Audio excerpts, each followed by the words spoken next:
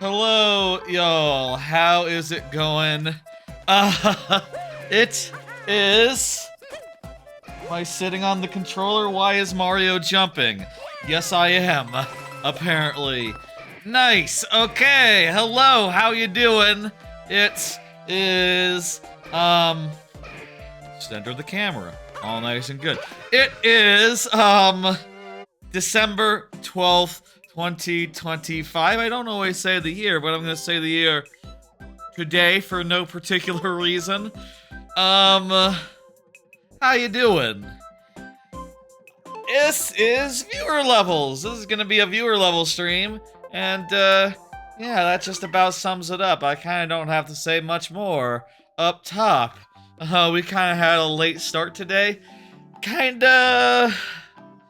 You know, it was one of those days where I was tired and I just wanted to sort of get like 10 minutes of 20 minutes in bed extra before getting out and having a little quick dinner and then starting the stream. As a result, the stream is around 6:15 rather than like, 6 o'clock sharp. It can take time to get everything set up.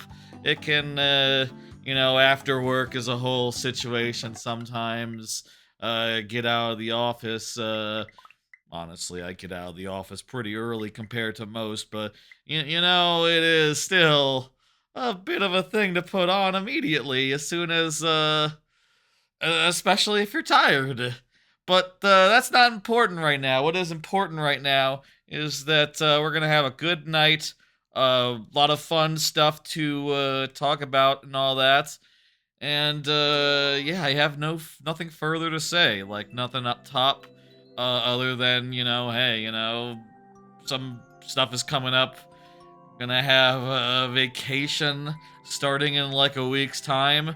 Next week for me, more work, more work. Hey GOND, hey O6I, hey Rock Party, more work next week.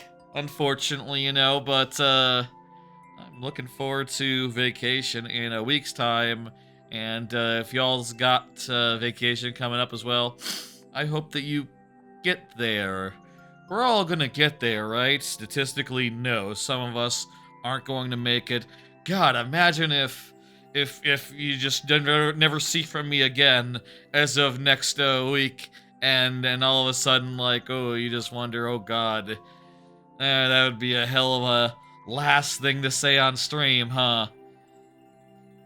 You abandoned Mario Maker 2 for regular game development, so no more levels from you, GeoIndie? Congratulations, I guess. That's very cool. Definitely a leap that, I feel like a lot would love to make if they had the free time, energy, means, etc. Free time, whichever, whatever, criteria you satisfy in your life to allow you to take that chance, take that risk, but it's all cool. You can always just watch and hang out. You don't have to, no one has to submit levels to me, but I would like to have a good supply of them as the night goes on. And that's the plan, that's the thing, that's what we're doing. Okay. Also, it is nearly Xmas, so that's also nice, We're in December month. We're just like a couple weeks from Xmas. I am excited. I hope y'all are too. Hope y'all have figured out what you're doing, etc., etc. Let's get into it. Let's go. It's time for viewer levels proper. You have a game in beta? Oh, that's very cool. Hopefully be finished by following year. That's great, GeoIndie. I'm curious. Okay, let's do this. Folks, it's time for viewer levels proper. Viewers levels proper. Let me explain how this works for those who don't know or who otherwise need a reminder. The way that this works is when your level comes up, I will give it 12 minutes. If you are here, I will give it 12 minutes plus 5 last tries if that's not enough. If you are not here, I will still play the level, but I will do so in very nearly but not quite sudden death, wherein I will have 2 tries to beat the level, refreshing at checkpoints. That is just my compromise between prioritizing the people who are here, which is, you know, important, and playing more levels, which I believe is fun. Let's get into it. First level of tonight is from Rock Party, who has been here this whole time and here since well before the stream started. I booted up OBS like a half hour ago to find Rock Party had been trying to submit his level for like 20 minutes apparently. I should start by launching OBS and getting that going. Apparently, y'all are hungry for it. You'll want to get in early, but, you know, understand till I hit some buttons and get everything ready to go. The queue cannot open. The queue cannot open. Appreciate it, though. I believe we are starting with Hisses and Honey, and let's go ahead and put 12 minutes on the clock. For context, this is a level that we've seen many times before on this stream, on this channel. Why is it taking a minute to come up? Is there something wrong with Mario Maker?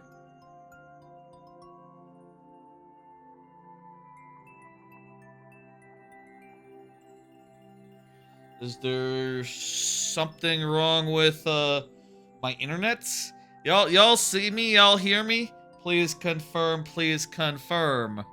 You love the cute faces of the amiibos? I see you. Okay, great. It's not lagging or nothing. Mario Maker is only wrong on Tuesdays. Oh, so is there like maintenance days on Tuesday? I have seen some oh, the level description.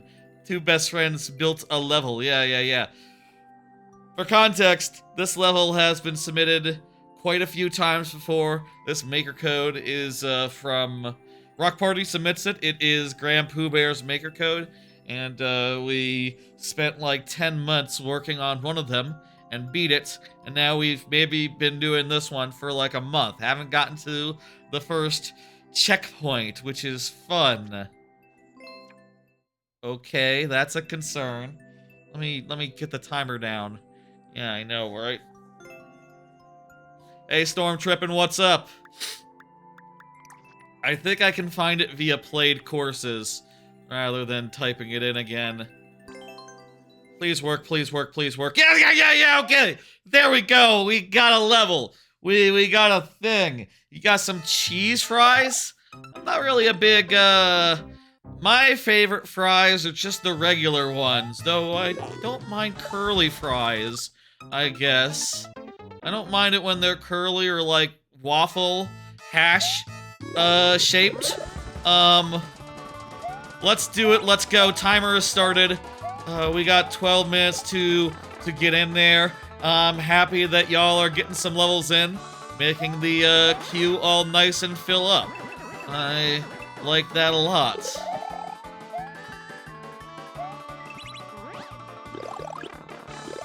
We haven't quite figured out how to get over this element fast enough to not die. I wonder if there's a way to get over... There's that hidden block there. They are curly. Nice. I wonder if there's a way to get over that hidden block such that I don't have to jump on top of it and then jump across. Like maybe if I duck jump or something? Maybe. Let's try that next time I get over there. Hell, next time I get over there without a cape, I might as well try it. Hey, Zombie Overlord. Hello, everyone getting their levels in. Excellent, excellent. This level is great because starting out with this gives everyone plenty of time to get some levels in. Plenty of time. We got a full 12 minutes for everyone to submit their levels before we'll have a second one, so that is great, that is good. Happy to see the queue fill up every week. Happy to see the queue fill up every week. Though again, you know, obviously, you don't have to if you don't have any. And if you don't want to submit, I am not exactly gonna make you. Okay, Let's try. I'm gonna try doing some jumps. How do you send in a web game? Share it on the Discord in like the self-promotion areas, I guess. You know, a trailer or anything, self-promotion type places. That's the place to share such things.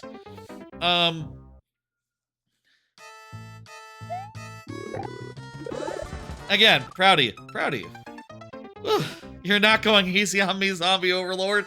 Okay, great. Can't wait to see it. I'll say we do have somewhat of a packed night ahead. There's been stuff going on. There's been things to talk about. You don't use Discord since you stopped using it? Okay, well... I guess you could send it on Blue Sky, I guess, if you really wanted to. Just, you know, I don't have time to look at it right now in the middle of a stream, you know, you understand. I'm playing a specific video game. I say we don't have time. I do asides all the time. But, you know, I haven't prepped for that. I don't have, I'm not prepared. You know, you understand. And, you're just kidding around and all that. I know. You don't want me to just, like, pause this level for 10 minutes and to look at anything. You're gonna step it up a notch? Oh, boy. Oh, there's a different level now. Fun. Fun. I wonder if that level's actually harder. If we compared these two levels that you submitted, if we actually checked, would the clear rates be, up a notch? Remains to be seen. We gotta do better than this. We got, we only got 8 minutes left. Okay.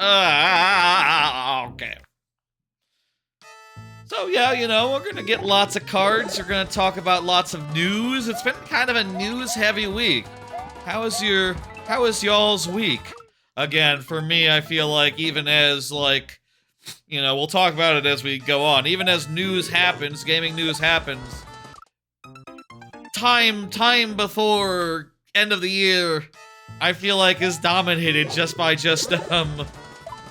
like, the feeling of, like, okay, gotta try out any games, last games before Game of the Year happens, gotta get the Xmas stuff all sorted out, you know, other such things.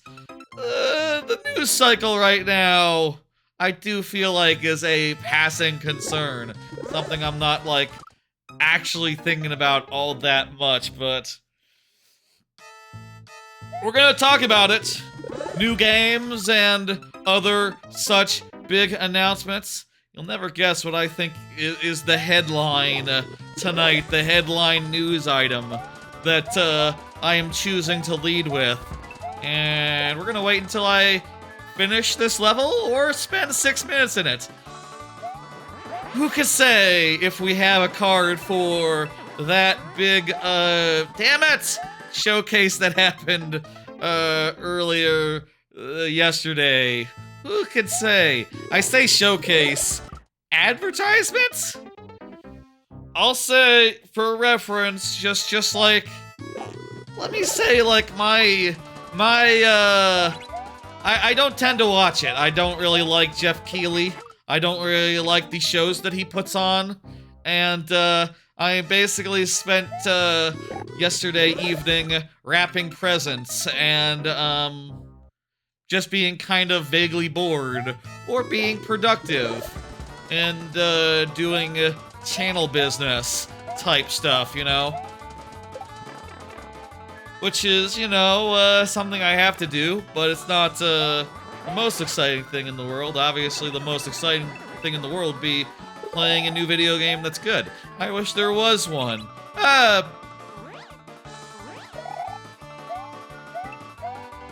There is. Oh, that's... I feel like we got farther there than we have before. I see you have gotten far in Metroid Prime.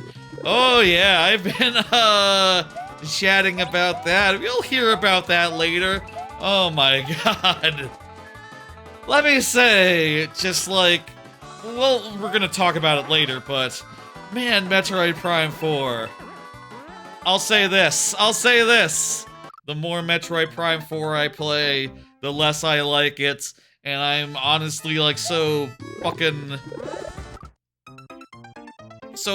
like there was a moment last night where like I scanned a thing and it wasn't a thing that was like a scannable thing, you know, not like a switch or like a psychic interactable, just like a thing that told me nothing. It told me like, oh yeah, it's like a thing that you're collecting, and that triggered a boss fight. And I was just sitting there going like, oh my god, this is not how Metroid Prime works. There has never been a fight triggered by a scan that was not like, you know, a switch or something. And then I just got to think about it for a second, go like, is this like a bitch eating crackers moment? This is kind of no big deal, but like, I don't know, man, this is not how Metroid Prime do. It feels wrong. That feels like it's against the unspoken rules of Metroid Prime. So that's where I'm at. That's where my headspace is at. I'm really unhappy with that game, and you'll hear about it later in detail. I just gotta finish it, basically, at this point. It got, up to the point of no return. Okay, let's try. Okay, so there's blocks all the way to the side. There's no getting around them. Pikmin 4 is fantastic. You're right, Storm Trippin'. That is a hell of a game. That's a series that has reinvented itself to a good degree, but has just gotten more open, accessible, non-linear to a degree. It's preserving the Dandori aspect. You know, if there's, I guess if there's a problem with Metroid Prime 4, it's like, yeah, no, there's not a Metroidvania. We'll talk about it later, but, you know, it's just not. And, it's got no Dandori either.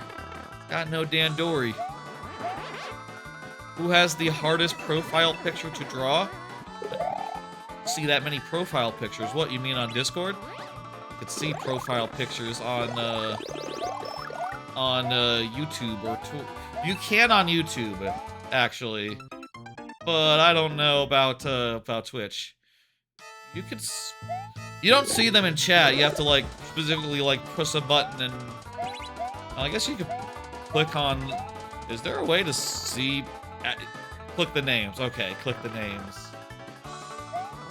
Yeah, I've never. No offense to anyone in Twitch chat, but no, I've never looked at your avatars. I don't know what they look like. Storm Trippin' wants to know if you're gonna draw his dog. I assume that his avatar is a dog. Who could say? I don't have the technology to, Yes, I do. I have the technology to click, but you won't be able to see. Oh yeah, that's a dog. It's like a little husky. Little husky type, feller. I love dogs. I do. I mentioned like a year ago, but, my folks, their dogs passed last year, so I'm in a little... Last year before? In the last 2 years. So I'm kind of in a dog interregnum now. I don't have a dog in my life anymore. I guess the last time I saw a dog was, like, my cousin's dog when I was in Orlando. I saw... Well, her fiance's dog, I guess, technically. That's her dog. They live together now. I think when you move in together, you take joint custody of dog. Oh dang, Storm Trippin', sorry to hear that. That's Storm Trippin's dog passed as well. Dang. I miss seeing dogs on the regular on occasion. That's is a good thing. You know, my parents do still have cats, and they're all right. You know, their cat Willie. I've shown pictures of Willie before, but he's like the friendliest little guy imaginable. He'll just like hang out with you, follow you around, and like be your little friend.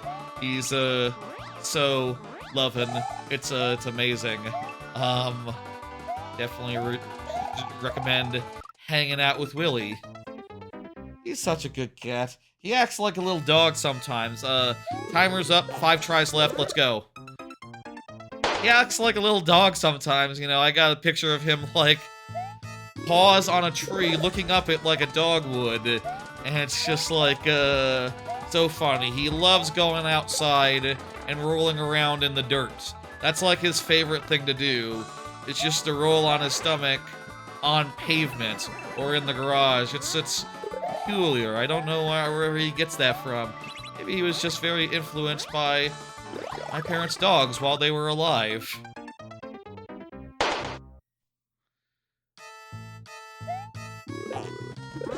Oh yeah, I did miss what you were saying about your avatar. I like the word avatar and then PFD, PFP. I don't know. It's just a dialect thing. Does the internet have dialects? Is that like a dialectal thing? You know, like, oh, I got, you know, there's like something awful dialect, which, oh wow, you can skip that platform. You just gotta jump pretty far to the left. Okay, we're learning. We just learned something, everyone. This 15-minute span with this level was not a total waste. We learned something! And we ran out of tries, so the learning is now over. The learning is now over. Please proceed to continue not learning. How much did you miss, Shard? Not much. We learned one thing, and that's it. But hey, one thing learned. That's one thing closer to beating this level over the next couple years, months, etc. Ah. Oh, crud. You gotta go. Your lucky ego was spread. Spared? Spread. What the fuck? Illiterate me. See ya. Zombie Overlord. Thanks for stopping by and, considering getting that level. Oh, wow. Yeah, family emergency. Yeah, get going. Get, you know. Have, hopefully everything's fine. Bye. There's Let's go ahead and hit dismiss, pull up the next one, and maybe look at a card or so. Look at the biggest news story of right now. I'm hitting the button. There you go. A Rock Party. You can now resubmit. 06i is up next. 06i is like chatting stuff, right? 06i, you still with us? 06i is always good for it. It's always, can help just put next. There you are, 06i. Excellent, excellent. We're good. Okay. Biggest news of the week. Let's go. Let's start with it. Game news, specifically. What the fuck's happening in the real world? Oh, there's like a story or two. We will discuss a story or two of real world stuff, but video game stuff. Biggest news of the week. Video games, parentheses. Did you see the Virtual Boy shell is on sale? The one that you can put your Switch into, your Switch 2? Switch 1 or Switch 2, I forget. You got one? Storm tripping? I did too. Yeah, and the cardboard ones are also available as well. But it is time, everyone. Go and order. It is, that's the calendar. That's not right. Here we go. Here's the image that I wanted to show. It is time to go get one. Secure your Virtual Boy now. Run, don't walk. Biggest news of the week, I think. Yes. That's the plastic you paid for. The plastic I paid for. Yes. That's a turn of phrase. I kind of like the wording there. The plastic I paid for. That's the plastic I paid for. That's yes, exactly my thoughts too. I never had a Virtual Boy. Some would be not so surprised to learn. I touched one at some museum once. I think the National Video Game Museum, I think, had one. And also, Super Potato in Japan, I think, had one. both times I was at a Super Potato. I might have been at a Super Potato like 3 times. I forget if I visited like, oh, you know, Super Potato Tokyo. Oh, hey, or here's Super Potato Osaka, you know. I'll say in my experience, like, yeah, no, there are very weird things, and it's kind of uncomfortable to wear one. But shit, man, I'm curious, and I feel like that curiosity is enough to justify just jumping on in there and doing the thing. It's only $100 to get one. So again, run, don't walk. And you can get a cardboard one if you really want to just do... That one's like 20, $30, right? Not bad. Hmm. Yeah, this is, the cardboard is 25. Okay. Yes, that's right. You dock your Switch 2 into it, and it lets you play, Virtual Boy games once that comes out. You would be more surprised if you did have one. Let's get this going. Let's get 06 Eyes level going. I did know some people online on the internet who were big, giant... This is 06 Eyes level. Who were big, giant, submitted by 06 Eyes specifically. Kind of reminds me of 1-2 with these moving platforms in infinite in number. Very nice, very cool.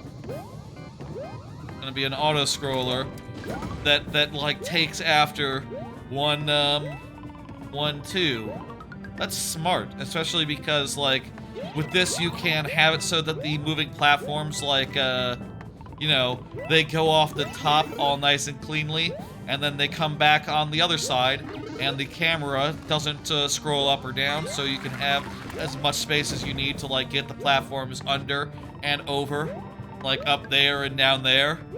And it's all very transparent. It's all very, transparent is maybe not the right word. It's all very, clean.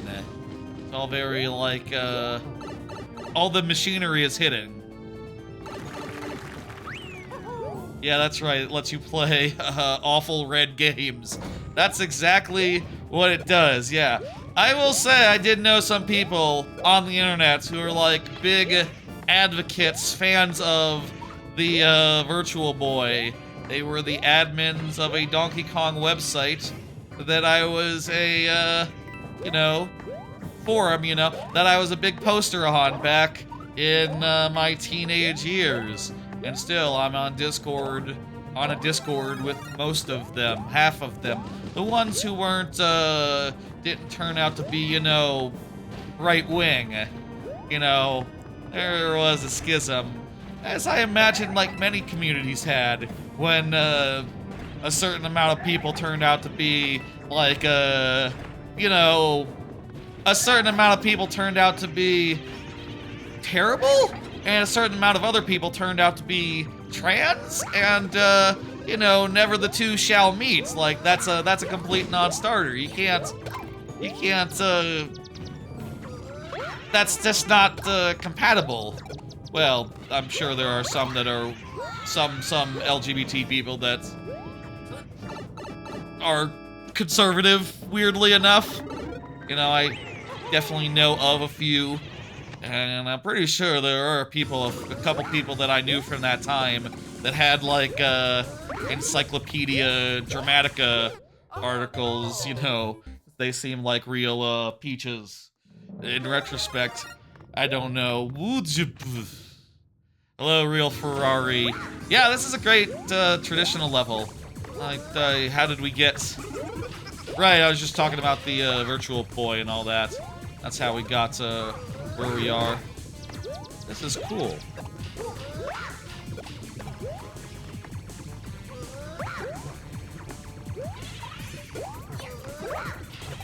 Anyway, I'll say I did have a number of hot spicy takes from that time that probably don't age well, so I'm not like encouraging y'all to go look up my many posts that I made as like a 15 to 24-year-old or whatever. I was learning as we all were. I think we have all established that it's okay to be a ding dong at the age of 20. You know, you have until you're out of college to be a ding dong. I think. I would say that'd be my statement there. But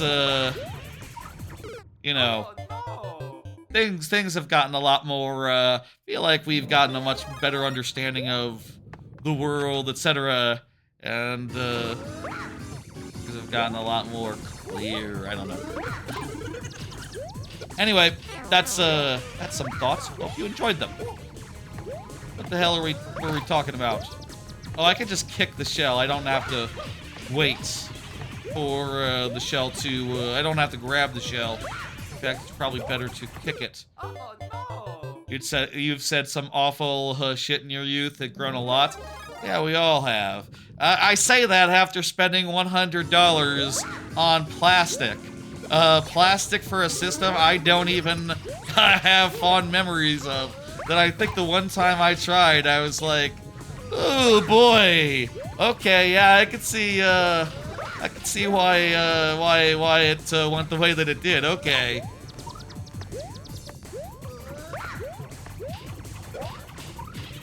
I feel like how much plastic have we all paid for? I've definitely paid for plastic before. I'm not too good to pay for plastic. Don't get me wrong. Here we go. We did it. Let's go. Is the title of this VOD going to be that's the plastic I paid for? No, we should wait until I actually have the damn plastic. I mean, I do have some plastic I paid for, like these various cubes and the dock of my on my AYN Thor, the grips on my AYN Thor. I've paid for plastic before, but surely something else will be said that's more of a VOD title. Maybe something Mario Maker related. Imagine a Mario Maker related title for the Mario Maker stream. VOD on YouTube, the archive thereof. Oh, thank you for the level 06i. That was quality. I think the timer started a little too late there. I forgot to start it, but that's all fine and good. We also enjoyed a very nice conversation about plastic. I'm excited to get it. I'm curious to get it. I probably can't I probably can't stream the Virtual Boy. Unfortunately, I don't think I can. How the hell would I do it? You just can't do it. Unless it was just a stream of me just like going like, oh wow, I'm playing the game. It's so fun. Wow. They don't have a solution for plugging that in and capturing that. No. I wish they did. That'd be fun if I could stream the Virtual Boy. That would be the first VR thing that I've had access to. Let me hit complete and end timer and bring up the next 1 second 06i while I hit the button. And yeah. You're good now. Go ahead and yeah, you got it. Freddy Fazbear on the YouTube side. Go ahead and submit. Go ahead and confirm. Meanwhile, how about another card with another big news? Yes, that's right. It's time to talk about the biggest news of the week, which is Nintendo Classics updates. That's right. There were a number of games added to Nintendo's Classics collection. What you get with your $50 a year subscription, which I still maintain relatively affordable compared to the likes of Game Pass. Game Pass would charge you $50 a month if they could. Yeah, the three that were added were Rayman 2, Tonic Trouble, and Wario World. Freddy's code looks odd. It looks normal to me. What's wrong with it? Let's put it in. Let's see what's up. Freddy usually has actual codes. Yeah, they just added 3 new games, 2 for N64 and 1 for GameCube. I'll say, personally, I have very little experience with any of these 3 games. Hey, Freddy. Excellent, excellent. Very little experience with any of these 3 games. It does have a lot of numbers in it. I'll say that much for this code. I am curious though. Are the N64 live or next week? You know, I'm not sure. I didn't see a date. The N64 ones got announced first, but I don't think like Nintendo's social media like promoted it or anything. Or like when I was looking for just like a official image about it, all I found was like ones made by other people. So whereas Wario World had one from an official Nintendo webpage. I have tried a little bit of Wario World. I mean, I think I rented it back in the day, and then later acquired it, and then legally backed it up so that it could be on my AYN Thor, in a legal fashion, you know. But on my AYN Thor, I've gone through the first level, and I'll say it's kind of weird. It's kind of a weird-ass game. Kind of like an isometric beat-em-up? Bizarre. Kind of bizarre, as these things go. Check it out. I do think it is great as a curiosity, and like I think everyone should try it out and go like, what the hell? You made a 3D Wario? Well, honestly, you could go for another try. Like I have said before, like Donkey Kong Bonanza would have worked equally well as like a Wario game, I think. Like if Wario had been the one destroying and digging around and collecting gemstones and gold, yeah. I know Rayman is like super big and people really like Rayman. I've just never played 2. I just don't know even where you start with it. I think I did legally acquire it and then legally back it up and put it on my AYN Thor. So I did try it out a little bit. Like just didn't know like where to go or etc., etc. Tonic Trouble is one I'm kind of low-key really curious about because Tonic Trouble, I just remember from Nintendo Power, you know, like around the time where I started subscribing to Nintendo Power, they were talking about Tonic Trouble. I remember seeing the whole full page spread, the whole cover? Did it have a cover? I remember seeing it a lot in Nintendo Power, and then never saw it like in real life. Never saw anyone talking about it. Never saw anyone playing it. So I am low-key curious about that particular one of the 3. It seems like it's kind of Rayman adjacent, but it also might be kind of crummy. I understand you attack sentient vegetables. Like sentient vegetables are the enemy, and the guy has like Rayman limbs.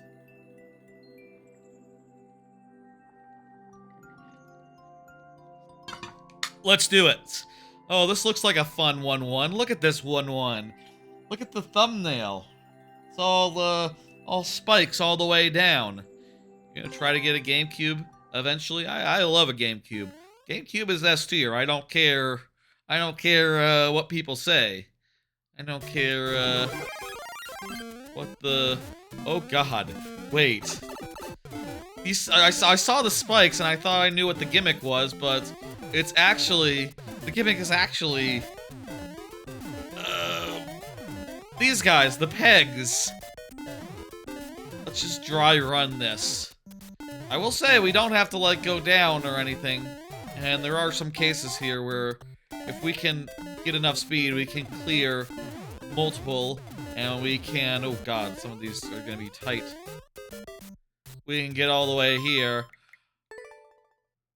Interesting. Give this another try. How's the flippy going for your GameCube?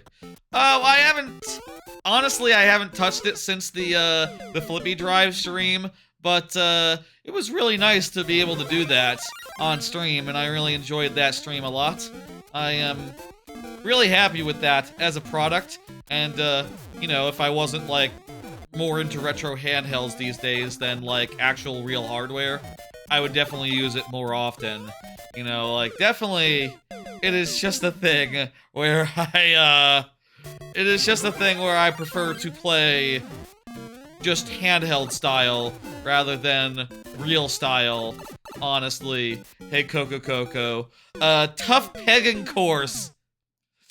Tough pegging course, says Chard in the YouTube chat. You are correct. That is what we're doing. If I had to invent a verb for this level, that is the verb, is it not?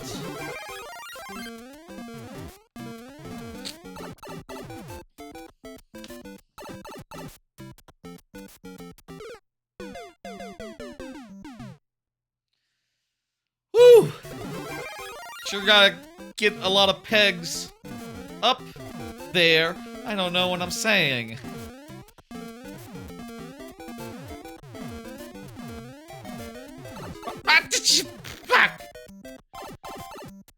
Is there any chance we can take the low route? Like, no, we have to jump off the peg. We have to jump off the peg. And that's gonna require...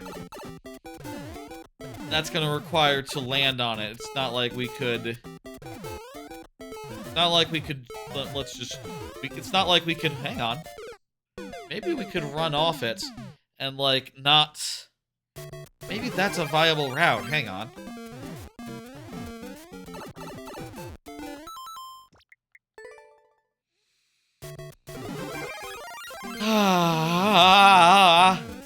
I'm assuming there's no, like, cheese here. There's no just like, oh, hey, hidden block with a... Okay, that's looking a little bit not so viable. I'm thinking not viable there. I think we want to go over. Bah! Man, that's first, the third and fourth pegs, getting over the spike in between them. That's the biggest difficulty so far, the biggest run killer, etc. I can see y'all are still here, and I appreciate that a lot. Oh Lord, let me tell you, I love it when people are still here. Who doesn't? Okay, okay, okay, okay, okay, okay, okay! We're doing it! Here we go! Yes! The one where there's a peg with a spike is the are the most difficult ones. They are definitely the most difficult ones.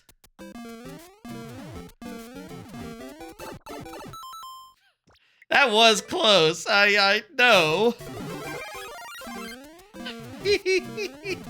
Oh, this is a good stream. I don't have a card for the new Street Fighter movie. I've not you know, that's I don't play that many fighting games, just mostly Mortal Kombat, and I played like Persona 4 Arena, you know, maybe more for its story mode than anything.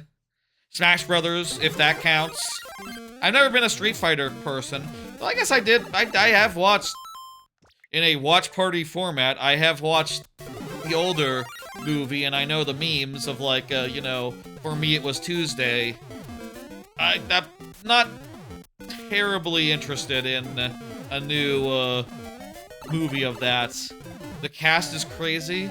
Oh yeah, I have heard people talking about, like, the cast before, and like, what, is it like A-listers and all that? Hit me up, yeah, sure. We got 6 minutes of this left, and surely we will finish it any second now. Wrestlers? Well, that makes sense, you know, hey, you gotta... MMA people would also make sense, considering... Hang on. Let's, serious time, serious mode. Here we go.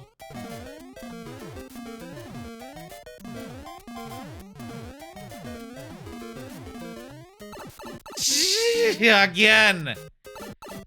There's an inclination to just try to go all the way up, and an equal inclination to not, to like rein it back, and I gotta just choose one. And probably want to be safe, rather than big and bold. There is a UFC champion. Nice. Cody Rhodes and Roman Reigns. Anyone... I was gonna say anyone I've heard of, but I've heard of those guys. 50 Cent? I've heard of 50 Cent. Yo, big ass ramp. That fella. Yo, 50, hit that big ass ramp. Yeah. Is that a cultural reference that everyone knows of? 50 Cent is Balrog. He's like the little gremlin guy who's like, ah! Ah! Storm tripping nose. Well, it's a reference to people that both of you and I follow. A game that they famously thought was funny bad. Is 50 Cent Blood on the Sand? Is that a Blight game, or is that too good? Eric Andre. Oh, does Eric? Oh, Eric Andre is in it. He doesn't. It's not that he likes 50 Cent Blood on the Sand. Wasn't that like an achievement game as well? Like people played 50 Cent Blood on the Sand for like really easy achievements when they when that was a big thing. You know, Blight Club is great, but you could also just have like a... You think someone does like a achievement? Well, like the games that were easiest to get all the achievements of, like just streams those in particular. Achievement Hunter or something. Hey, maybe someone must have done it back in the day. Achievement hunting kind of fell by the wayside, I feel like. Especially as, like, gamer score and all that was less important. The second one was solid for what it was. Avatar. Hardly know her. What? What? Avatar what? Avatar who? Avatar is the 1,000-point game. Oh, a really easy one. Gotcha. Takes 2 minutes? What? How can Avatar take 2 minutes? Is it a cheat code? Or is it just like literally the fastest speedrun in the world? What's the world record for Avatar? Not Airbender, it's Avatar, Avatar, Aliens, you know. Not magic. Here we go. Here we go. Here we go. Oh, yes! Yes! There we go. We got it. Beautiful. Beautiful. Beautiful. That was good and well within the time allotted. Avatar Airbender. Oh, Avatar Airbender. I didn't know there were. I guess it makes sense that there were Avatar games other than the one I know, which was... I heard about one that was like Korra related. It was it open world or something? I don't know. It didn't look great, and I didn't care much. Yeah, let's do it. Let's go. I'm hitting complete, and we're ending the timer. I'm doing those things. And then you can feel free to get another one in there. Whoever level was that? That was Freddy, right? Freddy is the one who's always giving us the 1-1s. He gives us the 1-1s. Always giving me the 1-1s. Thank you, thank you. Week Achu says GG. Excellent. God, what was the last card even? Last card was talking about Classics collection, and then we somehow got onto Avatar. Right, because of the movie. Here's the thing, though. Y'all looking at your year-end wrap-ups. This is a thing that a lot of platforms have done so far. And personally, as far as like sharing all of mine, I don't have anything yet prepped on that front. And I'm thinking right now, I'll just wait until they're all out and we can just share like, oh yeah, here's Xbox, here's PlayStation, here's Nintendo. Apparently Nintendo is waiting for next year, so maybe like first stream of the year or second stream of the year question mark, we'll have a look at all those. But they are interesting, but I definitely feel like, you know, there's like a weird tone with them. You know, there's a weird like, whenever I look down the list of whenever I look at the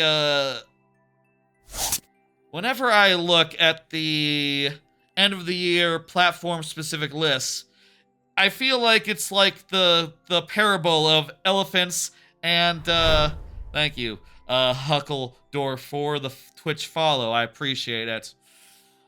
I feel like every time I look at the platform specific end of year lists, it's like the parable of blind men and elephants. You know, like each of them is feeling a piece and they just can't tell. And in particular, PlayStation is the unluckiest one where I played like one game on it this year. It's like the blind man that got the asshole, basically, and just feeling it around and going like, I think you really like assholes. I think you big asshole fan, apparently. And also, please look at this image. Please look at this image. It makes some kind of silly claims. Like, oh, your favorite controller is the PlayStation controller you use the most. No, PlayStation, that's actually not true. It's not true at all. I've noticed the most I've used on a PlayStation, but I'll tell you, my favorite controller of the year is the Nintendo Switch 2 Pro controller. And runner-up would be the 8-bit Do 64 controller. Those are my favorite controllers of the year. Honestly, the PlayStation DualShock in white doesn't really come close. Isn't even in the competition, really. I would hazard a guess and say it's not even top 10, counting things like retro handheld gamepads and, other older controllers in the list. DualSense is kind of low on yours. I just really don't like the way the shoulders feel on it. The shoulders just feel like shit, whether they are resisting or not resisting. Honestly, I prefer the shoulders on like my various retro handhelds, the 2 retro handhelds I got this year, and those shoulders could be better. They could be more comfortable. That's where you're at. You're losing to bad to the. That's where you're at, PlayStation. And also, yeah, it is awkward in general. I don't like the stick placement, the whole touchpad button. Xbox is still a good standard control. I'll say, though, I really genuinely do like the Switch Pro controller with its back paddles and everything. And the coloration, the color scheme is really cool and neat. If you're playing N64 games, of course, this is the... Except no alternatives, but, yeah. Let's do this level. Was that funny enough for a YouTube short? Maybe, including the part where I was talking about PlayStation being like the asshole. Again, like, I played like one game for more than 2 hours on the PlayStation this year. You have the 64 Switch controller? You mean like the online collection? Yeah, I have the original 64 controller as well. But this new one is just really comfortable and good, and I've been liking it for, randomizers and even playing N64 games on, like, Switch and all that. It's a damn good controller. Let's do this. You like to use the controller that matches the retro? I do too, but I very infrequently now use the now that you can remap the N64 controller to like buttons properly, I feel like I'm definitely playing a lot less of it in like I'm doing a lot more handheld mode now, or honestly more just I got that AYN Thor, been doing a bunch of that for my N64 purposes. What do we want to play? Cleaning the castle's pipes. Yeah, let's go. Let's do this. This is Wiki Choose level. You can always look in the lower right to see the name. Wikichu did confirm, by the way, is all good. Did say something earlier. Don't worry, we're on the level here. We're doing this right. Ooh. You can also do like a exclamation point current, and that'll tell you as well. Ooh, my stomach feels weird today. I don't know. Could be better. Could be more secure. Rumbly belly type situations. I don't know. What the fuck am I saying? Little bit uneasy. I will be fine. Fish. Gotta avoid the fish. Is this like an... Oh, I need to use this key to get into a door. Okay. I was wondering, like, how the hell do I get under there, but that's not what this calls for. Anyway, those year-end review things are cool. I just wanted to get my bit in and, like, look for some sort of, bigger look at all that, junk in the coming weeks. In the coming weeks. We'll have a look at that and, talk about, oh god, is it all 200? If I miss a single coin here, I think I might have done already. Am I hosed? Should I start over? I can see why the clear rate is low. If so.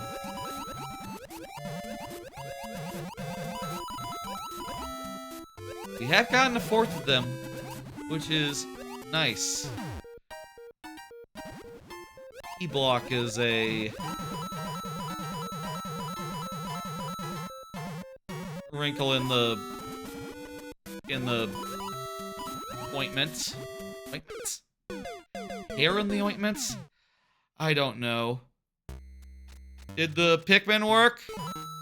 Don't see any Pikmin. Are those working? Did I react to them?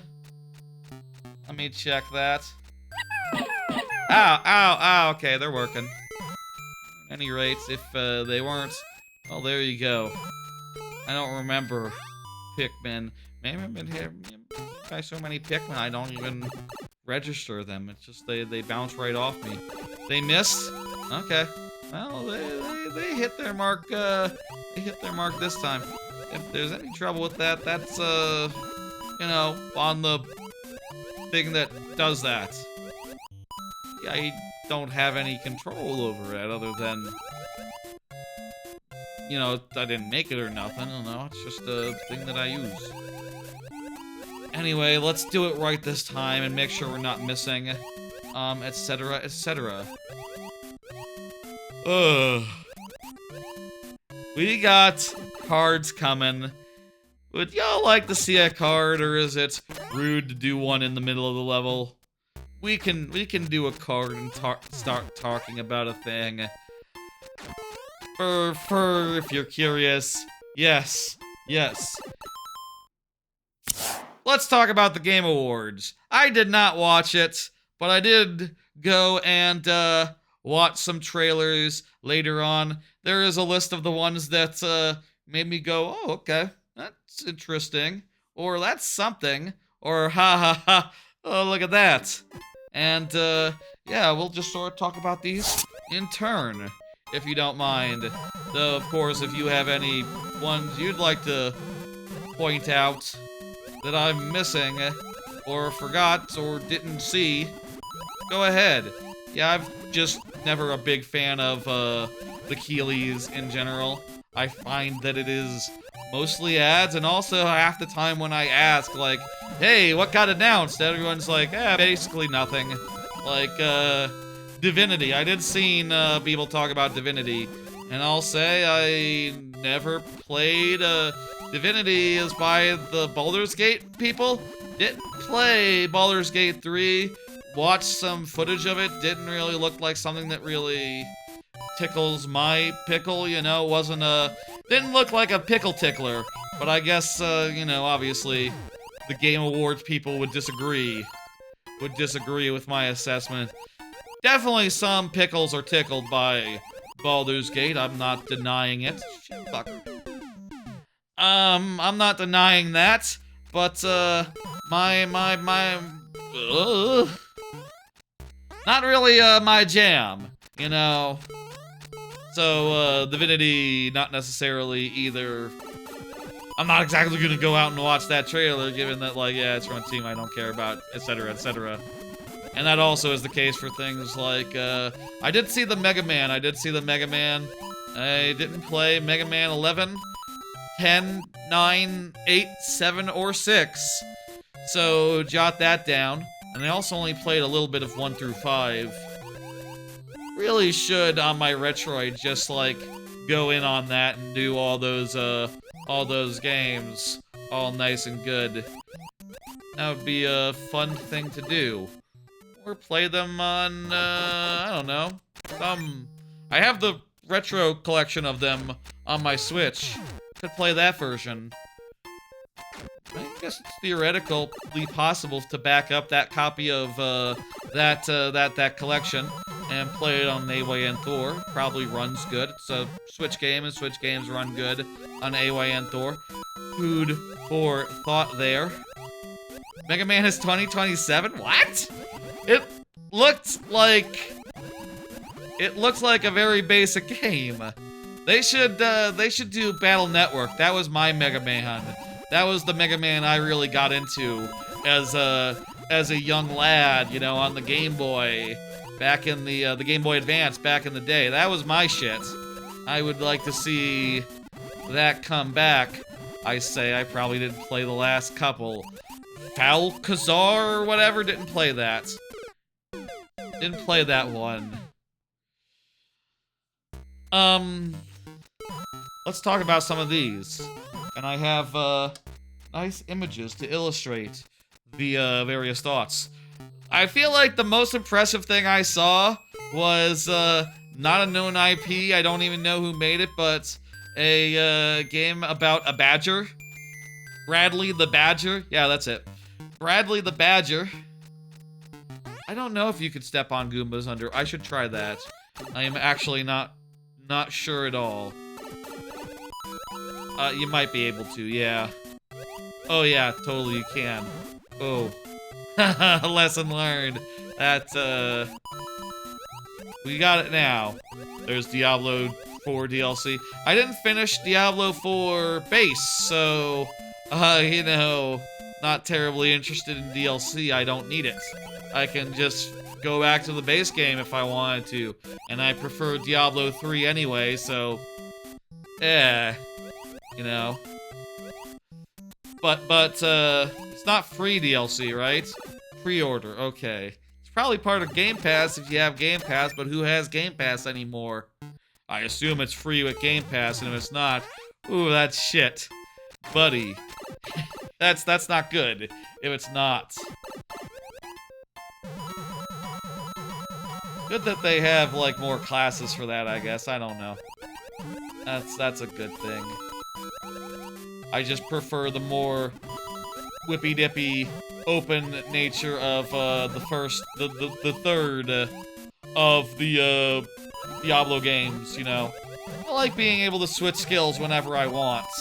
And, don't like being locked in and not being able to experiment. The DLC is free with the X-Pack. X-Pack? Expansion. Wait, what? So there's an expansion and there's DLC? Or do you mean X-Pass? No, that's not what Game Pass is called. Wondering if that was a typo for, like, Game Pass, but that'd be a hell of a typo, so. Anyway, Bradley looks really cool. It was a really weird trailer. I advise people to, like, if there's one trailer to watch from the event where, like, just listening to a dude say, like, okay, yeah, it's this, doesn't do it justice. It's Bradley, which seems to be a 3D platformer with a gimmick of, like, oh, you know, the part of Conker's Bad Fur Day, spoilers for Conker's Bad Fur Day, you know, the part of Conker's Bad Fur Day where the developer gets involved and you talk to the developer? It seems like a whole platformer where the gimmick is like, yeah, you know, the Bradley has found himself in other games. He has gotten access to dev tools as, like, platforming. Like, his skills involve, like, stretching out the polygons of levels to platform across, which is kind of interesting. If you pre-order the DLC, you get the Paladin today. Okay. So it's part of the DLC then. It's part of the DLC. Okay. That Bradley game looks really neat. Of the games that were, you know, it's been said that to get a trailer at the VGAs, at the Video Game Awards, it costs like $1 million for 3 minutes. For 3 minutes or like a minute, or, you know, millions of dollars per minute. Maybe for 3 minutes it costs $1 million. Whatever. Of those who invested that much money, I feel like Bradley is the only one that actually made me go like, oh, wow. If this was not the VGAs, I might not have heard about it. And, that money might be well worth it in terms of promotion. Everyone else just basically, yeah, y'all, announcing stuff that, people would have found out about anyways. Cool. Great. Can't imagine. I honestly can't imagine spending that much. It just sounds gross, and also, like, the awards are not great. I generally tend to, like, not agree with the results.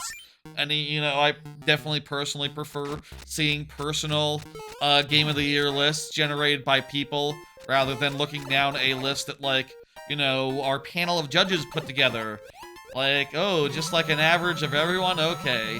I'd rather get a list that 10 to 3 people argued about for 10 hours versus something that, like, a machine pooped out, personally. That, like, a weighted average, like a spreadsheet, pooped out. I'm not a big fan of spreadsheet-made lists, honestly. People, we could pay a lot of people for that kind of cash. We could pay a lot of people. It seems like a lot of money when people are getting fired all the time. Oh, yeah. You know what's also kind of weird? I was seeing some people talk. Just people watching the Game Awards, right? I was in Discord. I was seeing people chat about the Game Awards and everything. I was seeing some people go like, oh my god. People are in the Twitch chat dropping sub-gifts for the Game Awards and just dropping, like, tons of subs and everything on the Game Awards. And you just gotta go like, this is Jeff Keighley's organization that makes $1 million for each ad. That's... I'm not, you know, as a streamer, I'm not gonna tell you to give your money to anyone in particular, you know, but like, oh my god, man, that's just... As a streamer, that is weird to see, and very, very much just a thing where you go like, oh my god. Where are these people at? Come on by and shit. Shit, man. Like, you're gonna give Jeff Keighley that kind of money? Okay. You know? You know? Another streamer I know was seeing this as well and just...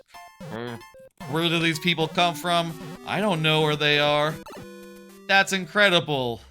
That's incredible. That's my thought on that. I hope you enjoyed it. We need to hit a P. The timer is up, by the way, but, still have...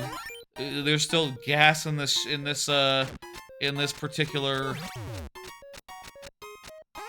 We still got gas in the chamber for, this attempt, so let's keep on, you know, we'll just keep it at 0 till such time as we die. It seems real dumb to me. You know, it is a thing where as a streamer, it's like, okay. You know, such generosity is always, optional, is always a thing that, you know, you always appreciate and stuff, but... And I wouldn't poo-poo anyone sub-gifting anyone anything, but like, yeah, a guy who makes $1 million per ad for his advertising show, Fuck! We were in so far.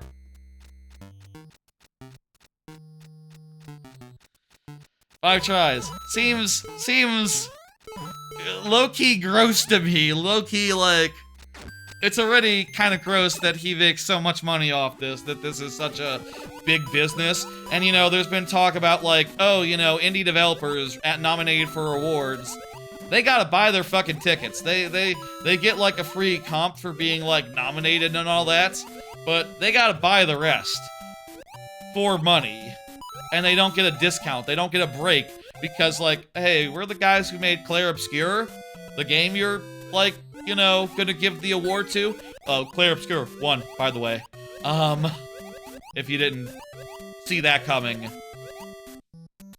What can I tell you? Pretty much everyone knew. Pretty much it was, blocked well ahead of time. And it's a pretty good choice, I think. I didn't finish Clair Obscur, but what I played was really good, and, you know, if they ever put it out on Switch, I will be there, and I will, go the rest of the distance, you know.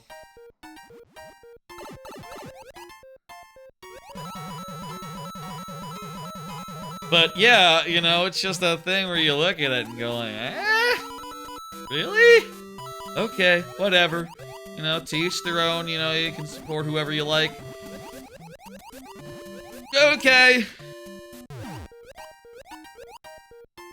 It's up to that individual, but, you know, if there's, like, one thing I think about the VGAs, it's that, like, oh, there's just, like, some real gross capitalism going on here already.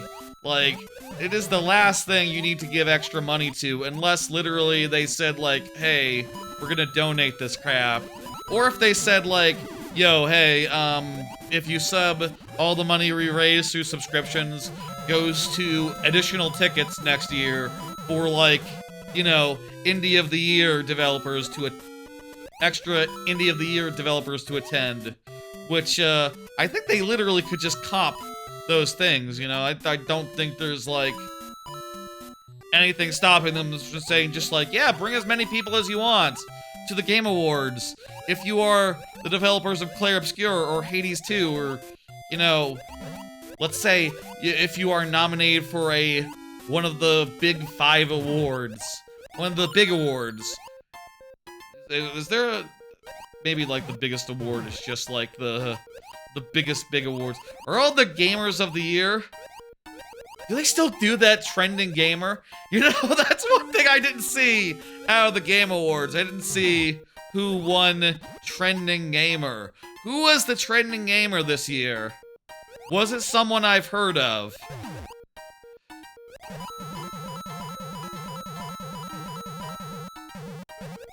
Let me guess. I will guess no. I will guess it is someone I've never heard of who is bigger than the Beatles, according to some metric. Who is the trending gamer this year? Can chat tell me? Does chat know?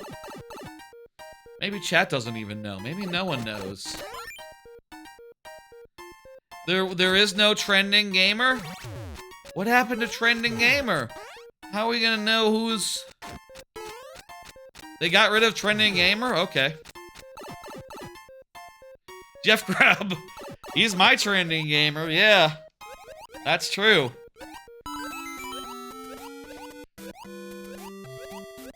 I feel like, honestly, Mike Minotti, I would put Mike Minotti over Jeff Grubb as far as trending gamer goes. He went from being a contractor at Giant Bomb to co-owning the thing as of this year. That's a big jump for a man to make.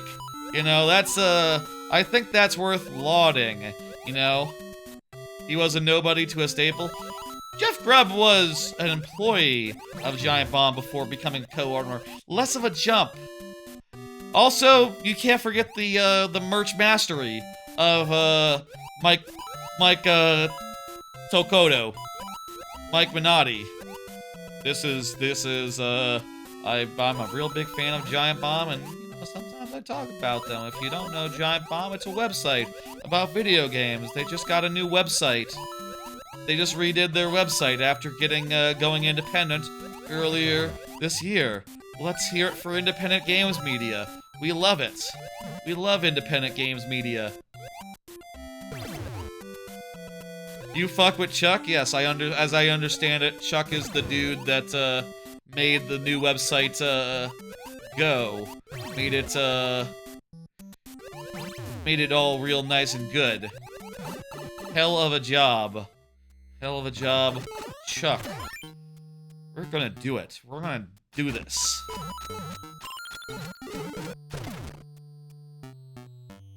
Okay, I'm not sure what that did, but...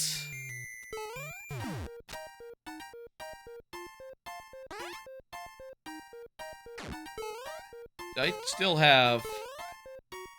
Oh, I see. I can eliminate the guy with that, and then, yeah, going right into the final room here. In this room, we're gonna have to get a fire flower. I see. This room, the task is to get a fire flower.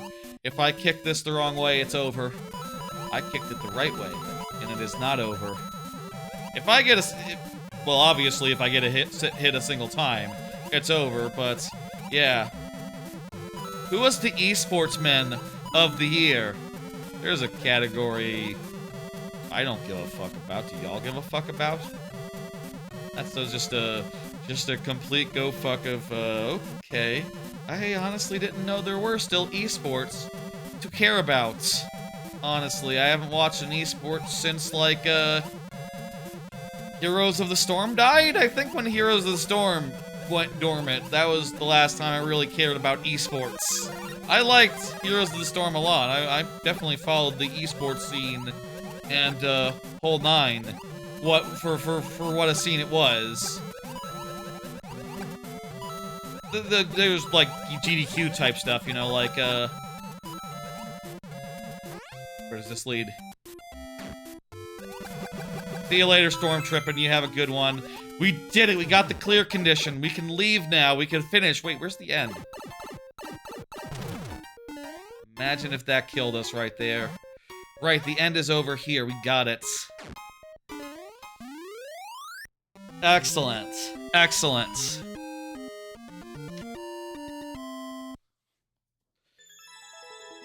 Cool. Good. My Game of the Year proceedings will be at the, I'll say as far as my Game of the Year proceedings go, I got, streams scheduled for, like, I got streams scheduled for, like, week after next to revisit all my favorite games from this year. And then, yeah, that was a scary muncher.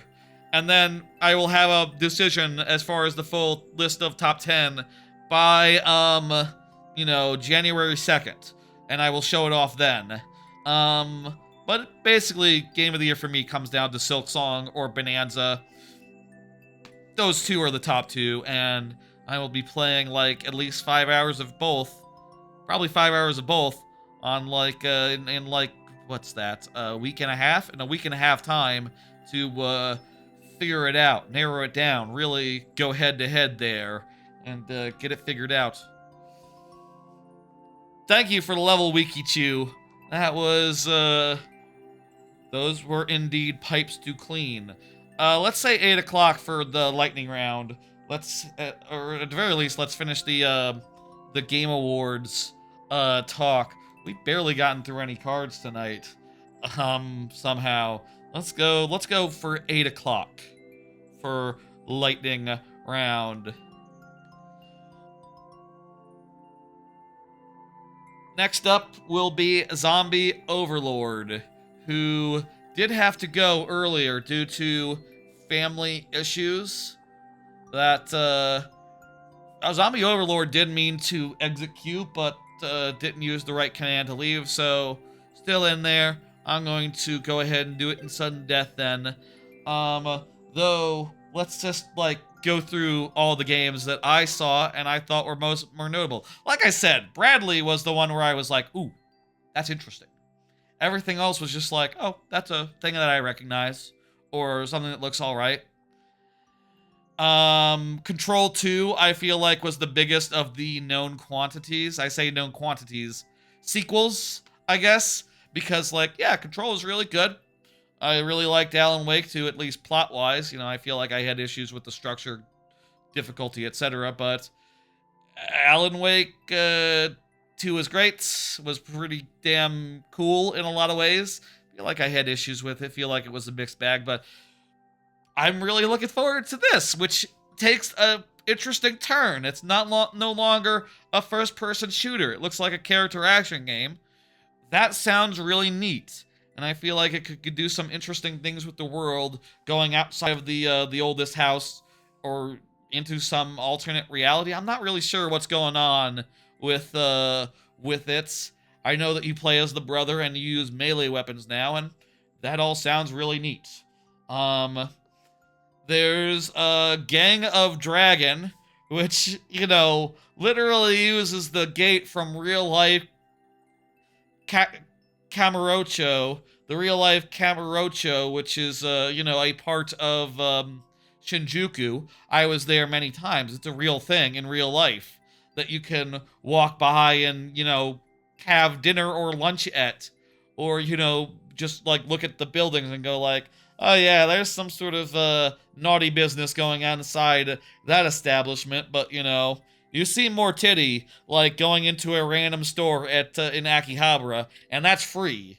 You know, the sex stores that they have in Akihabara, it's free to walk in there and have a look at, like, oh shit, just naughty business all around. But it's a cool place, and I really enjoyed being there. And this is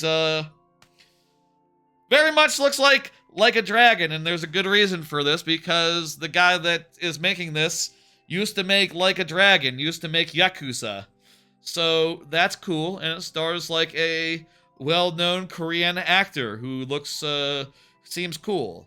I like Yakuza, and this looks like Yakuza. Sure, I'll check that out. I like it when Yakuza games, or, you know, Like a Dragon games, I like when those games have new protagonists. You know, Majima and Kiryu are fucking awesome. Don't get me wrong, but it's always interesting to me when it's like, ooh, someone new with a new perspective and a new story to tell. You know, is coming from some new place. That's cool and great. There was High Guard. I keep seeing people shitting on High Guard. I'll say, like, without looking at the discourse around it, you know, when I was looking up the trailers and all that, I just watched, like, a minute of this and like, oh, that looks fine. That looks good. Looks fun. I don't know. You know, horses and medieval stuff, that's an interesting, or medieval stuff and guns, that's an interesting combination. Kind of makes me think of cowboys and gun rustlers and all that, you know, desperados. That could be cool. People are thinking that it's just hopelessly generic. I don't know, man. I don't know that I'll play it. Like, shit. Like, Lord knows the last time I got into a hero shooter, it was Marvel Rivals, I guess. It wasn't Overwatch. And I played for like a couple weeks, tops, and they were adding content at like an ungodly rate. You know, a couple heroes a month, basically. Like, that's unheard of, impractical, etc. But even then, that didn't keep my interest anymore these days, so yeah, I don't know if I'll have it in me to really check it out. The thing that I saw that really, like, put me out was that I saw, like, was it this game that was exclusive to PlayStation? I feel like they might have said, like, coming to PlayStation and PC, and it's like, okay, well, come to Switch, actually. I'd rather it be on Xbox than PlayStation, and Switch would be my preference. PC is kind of a pain in the ass to, like, get running and get working and to get the controller connected. I prefer to play on a console if I'm gonna have a brain, no, you know, no thoughts head empty type situation. So, you know, I guess I'm skeptical even if I'm the least, like, shaking my head about it as anyone. I guess the thing is that they ended on this. I thought the first thing I saw was this, so I wasn't like going like, oh wow, this is supposed to be a big thing. I was just looking and going like, huh, okay. There's a new racing game from Star Wars. I liked Star Wars Episode 1 Racer. This isn't that. This is something new at Speeders. But it does have some mobile, so maybe. I don't know. And Jonathan Braid's game was there. How about Jonathan Braid's game? It looked less ambitious than his last one. It looked, you know, like it wasn't a 3D world. It was like an isometric puzzle game where you ran around and, like, did mirror stuff or something. I don't know. That didn't jump out at me as being particularly impressive. Anyone? I thought mostly it was funny that, like, oh, Jonathan Blow is still around. Cool. Great. I kind of feel like the narrative has so far turned that, like, you know, we all know how far up your own ass you are now. Like, people kind of just think he's a pretentious wanker, is how they would probably describe Jonathan Blow. I don't know if he would be like, yeah, no, that's accurate. Probably accurate. Hey, did I mention we have 2 tries to do this level? And that was the first one right there. Wow.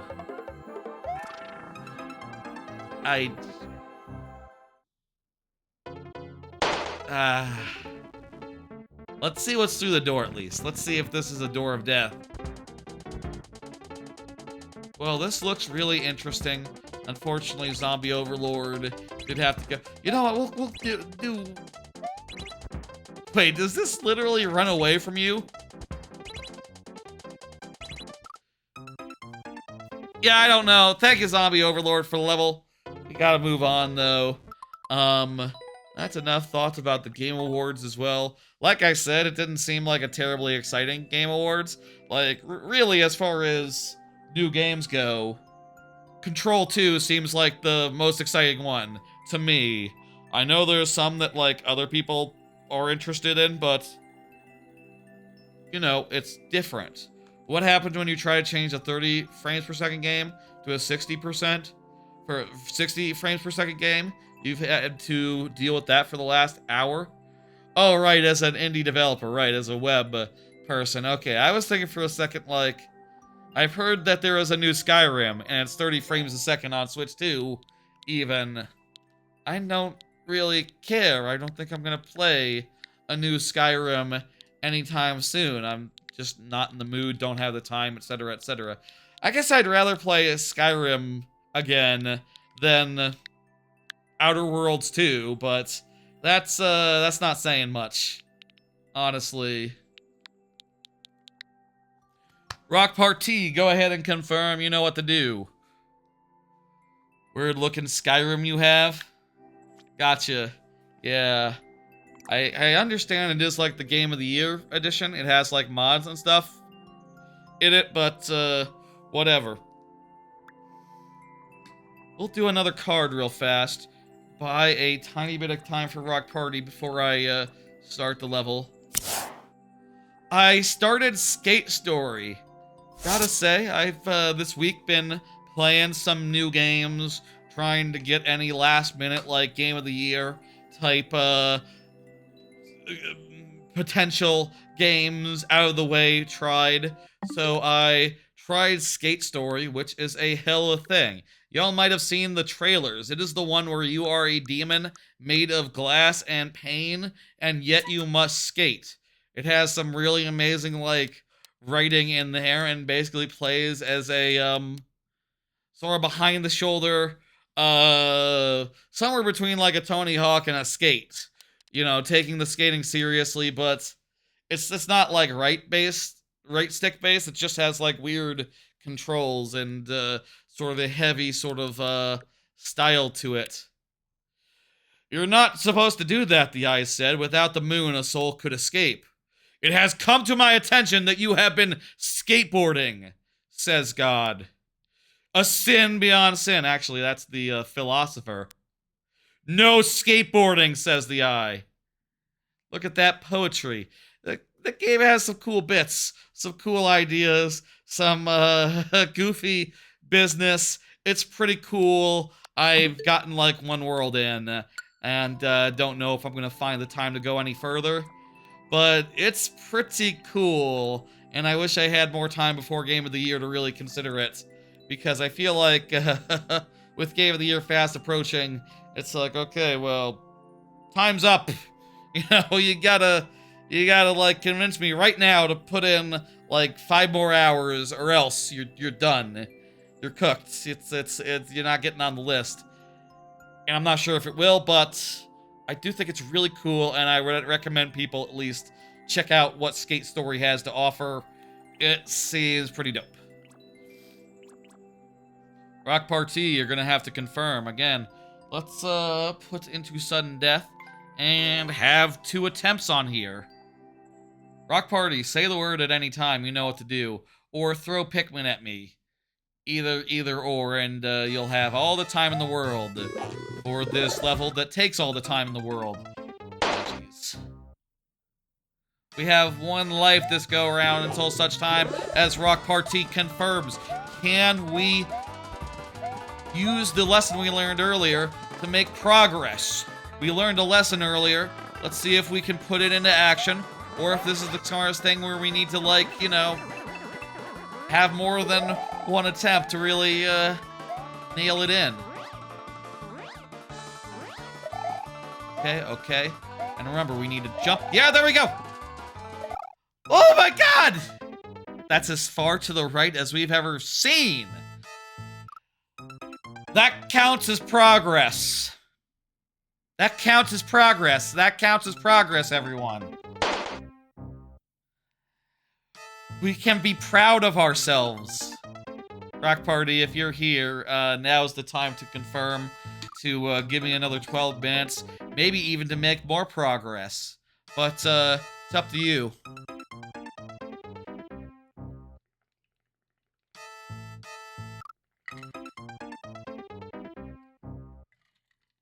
Let me see who's next, while giving Rock Party a second. Chard is up next. Chard just said progress. Excellent. We know the next person is locked in, is ready to go, is present. You're good, Chard. You can go do laundry now if you need to. I think let's dismiss now. Rock Party, I'm not seeing you at this very second. Let's go ahead and hit the switch and all that. Oh, by the way, Rock Party, I did see your Twitch recap thing. Speaking of and your recap things, I did see that I was like high on the list of Twitch streamers you've watched this year. I'm oh, Rock Party's here. Excellent, perfect. I appreciate that. I thought that was nice to see. I probably said so in the Discord that you shared it in. I at least did an emote reaction. I'm pretty sure. That is definitely something I would do. Alright.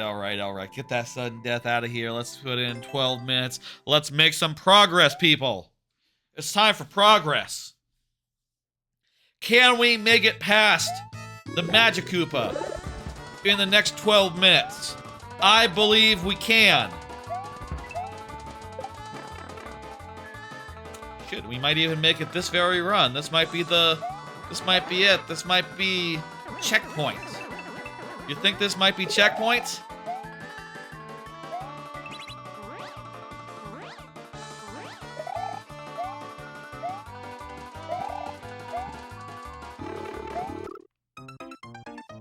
Well, we ran past them, sorta.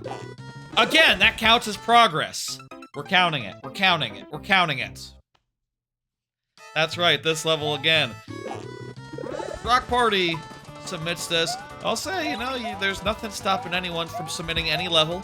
And if it's a hard enough level, we might be working on it for months and months. Or forever.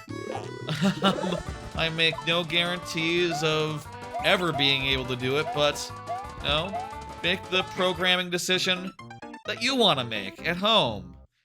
The ball's in your court. Only you can submit levels. You, royal you, all of you.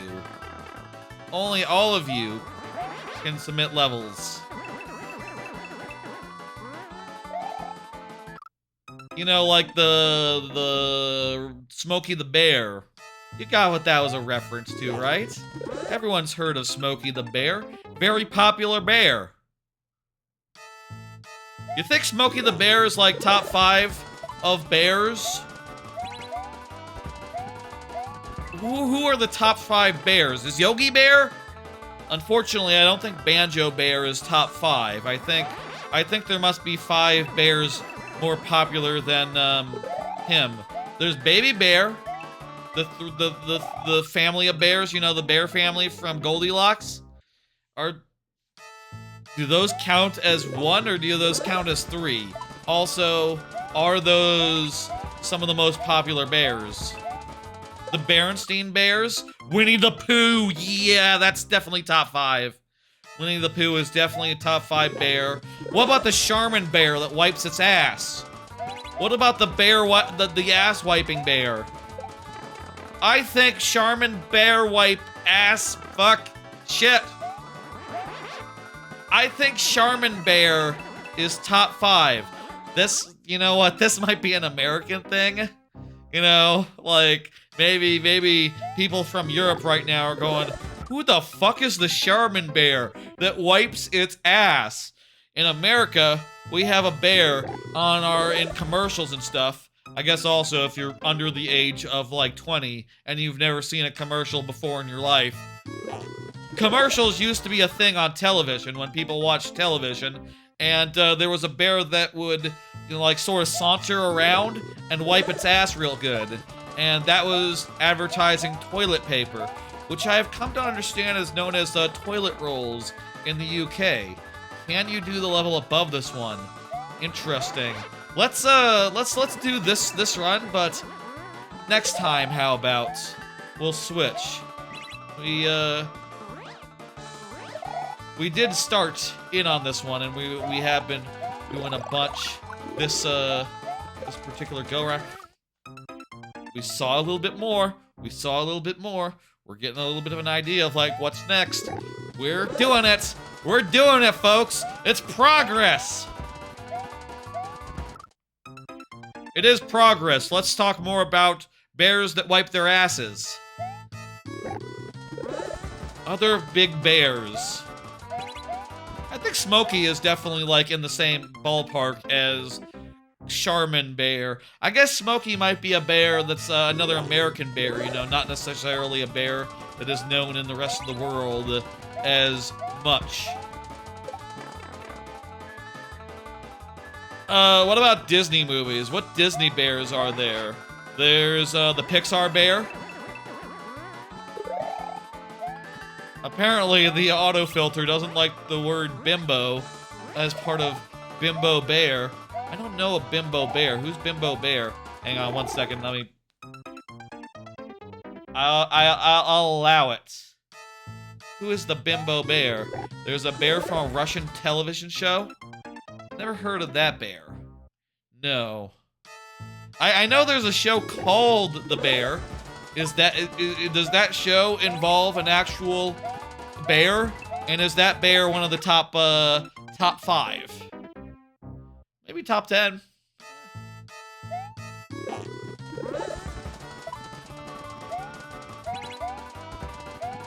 Is there a Muppet that's a bear? Like Fozzie Bear? Fozzie Bear? I bet Fozzie Bear is top 5. Fozzie Bear probably beats the toilet paper bear, probably, right? I've never been much of a Muppets man, honestly, so I can't really speak to that as much. It's the bear for a Mexican bread company. Ah. There's the Brothers Bear from Donkey Kong Country 3. There's like 12 of them. None of them are like top 50. That's mean. Banjo is definitely top 20, right? Banjo has to be top 25.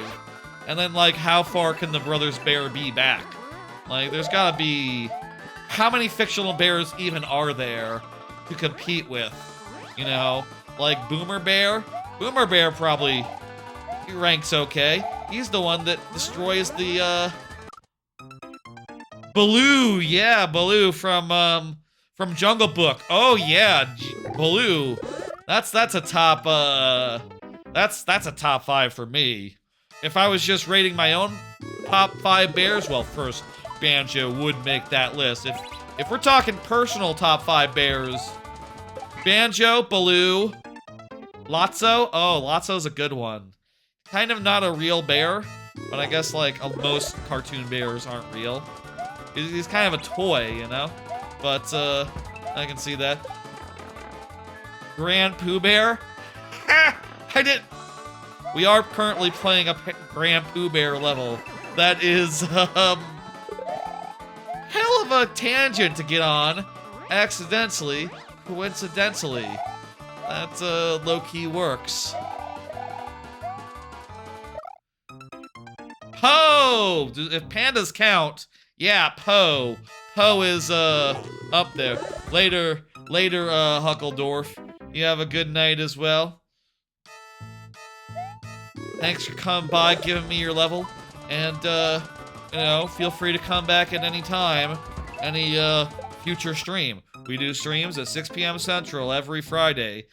Viewer level streams. We do other streams on other nights. Schedule depends on the specifics. Baloo, Banjo, the toilet paper bear. Who's the other two? Who are my other 2 top bears? Keep naming bears in chat. That would help a lot. Trying to think, like, does Zootopia have any bears of note? Poe rules. I love Poe. I really do. Poe is like one of my favorite. I love Kung Fu Panda. It's a fantastic fucking movie. And one of my favorite animated movies of all time. Definitely top 5 for me. The original Kung Fu Panda, honestly. And the sequels are pretty good too, though I do think the third one especially, by that point, it starts to get a little more, childish, and I started watching Kung Fu Panda 4 on a plane, and then decided I'd rather have a nap. So, you know, it is what it is. Maybe I was just very tired, or on a flight that... I forget if it was like a flight to Orlando, or, you know, in the US, or if it was like one of the Japan flights that I've done, you know, last year. The 2 Japan flights.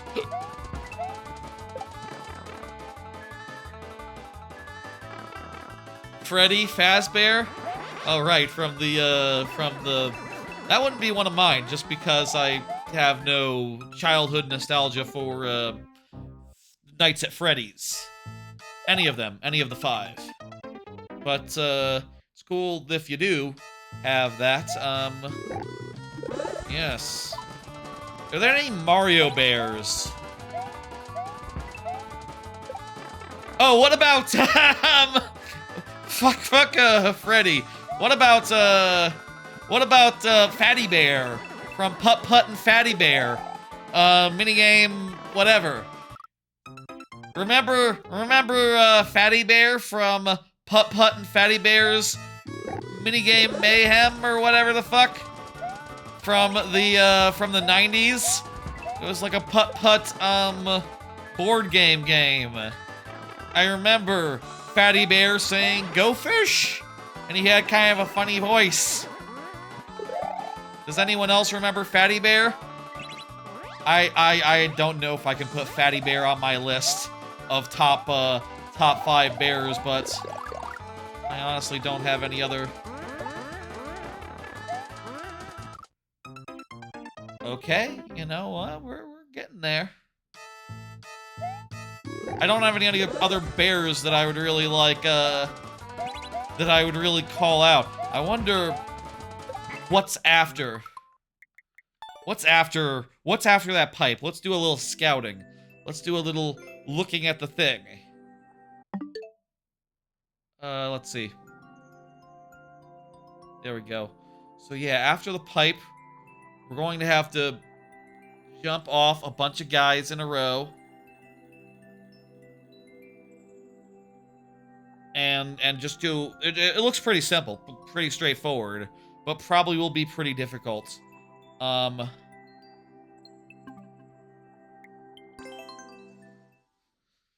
Let's go. One more try before last tries. We'll knock off 2 of them because we did do sudden death before the timer got put into place. So we'll just knock those 2 out and do 3 last tries. Okay. And Rock Party, you are currently subbed. If you want to do another refresher, now is a good time. Though, you might want to just save it for, if you want me to look at a different level, let me know next time it comes up, and we can absolutely do that. We absolutely will. Right. We have actually gotten progress today. This has been a day of progress. For me, specifically. And bears.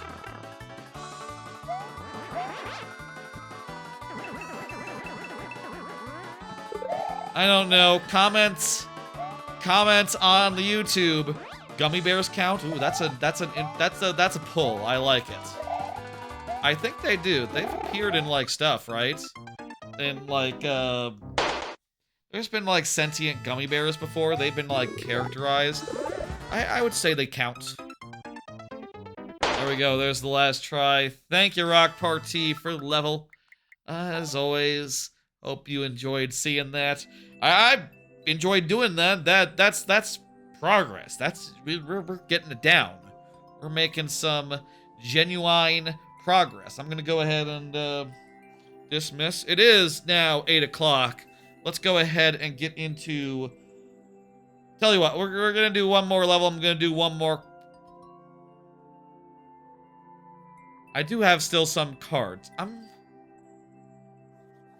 thinking about how I want to do this structurally. No, we'll start the lightning round. We're good. Okay. Let's go ahead and hit dismiss. It is 8 o'clock. Yeah, it is 8 o'clock as of right now, so yeah, I'm gonna go ahead and hit dismiss. Feel free to get back in there, Rock Party. Chard is up next. Feel like the bear Pokemon weren't too popular. Ooh, like an Ursula is a good pull, or like the Spinida, you know, the teddy bear Pokemon with the unique coloration patterns. There's been some good bears. There's been some good Pokemon bears, I'll say. One quick looking around to see if I can see any bears in any of these games that I've played recently. Anyone have a bear that they want to submit? Going once, going twice. Bears. Anyone got bears? I mean, if it's not coming to mind, it's probably just not. It's probably just not one. There's probably not that many more obscure bears that could come up. We've probably come up with enough that would fill a top 10, and then some. Oh, this motherfucker. That's a good bear.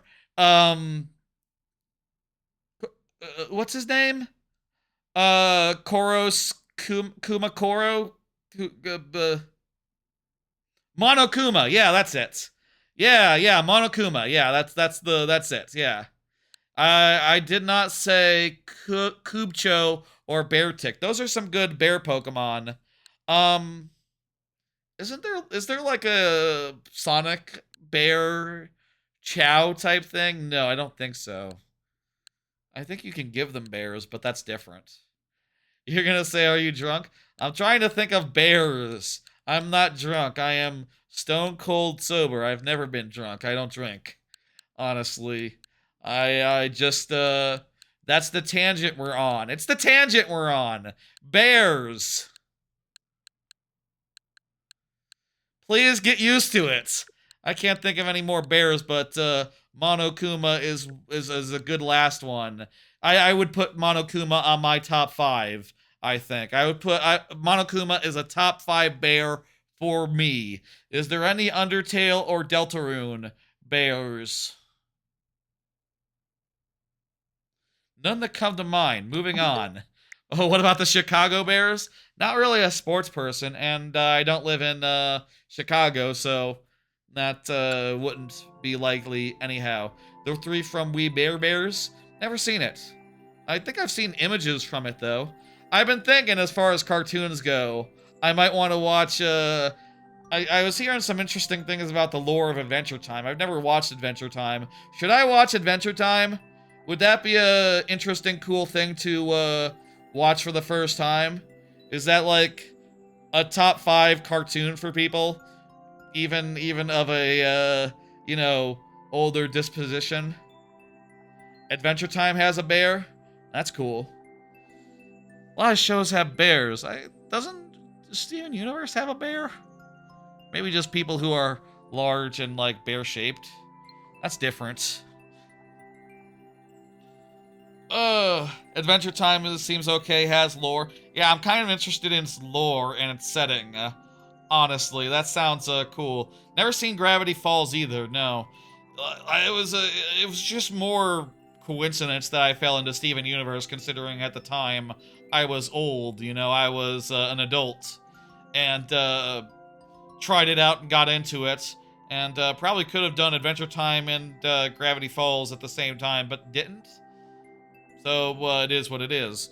Is it on like HBO anymore? Any of those, or did they pull all those from HBO? It doesn't matter. I have HBO, and if it's not on HBO, it's not anywhere anymore. And there's a certain rule of thumb when it comes to something that's not available anywhere, which is that you know. Anyway, moving on. You buy DVDs. You go out and you buy all the DVDs in a legal fashion. That's right. That's exactly what you do. Moving on, folks. Did y'all know what time it is? I've been talking random tangents. We've been going on some tangents rather than starting the lightning round. It's the lightning round, and it is time to do it. Do you know what the lightning round is? I think PlayStation 4 can play DVDs. I'd be surprised if it couldn't. Like, did they lose that thing at some point? It is 8 o'clock in Central Time, which means that it is time for the lightning round. What is the lightning round, you ask? Well, the lightning round is a point in the stream where thereafter, all the levels we have 5 tries to beat, refreshing a checkpoint. 5 tries to beat each level that comes our way, refreshing at checkpoints. 7 under a couple of additional circumstances. The first person who is here when their level comes up, levels with a 1% or lower clear rate,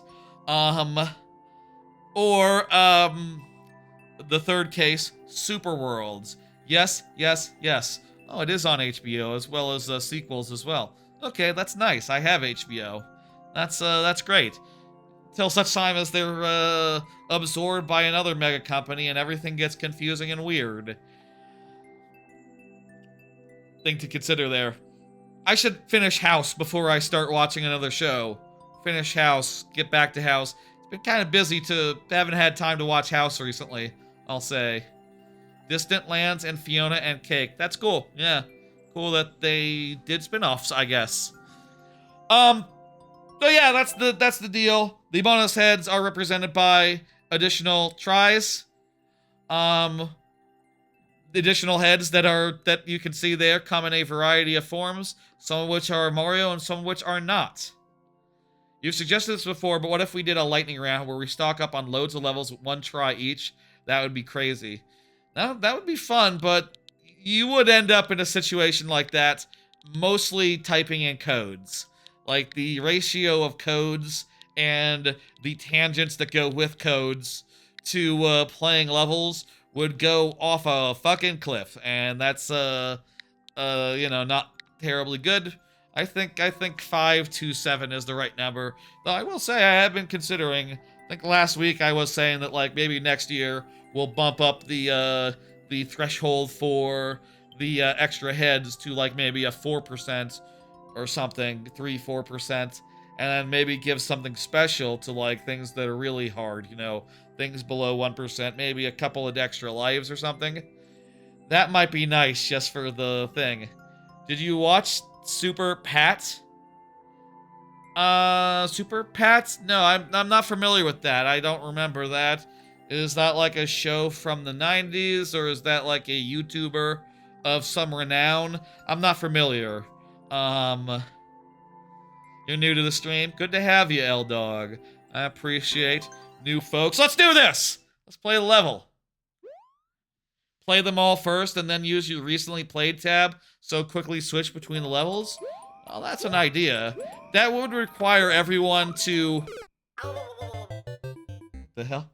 That would require everyone to get in their levels, like, ahead of time, though, and that is... You know, I'm just gonna say, it's not very, not very feasible. It's not very viable. That, would not be the way most people would prefer to do, viewer levels, I think. Oh, boy. Oh, my God. These trees are, should we be going under? I feel like it might be safer to go under at this point. Yeah, I'm doing it. I'm going to have to... Please, please, safe? Okay, yes, safe. Safe, safe, safe. Yeah, that jump looks hellish. I really don't know about it. But, we're feeling pretty good. We go... Fuck! Above? Maybe. People do that with Super Worlds and Makers. I can see that. Oh, jeez. Safe. That makes sense, you know. I could see, like, a situation where... You know, it was more like just, hey, we get like 10 levels this stream, and we're switching back and forth between each of them every life, and, you know, we eventually come around to the earlier ones. That's not a bad idea, but it would require everyone to, like, get their levels ahead of time, and, I'm not really sure the feasibility of that. Apparently, that is a YouTube channel. No, I'm just not familiar with it. Never, damn it! Never heard of it, L-Dog. There's just tons of YouTube channels out there. I feel like, you know, there are some that, like, people reference and I know. You know, like, I saw GameStop had, like, a Game of the Year celebration thing, and I saw Scott the Woz was in it, and I'm just like, what the fuck? What's Scott the Woz doing in that? Millions. Yeah, millions, jeez. Scott the Woz was in a GameStop thing, as well as the Angry Video Game Nerd. Just kind of weird to see those two things. I guess GameStop has money. I guess, like, is Scott the Woz the, you know, I was gonna say, like, you know, obviously, is Scott the Woz the, like, what's his name from, like, Community? Hale? The guy who plays, Jeff Winger on, Community?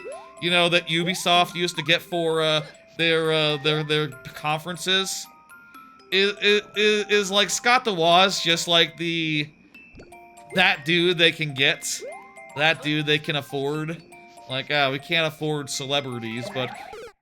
You know what? Scott the Woz, almost as good. No shade to Scott the Woz, but, like, I can't imagine he's, like, getting as big of a rate as, like, you know, Hale would, you know, like a TV star, you know?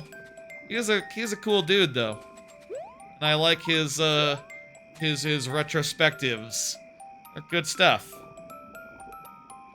Hello, Robbie Angel. How you doing? Hello, bot that I am hitting ban on. Goodbye, bot.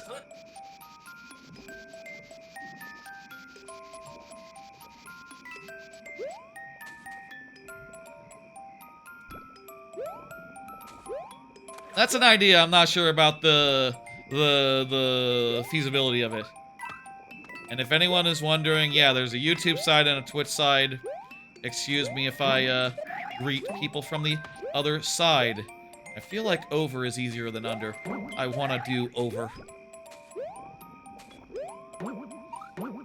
Yes! Wait. Wait.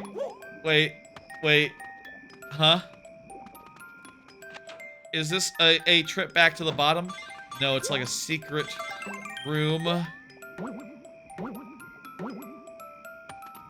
I can't see down. I don't know where the thing is. Yeah, they're on Twitch. It's like a wall right here.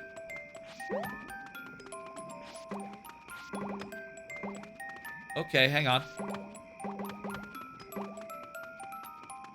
Let's try putting ourselves between these two bouncy balls. Bouncy boys. Bouncy business. The checkpoint is like right there, man. If I can get that checkpoint, we can refresh our tries and we'll be good.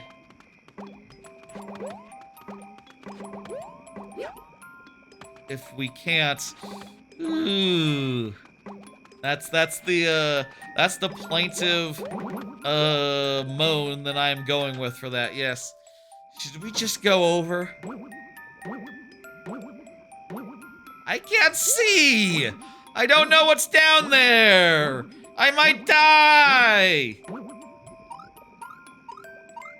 Oh no! I think that was further to the left. Anyway. There was no way of getting to the checkpoint from there. Dang. Yeah, let's look at the map real fast. Look at the thing. Yeah, there was the checkpoint thing, and there was the hidden door. If there was a way to get through those little tires there, you know, over there. If there was a way to get through that little tire gap, I couldn't find it. Maybe under is the only way there. I don't know. You can resubmit. Let me go ahead and dismiss, and we will move on. Yes. Dismissed. Lost. Next one. Real Ferrari. Real Ferrari, go ahead and confirm for me. And I'll put this in chat so Ferrari can see.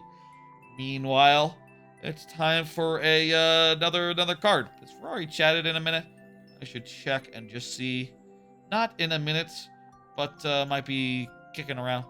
Say anything, Ferrari. You know what to do. Here's what the next card says. I started Dispatch and then returned it. Another game that I wanted to try out for the purposes of Game of the Year stuff.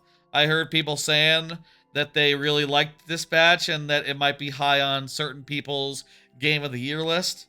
So, and also that it came from like former Telltale people. So I tried it out.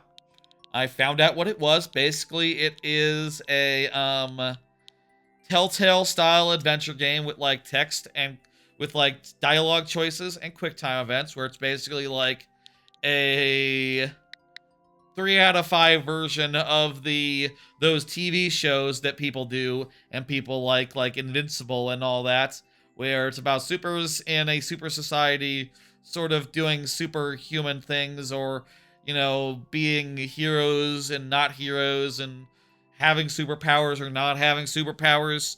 It's like one of those, but with like Aaron Paul as like the main character. He sort of sounds like Jesse, so I was kind of thinking it was Jesse, and then I watched Yahtzee's review of it, and he told me that it was that video review told me it was Yahtzee. It told me it was Aaron Paul, so that's interesting. That's I didn't know that.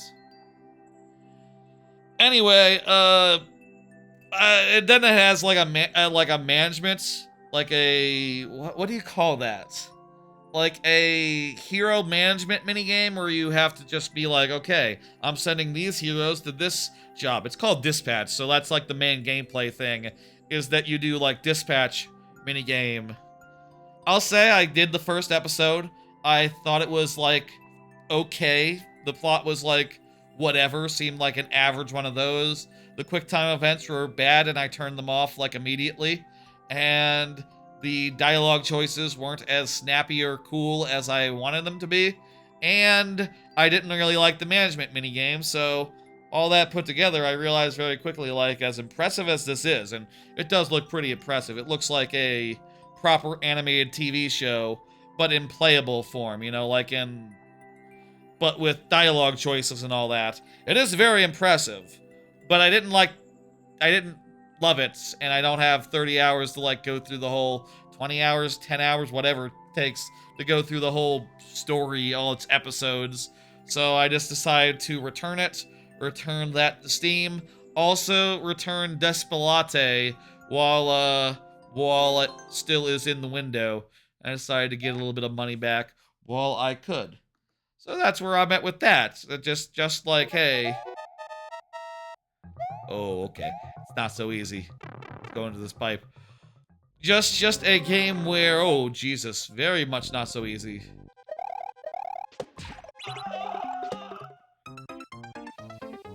That's a real fucker. Ferrari, you should really say something right now, or else we'll run out of lives right quick.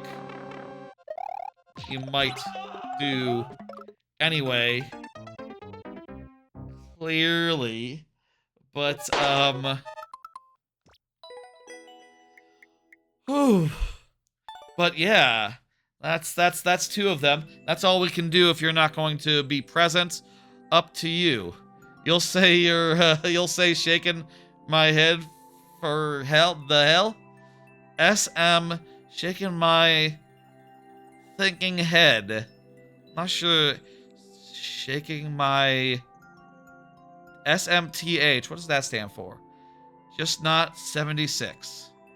Yes, just not 76 indeed. Something. Oh, okay.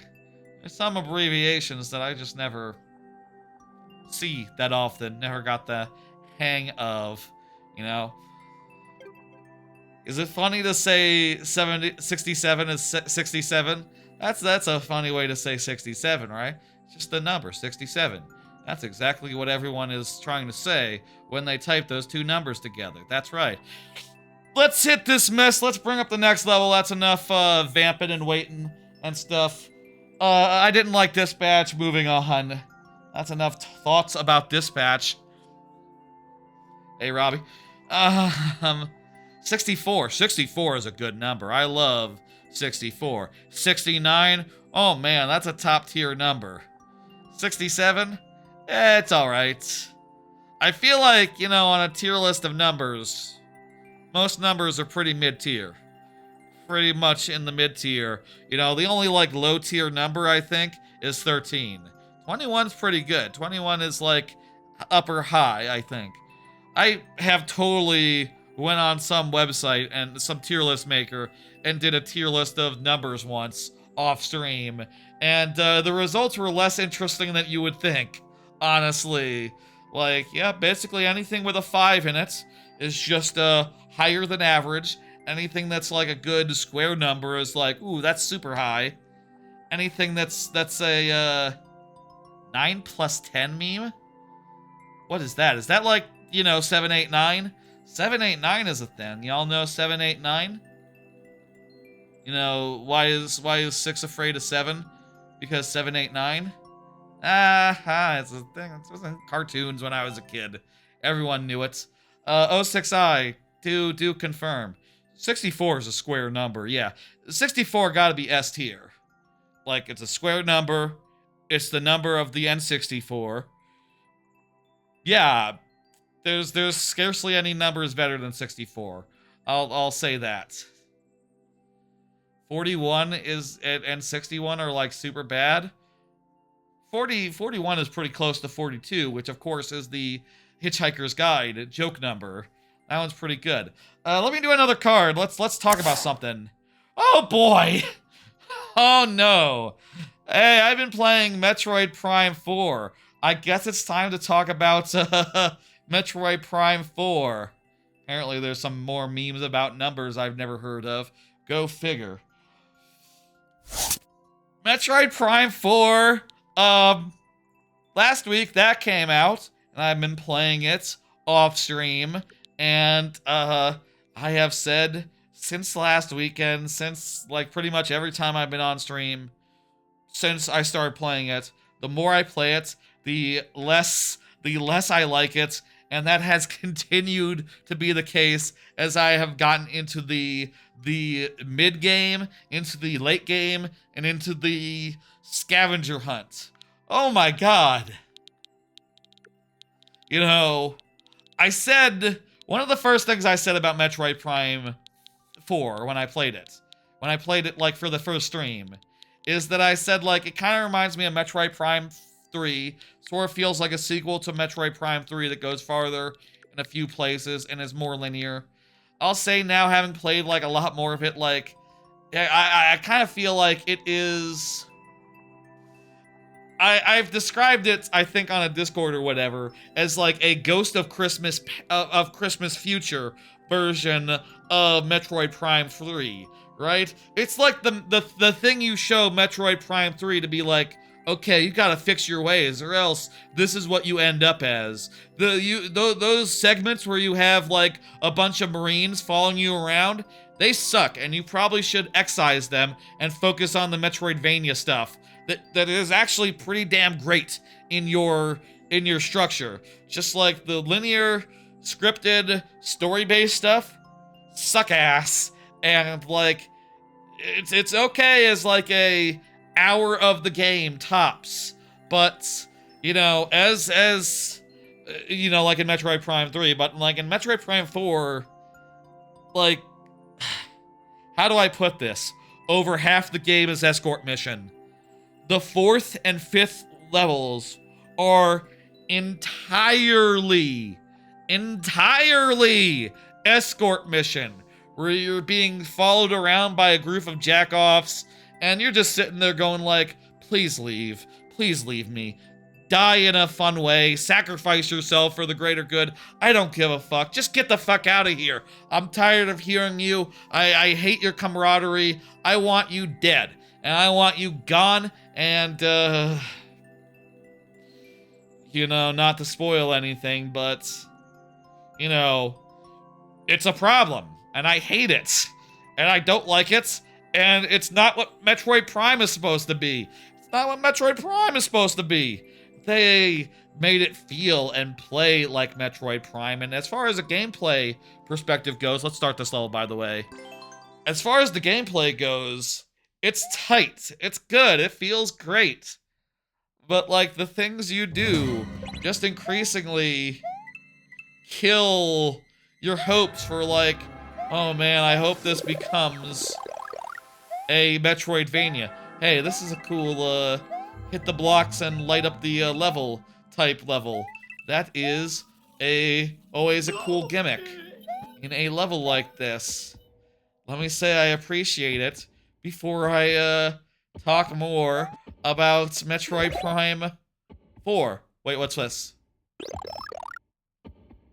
Oh, I should have jumped. That's fine. Checkpoint. There's a repeating checkpoint here. We're going on a coin hunt. Excellent. This will give us a little bit of time to talk more about Prime 4. That's like if 70% of a platformer game is the Sudoku minigame. Yeah! You know, escort missions are always bad, but generally bad. You know, where you have to worry about the health of the escortee, and you have to sort of defend them, and you have basically no tools other than, oh, you can kill the guy that's sort of attacking them, I guess. But that's like it. That's like the only recourse you have. It's awkward, it's crappy, it's not good. And that's without even talking about some of the biggest boners in the game, as far as weird-ass design decisions go. You know, basically, every Metroid game, every Metroid Prime has had some amount of, like, item go-around item hunt at the end of the game. So, I'm not here saying that, like, an item hunt is necessarily a bad thing, but I am saying, like, this is probably, like, the worst, most brain-dead, thoughts-empty type shit that I've ever seen in one of these, to the point where I'm, thinking, like, oh my god, you couldn't have come up with a worse possible thing. Like, this is hilariously dumb, hilariously bad. Let me tell you, is it a spoiler? Turns out, I think, the game was supposed to explain itself, like, an hour in, you know? When we were in there, there was a scene that sort of talked about, like, the green fruit or whatever. And I didn't know what the fuck it was talking about. But I found out later. Here's the gimmick in Metroid Prime 4. Ready? With the green fruit. The thing is, to beat the game, you need to, like, comb the desert. You need to, like, spend multiple hours just, like, wandering around the big empty desert and collecting every green crystal that spots the map, that, like, the map is covered in. Those are not optional. They are mandatory. You have to do them to beat the game. Just literally driving around the desert aimlessly, just running into green crystals, and they're always in, like, groups of, like, five or so, 3 to 5, and oftentimes you pass one of them, you get one of them, and then you have to go like, ah, fuck, I gotta turn around and get more, and get the rest, because you cannot be leaving them behind. I'm glad you are enjoying the stream, L-Dog. That is my intention, to make an enjoyable stream where I talk about all the crap that I want to talk about, and also play some fun levels at the same time. That's the whole thing. Look at this. This thing looks good. Look at this. Oh god, I can't see anymore. Okay, good. Lightning, shows us the way. On, off. What a nice segment. I think this segment is pretty damn cool. Oh god. Okay, good. I like this ice mixed in. Looks really cool. Yeah, look at that segment. That was well worth interrupting my tangent for. To pay attention to a very lovely segment of level. Very lovely chunk of stage there. I need one more red. I need one more red coin. Is this the red coin? A little confused here. This seems like an optional thing.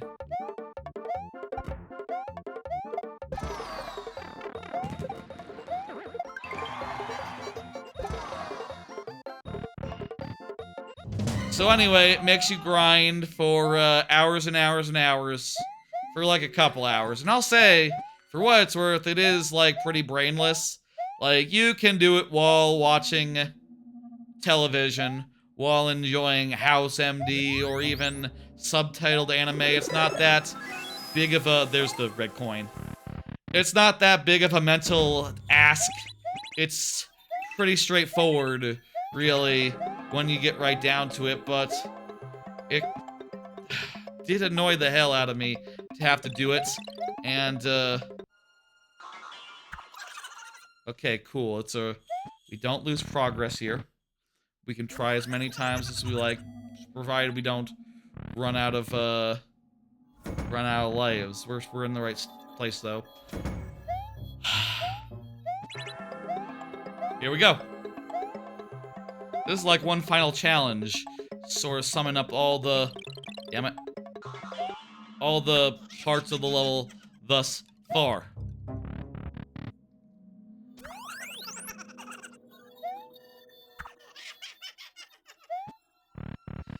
Anyway, beyond that, beyond the whole desert stuff, like, most of the artifacts, like the artifact equivalents, are also just hidden in the deserts, like in the most uninteresting places you ever seen for endgame collectibles. Like, they didn't even try to put most of them in interesting locations. It's just like, yo, go drive around to some debris. That's without even mentioning that, like, the game is very, very linear, even in the parts that aren't escort missions. Most rooms have one exit and one entrance, and even areas that diverge from that are basically just like, you know, hey, this is like a hallway with 4 rooms in it. They don't, like, branch into some big interlocking structure. They're just like, it's just like a corridor with, like, extra rooms added onto the sides in an otherwise linear structure. You know, it's just like, not even trying to be a Metroidvania. It's linear to the point of just, it's sad. It's sad that this is what Metroid Prime has come to. It is not worse than Metroid Prime Hunters, obviously. It feels good as a game.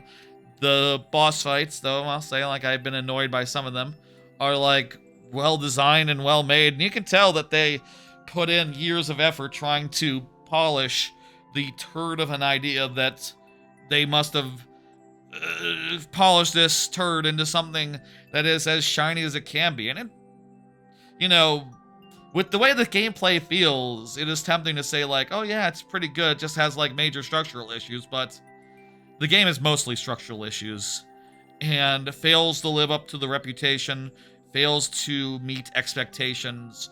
Its only saving grace is that it feels good to play, and, you know, I kind of feel like the more I play it, the more I just think, like, that first impression was way too positive. I'm concerned that, like, if people watch that first stream, they might come off it going, like, oh, it looks alright, I guess I'll buy it.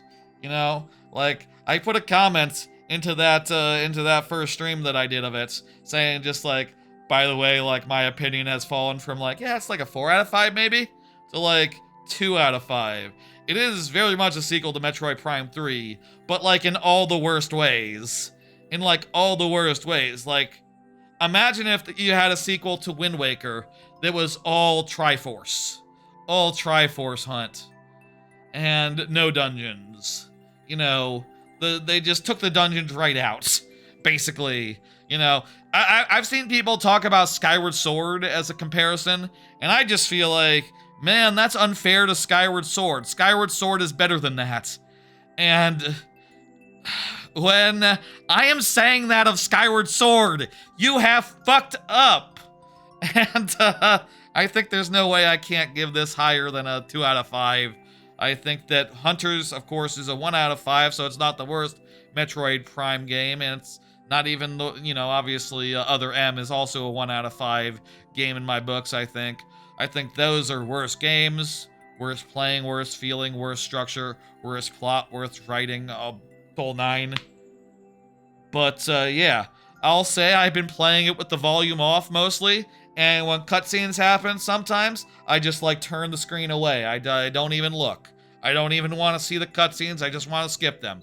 I don't want to even read any subtitles of what these dumbass motherfuckers are saying.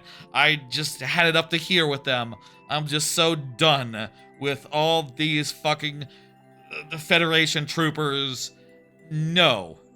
If you want to have something that breaks really tough walls, give me a really good item. Don't have me depend on a guy and use the scan visor to direct them around. That's weird. Don't do that.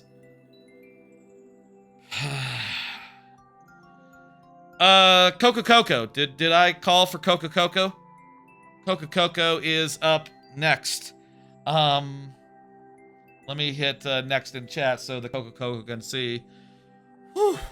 That's a lot of my thoughts on Metroid Prime 4. I'll say I am now about to finish. I have given thought to, like, should I do another stream and, like, stream the ending of that game? I've heard the ending is terrible. I've heard it's really bad. I heard it has a really dumb ending. It's worth noting that Silas and his plot has made 0 sense so far. It makes no damn sense why he's here, why he's fighting us, what the hell he's doing, what the hell his goal even is. Like, our goal is just to exit, is just to get out of here. If we exit and he just, like, continues screwing around, what's the deal? What's the problem? It just seems like it's fake. Yeah, the fake Silases are bots. That doesn't make sense either. Like, why is he sending bots after us? Or is that just the bots, like, impersonating Silas for no reason? I don't understand! It's a mess. It's worse written as well, in addition to, of course, everything just seems worse. Seems worse. Feels good. Feels good to play. I can give it that much. Again, feels good to play. But that doesn't save it. I'm just so frustrated. I'm legitimately thinking about doing an impromptu stream over this next week. You know, I already have... Wrong thing. I already have Splitgate 3 scheduled for the middle of next week. I already have Super Metroid Randomizer scheduled for Sunday. I am low-key thinking, like, maybe we could do, like, a Monday stream or something and finish off that game. Would it be bad to do a Saturday night stream? It might be somewhat impromptu. We'll see if I end up doing it and if I end up, like, deciding to stream the end of that game. But I would kind of like to, depending on if I have time, because I feel like that would be a great place to, like, get my updated feelings on the record and just let everyone know that, like, yeah, you know, I've seen, like, you know, we talked about Giant Bomb folks, Jeff Grubb. Jeff Grubb's, like, sideshow, the thumbnail for like the last of the Nintendogs, like a week ago, was like, Super Metroid Prime 4 is really good, question mark, question mark? And then the one a week later after he played the game was like, yo, it's mid? It's just like, I need to have my yo, it's mid, yo, it's shit stream, just to really, like, nail it in and make sure that we all know it's bad. Also, it can't show up at the Game of the Year recap stream. That's right out. No, it doesn't get a spot, doesn't get time, etc. Let's do it. I don't see Coco right now. Kirby Roots of explaining everything at the end, it seems.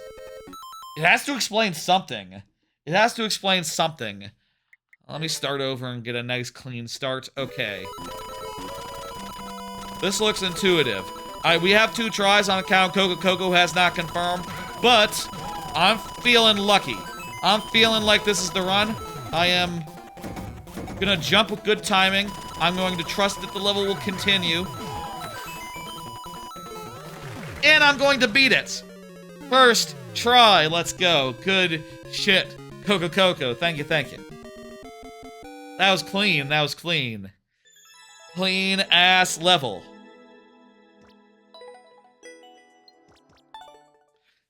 Like the bears again, you know, with the... If anything, the Claritin Bears are known for, it's having clean asses. They're not the Claritin Bears, they're like the... God, what is their brand of toilet paper? Claritin is allergy medication, isn't it? Who the hell are the bears that wipe their ass? What is their company? What is their brand? They've been wiping their ass so that I would remember their brand, and clearly I don't. I think I still buy their products though, so it's fine. That's what they really wanted. For me to see the bear in the grocery store. Charmin! There we go. To see the Charmin bear in the grocery store and go like, there's my toilet paper of choice. Right there. Right there. Charmin. Brought to you by Charmin. No, not really. I would totally take money from Charmin. Shit, man. I use Charmin all the time. Jesus. Should I? I mean, you could use it for things other than wiping your ass. It's theoretically possible. No, you should probably use like paper towels for anything other than ass wiping. There are other uses of toilet paper. If you haven't... No, you always just use a paper towel. You don't use toilet paper for, like, you know, like a nosebleed or something. That's paper towel territory. Absolutely. Let's go ahead and hit ultra soft or ultra strong. Oh, I'm a ultra soft man. I gotta get that soft toilet paper. No question, no question. I love a good soft, a good plush toilet tissue. Hit the button. Hit complete. Move it on. Move it along. Move it along. Let's go. Zoran. Zoran, go ahead and conform. Confirm. Conform. What am I saying? Same name, similar name as the one from the mayor, but spelled differently. Very differently. Oh, Coco Coco came in at the last second and confirmed. Very nice. Welcome to get back in there, Coco Coco. I appreciate the GGs. Let's talk about something other than Metroid Prime 4. I'll say Metroid Prime 4 has been catching strays all week. Don't like it. Still playing Link to the Past. I'm about at the last, I've been playing it on my AWAN Thor using, rewind, save states, and a guide, aggressively to, whenever I don't know where to go, tell me where to go and, you know, how exactly I get where I need to go. I'll say, like, some people... I posted a YouTube short today, basically just showing, like, okay, this is the setup, this is how I've been playing it, this is one of the uses I found for the dual screen nature of the AWAN Thor using a guide, and I've been actually playing it this way, actually doing it, not just a theoretical thing. Like, I have actually found utility in this, considering that every time previously I've tried to play Link to the Past, I've failed. And I'll say, like, you know, some people have said in Discords that I'm in, some Discords I'm in, I say I'm doing this, and they're like, oh yeah, it's pretty obtuse, yeah, I get that. And other Discords I'm in, they've been like, oh, you should just talk to all the NPCs. You should just talk to all the NPCs, they'll give you hints on where to go. And I'm just like, I don't have time for that. I don't want to think that much. I'm definitely playing it as a second screen game, you know, as a podcast game, if you will. And also, here's a couple things I'll say. One, even if you talk to a couple people, I don't know that, like, oh, go talk to the old man to get his boots, and then go to the library to get a random book on a shelf, is super intuitive for, like, literally the first thing that you have to do. Second, there's literally cases where later in the game, you have to throw a random skull into a random pond to get a mandatory item in a random corner of the world. That's one example. Another example are things like, oh, you know, you have to lift a random rock, which you didn't know you could lift now because the heavy... When you get it in the dungeon, it's not like there's a heavy rock to show you what a heavy rock looks like that you can now lift. But you have to know that, oh yeah, I can lift some heavy rocks now, and those heavy rocks hide Dark World teleportation panels. And that's how you get into some of the later dungeons there. You have to figure that shit out. And it's just like, okay, how would I have guessed that? That would have taken forever. I think a lot of this stuff is clunky enough where, yeah, you know, just use a guide. It's not that bad. You know, it's not that big of a deal. And I'll say, like, I was there at the time. You know, so a YouTube comment on that was basically saying earlier, like, this generation, you know, people lazy. Like, I had a SNES. I started on a SNES. You know, I had N64 games that were confusing as hell. You know what we did when we were confused? We bought a Nintendo Power. We consulted Nintendo Power. We have always been looking at guides when we got stuck. It's just that back in the day it was more normal, and also it was a premium thing that you got excited for. You know, yo, the new Nintendo Power will tell you where to go. And if you really need a full game walkthrough, it's like, yeah, go to the store and go get it. Because it's not just gonna... the game's not just gonna tell you where to find the secrets. You know, it's not just gonna do that. Now it'll do that, and that's nice, that's good design, and I really appreciate it. But games back then were the way that they were. And, you know, no further statements. I'm having an okay time with it. It's very difficult, very difficult. And I'm hoping to finish it in the next 2 weeks. Again, I just have to do Turtle Rock now, I guess. Turtle Rock, that's what it's called? I need to do Turtle Rock. Why does that sound like a this an auto? Oh, it's an auto. Hang on. We can just... It's an auto. I'm taking my hands off.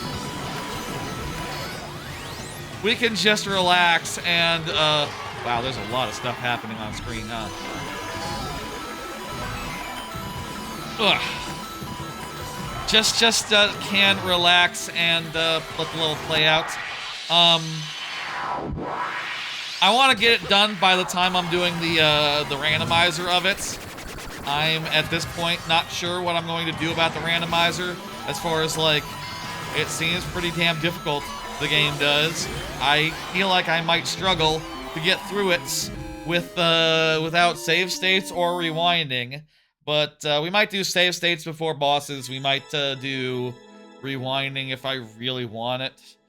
And also, I have learned about the existence of, like, the blue suit, the blue outfit in Link to the Past. I want to see if I can start with that when I do that randomizer. I want to see if I can set it up so I can start with that.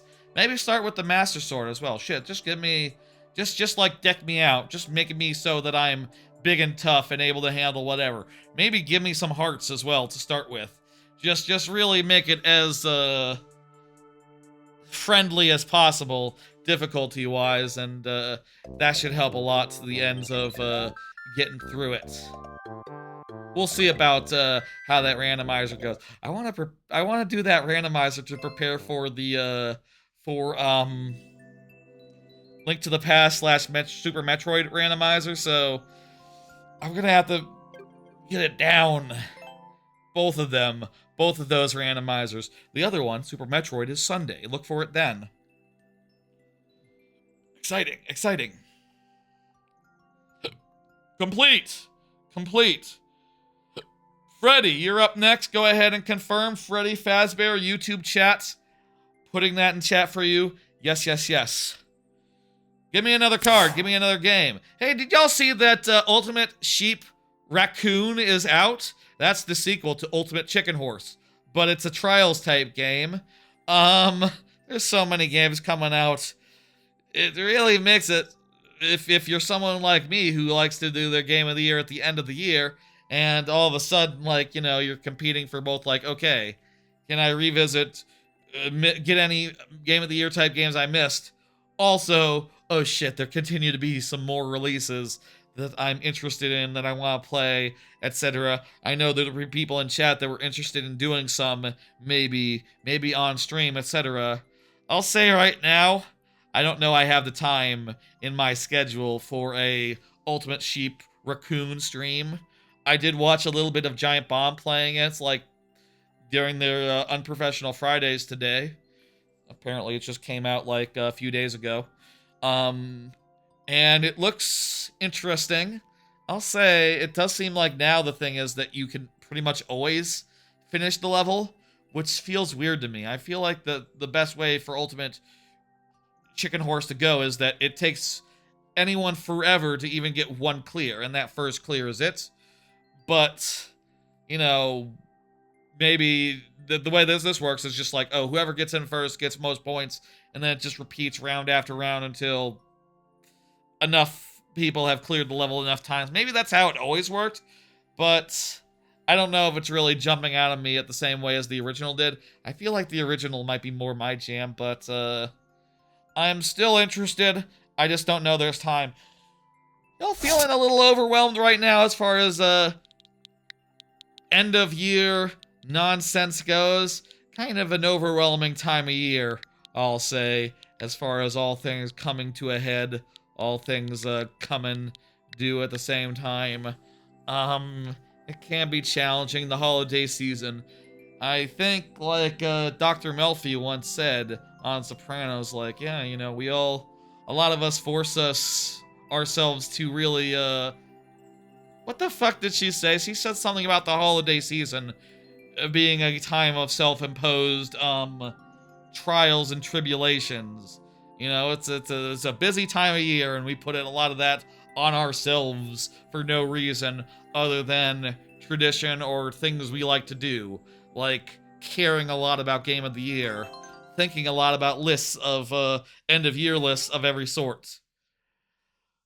Let's do it. I don't see Freddy, so it's sudden death for now, and we'll go from there. This is actually a 1-1. Hang on. It doesn't... Shit. It doesn't quite look like it. There's like jellyfish all around. But look, that's the iconic 1-1, that's the iconic 1-1, thingamajig. Oh god. We have to get every coin! I kinda... that would be so helpful. Freddy, if you're not here, that's all we can do. If you aren't here, that's all we can do. If you are here... Yeah, how jellyfish? Too many jellyfish. You've never seen those? Oh, they're like... You put spikes underwater, I think. I think you use spikes underwater, is that right? How jellyfish? Yeah, that's a good question. I think they're spikes, but they're underwater.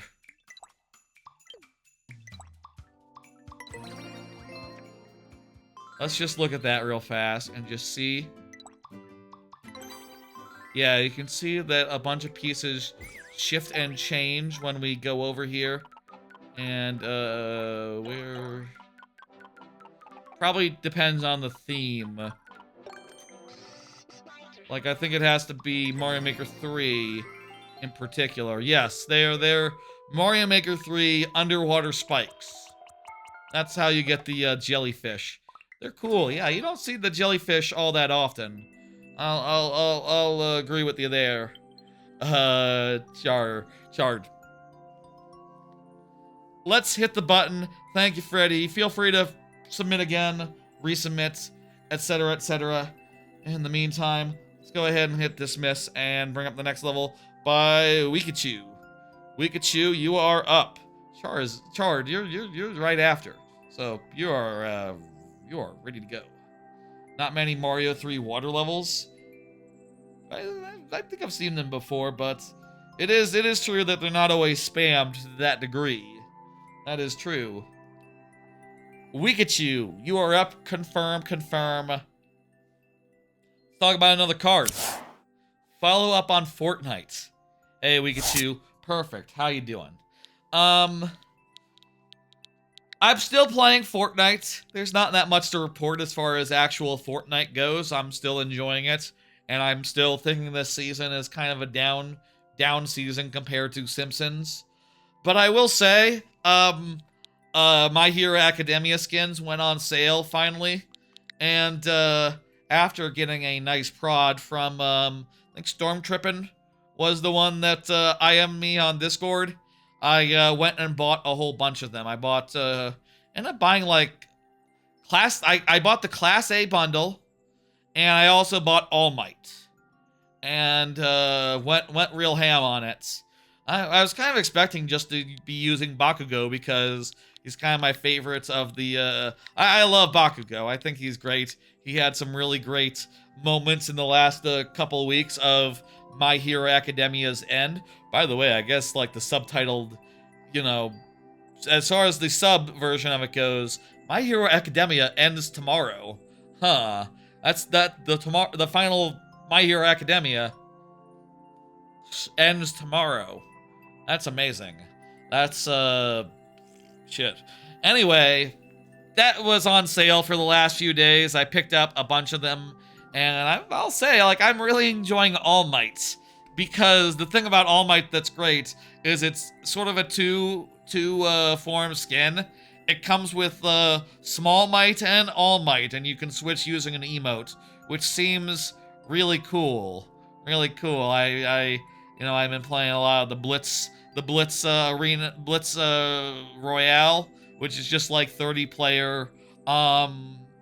It's like really fast, like 5 minutes battle royale with like 30 players, and I don't know if like the Switch player pool is soft or if there's just a lot of bots involved, but I win a lot. I've been winning a lot there in that mode in particular. Regular battle royale, I really have to try hard to win.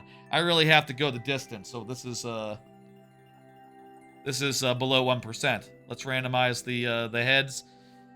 But you know, it is fun after you get a win as a Small Might to go ah ah ah and turn into big buff All Might. You know, I almost wish his transformation was instead like at the end of you know, from season 3 where he's like half small and he puts the fist up and then he like becomes big real fast. And it's just like, yeah, did it, battle over, I won.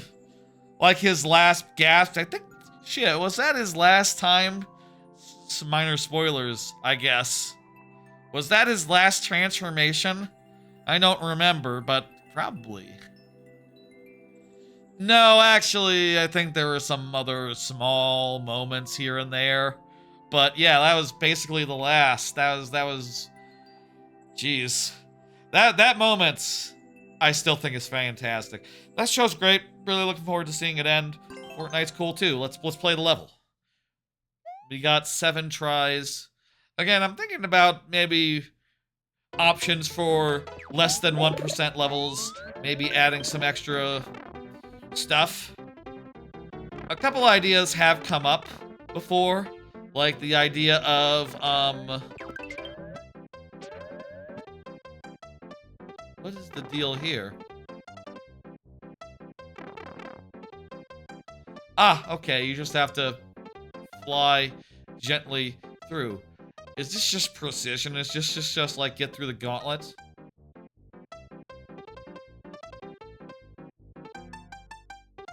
It's not that bad, really. Let's do it. I'm really enjoying Fortnite. I've only started playing like a month ago, so I don't really know like how it's been historically. I don't really know that much about previous seasons of Fortnite and whatnot. So I can't really speak to like if it's gotten better or worse. I just know that I like to drop onto the island. I like the shooting of people, and I like how ridiculous and varied the skins are. I really appreciate the variety therein, and I just think it's a fantastic thing, honestly. One thing I have been considering for 1% levels, less than 1%, maybe like less than 0.5 or shit. Maybe we should have it so that it's like, one thing I have been considering is something of like a automatic freeze or an automatic like or life shield. The shields only the very hardest levels from attempts for like the first 60 seconds, you know, not long at all, in other words, just literally enough to just make it so that those levels don't end in like 2 seconds. An idea I have for that would be maybe that'd be like less than 0.1%, less than 0.1%, and maybe also like up the 7 tries to like or less than 0.5%. Maybe like less than 0.5% would be appropriate for that sort of thing. So it's only the hardest of the hards, or like literally uncleared levels that would get that sort of treatment. I do worry with that idea. You know, there's been some. I've asked chat before, and some people in chat are like, no, no, no. We gotta protect the lightning round. The lightning round must stay pure. More lives, nothing else. You know, that's, I think, a good take. I generally, I think, would prefer to add more lives versus, here's how we do it, versus, like, a timer thing, but I do feel like with some levels, no matter how many lives you add, it's gonna be 10 seconds, you know? You'd have to add, like, an unreasonable amount of lives to get more than 10 seconds on some levels. And, you know, that's just, I am conscious, you know, I am aware that, like, oh, you go back now, okay. I do feel somewhat sad sometimes when someone waits a while for their level to come up, and then it's just, you know, not really super suited to the lightning round, and it's over before you know it, you know, that's just a bummer, you know. I will say with the gun varieties in Fortnite, they seem to change all that up every season or so, So I do think that's nice. I do think that, like, oh, you know, every season I'm shooting different guns and all that crap. God. Wait.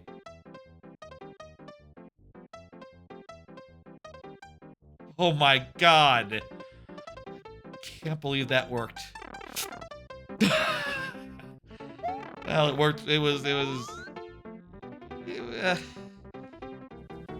Anyway.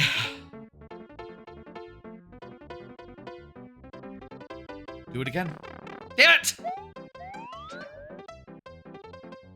Third try is charm. Gotta line it up real nice and good.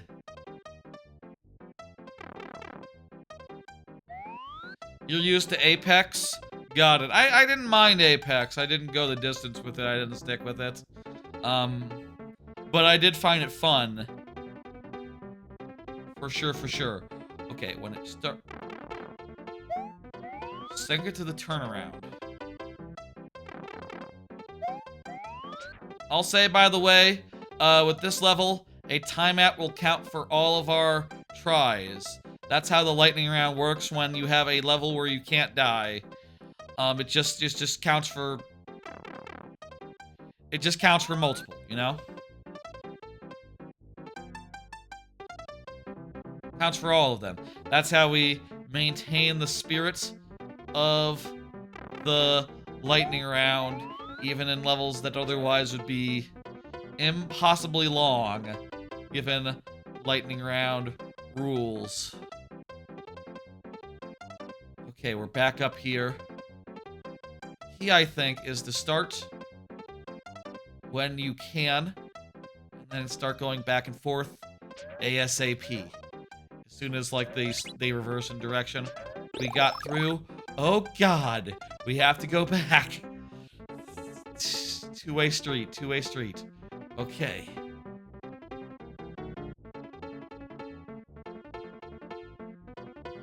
Ah!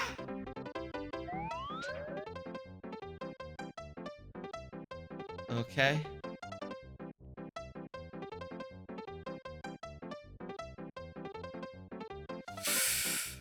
Okay.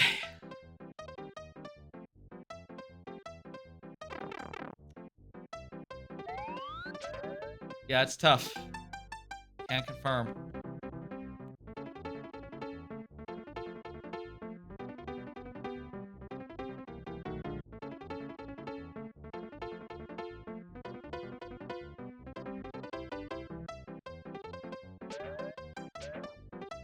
Got through! Tell me the end of the level is, like, right ahead. A checkpoint, even better. Is there a way I can die now to refresh my timer? That's what I'm obligated to do. Oh, jeez. Oh, jeez. This area is gonna be more difficult. In general, I think. Reset the timer, that doesn't count. That is just strictly for the sake of timer reset.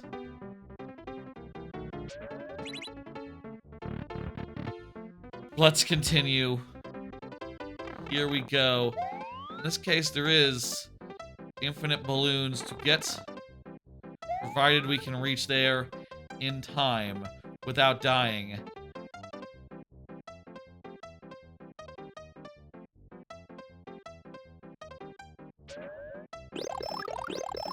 I'll say this is definitely one of the most difficult of difficult balloon levels I've ever seen. Give you that much. It's a rarity. You don't see it that often. A balloon level that actually it's actually difficult.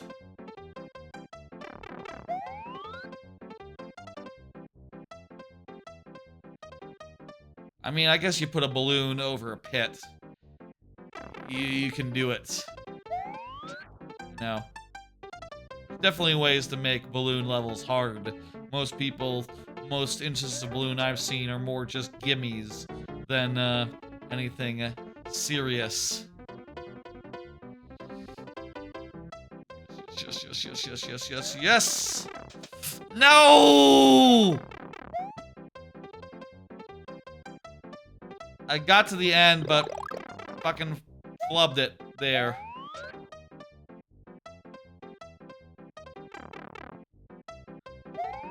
Yeah, it's really cool and neat. Would y'all like to see another card and have me talk about it while I'm playing this level? I feel like we've been playing it for a while, and I could use something to talk about. Did y'all hear about Disney and AI? Oh geez, this is one of the serious topics. This is one of the serious two topics and like probably the biggest news story of this week as far as like fuck goes, you know? As far as something that just makes you go, oh fuck me. Yeah, we were all kind of hoping, I think, on a certain level. I say we, me, people like me in the whole tired of AI space, I guess. We were all kind of hoping that Disney would bring the hammer down, you know? That like, all this Sora generating, like, Mickey Mouse is doing outrageous things, that, like, Disney would see that and go like, okay, it's time to bring the hammer down. It's time for you to go out of business. You can't do this, and if you can, if it's, you know, you're gonna get sued into oblivion, basically. And instead what happened is that Disney said, hey, buddy, we're here, and we would like to make a deal. We would like to get in on this AI stuff, so we are making a huge billion-dollar investment, and also, you can now officially generate AI slop with Mickey Mouse in it.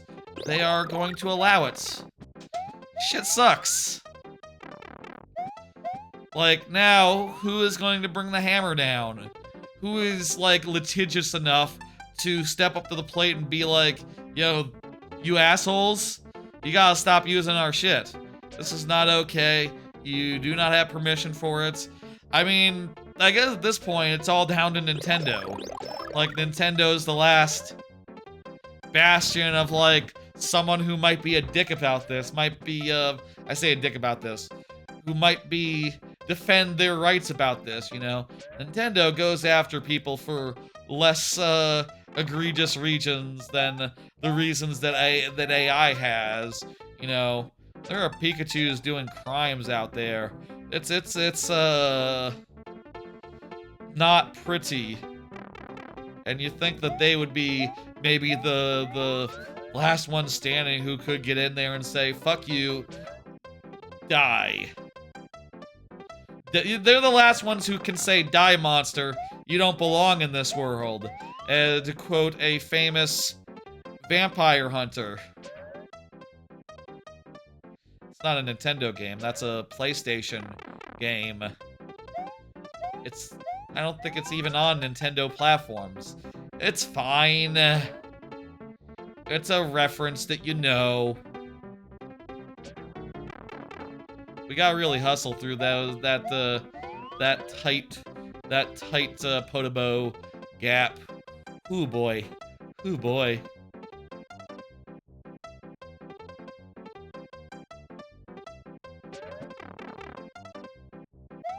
Yeah, I'm hoping too that Nintendo brings the hammer down.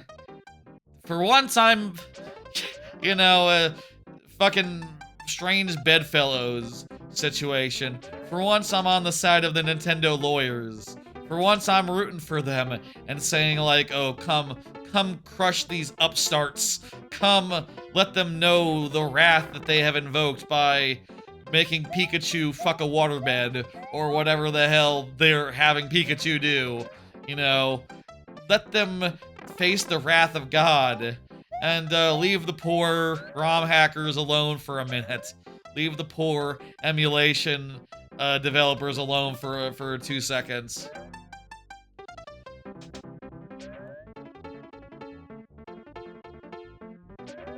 Obviously, there's nothing illegal about emulation, but you do have to do it legally, and you do have to make sure you are not literally working on getting compatibility up for games that have not been officially released, and have not, like, came out other than a couple of leaked copies. Unless you are somehow implying that you managed to get a copy, one of those leaked copies, which, hey, you know, if you're able to say that, you know, start asking people to send me your leaked copy, and your early access, we got it from the back of a thing. It's legal. Is it legal to get a early copy of a game? Like if Walmart sells you one, is that a crime? I don't think that's a crime. Walmart did it. Walmart made a mistake. How is that a crime? But dumping it onto the internet or getting a download of that dump, yeah, sure, that's crime. That's not good. That's obviously you should back up your own things. It's okay to back it up. Just don't, you know, the law says don't put it on the internet. Obviously, I would never. I only use legal backups from legal devices. Or, you know, legal backups of legal copies. There we go. Obviously, the devices that dump everything, those are all legal. You can't outlaw that. That'd be ridiculous. The backup is legal, so making a backup gotta be legal too. Right? Yes, of course. We have 64 seconds left. Oh my god, we're dying. We're so dead. Like I said, that'll be it for this level. We'll you know, that's how the lightning round works with hard levels such as this. You gotta wait for, like, the guys to be out of the way in the middle, in the... So now's good, basically. Anyway, it's a bummer. It's a real bummer. Disney fucked up, I think. I wish Disney made a better decision. I like Disney, you know, I've been to their parks a number of times. I don't like them as much as Universal, mind, but I think they do some good stuff. And some good movies, media, etc. It's just that I can't go where they're going, and like I cannot imagine a world where like AI slop generated is ever the ability to generate AI slop of Mickey Mouse is ever a good reason to sign up for Disney Plus. Like, in what world is that a reason to sign up for a streaming service? God, the streaming services are just trying their best to suck shit these days, and to suck shit in new original ways, rather than, like, you know, making their platforms more navigable, having more decent stuff, having, you know, good streams, a good video player. None of that is important. AI slop. And, I don't know what the fuck else. That Knives Out movie, the third one, is like out on Netflix now, right? I think I have to watch that. I gotta watch that sometime soon. I'll probably find time for that very soon. Maybe I'll watch it tomorrow. Maybe I'll watch it tomorrow night. That'd be fun. It's out, right? Is Dead Man Knives Out out? It's scheduled to premiere on Netflix on December 12th, says Game Raider. And today is December 12th. Yes, it's out. Perfect. That's great. Okay, I'll have to watch that in the next few days. I've heard great things about that their new movie. Thank you for the level, Wikichu. We spent a bunch of time on it, and are feeling ambivalent, but okay. Ambivalent, but okay. I say ambivalent. I think that was a neat level. Hard and long and challenging. I'm sure you put as many checkpoints as you could. That is all we can do lightning round wise for now. Of course, you can always resubmit as long as the queue is open, which, how many more cards do I have, by the way? We're just getting through, like, the, we only got, like, a couple more cards left. I'll say got like 2 anime cards and I think like maybe 2 other cards. Let's say we'll close the queue after this one. After this one, we'll close the queue and we'll start wrapping up after that. Chard just says everyone these days is in a competition to make the worst product. Man, yeah, it really feels like a race to the bottom. It really feels like enshittification. It really feels like all these companies just know there's no one out there to force them to be better. You know, for a while for Netflix, it was HBO Go, but HBO Max. But now HBO Max is like, oh, we give up. One, we give up, and two, we're gonna sell ourselves to Netflix and just become part of Netflix. And also three, we've been making ourselves worse for a while just because we can, just for a tax break or some shit. Fucked up, fucked up, fucked up. Here's another piece of news. Speaking of HBO Max, you hear that the Warner story has developing, the developing story around the sale and purchase of Warner, and all that. Yeah, last week we talked a bunch about Netflix and their plans to buy Warner, and a lot about like how much it sucked and how much just is just a monopoly in the making. You know, this is below above 1%, so we don't get any bonus heads. Yes, yes, yes. Um, Talked about a bunch last week about how it sucked, but I'll say the story has been really developing since then because Paramount has come out of the woodwork and said like, yo, we're not out of it yet. We're still here, and also we are best friends with Donald Trump and his associates, so you know it's gonna go through regulatory if you choose us. Please, please choose us. All that shit really sucks, and it's just really alarming and worrisome in a way that makes me go, personally, makes me go, well, fuck.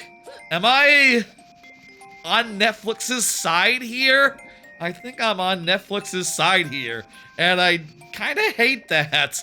I kind of hate that. I kind of feel like just, no, I should be on no one's side.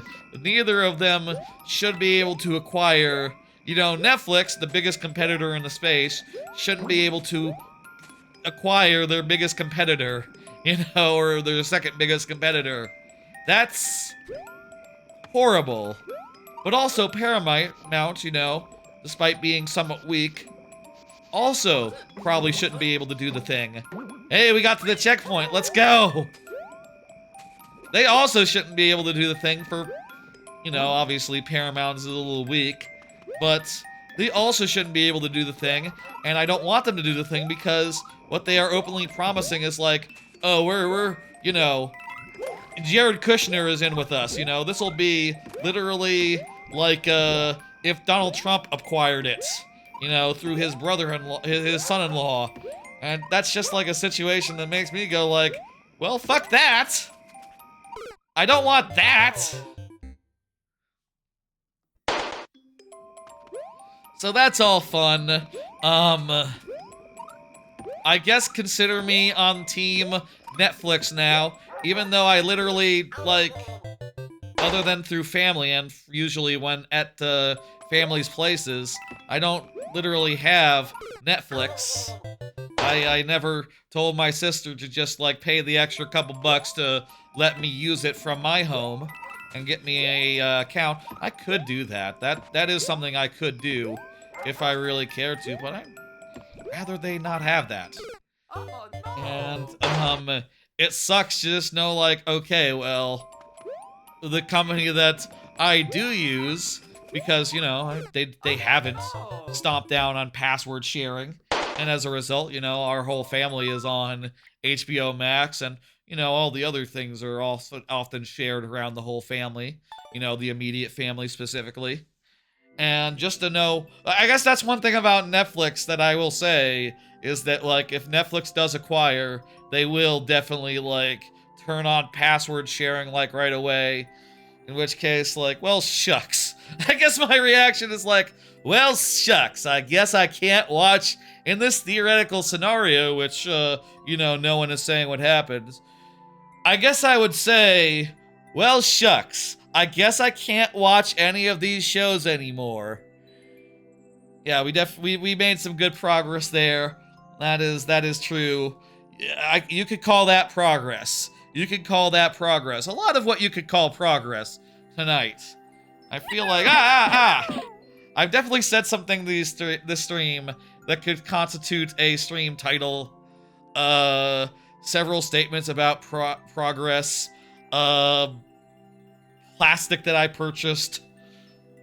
I don't know. Well, we'll have to think about that title after the stream. I feel like there was something I was saying like an hour or two ago that was pretty cool that involved like one random level. God, I forget what it was now. It's been too long. I slipped my mind. I wish that I could see the transcript after the stream just to browse through it and go like, oh, there's what I said. There's the dumb thing that would constitute a good title. How many levels can you theoretically add? One at a time. But right now I'll say like I'm gonna hit dismiss and then I'll get you out of there and you can get back in. Oh yeah, there was a bunch of chat about bears. The tangent that we went on. The tangent that we were on. There was a whole bunch about bears. Yeah, something like the tangent that we find ourselves on or some such. There was definitely a statement I said earlier that was cool. Chat definitely said some things that made me go, oh, that's a funny thing to say. I don't know. We'll think about it. Folks!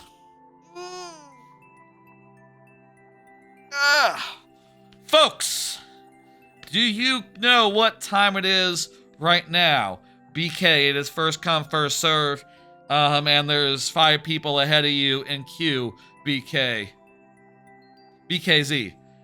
Folks, do you know what time it is right now? It is time for the next segment of the stream. That is to say, last call for levels. This is the last time to get in any last submissions if you have been getting in levels this whole stream. I tend to open up the stream for newcomers, people who just arrived, etc. But, for those who have been getting them in, now is the time to get in any last.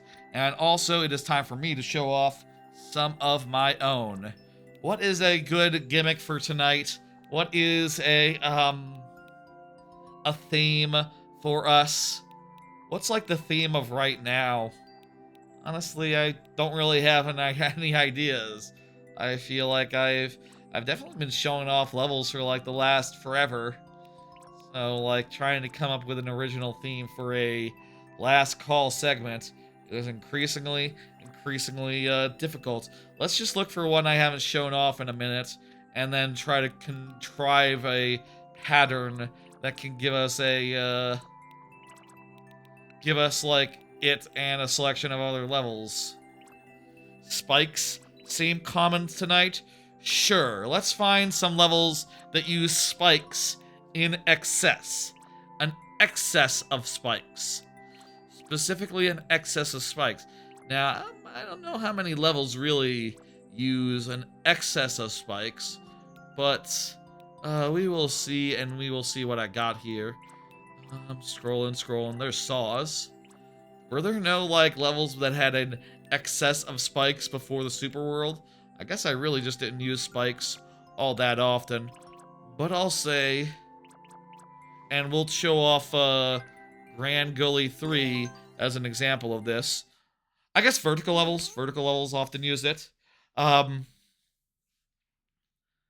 say, like, spikes were used in excess in my first world of my Super World in order to, like, keep the difficulty low, the idea was, Instead of having pits, I'd have some spikes for, like, half the levels, other than the second one, which is an exception to that.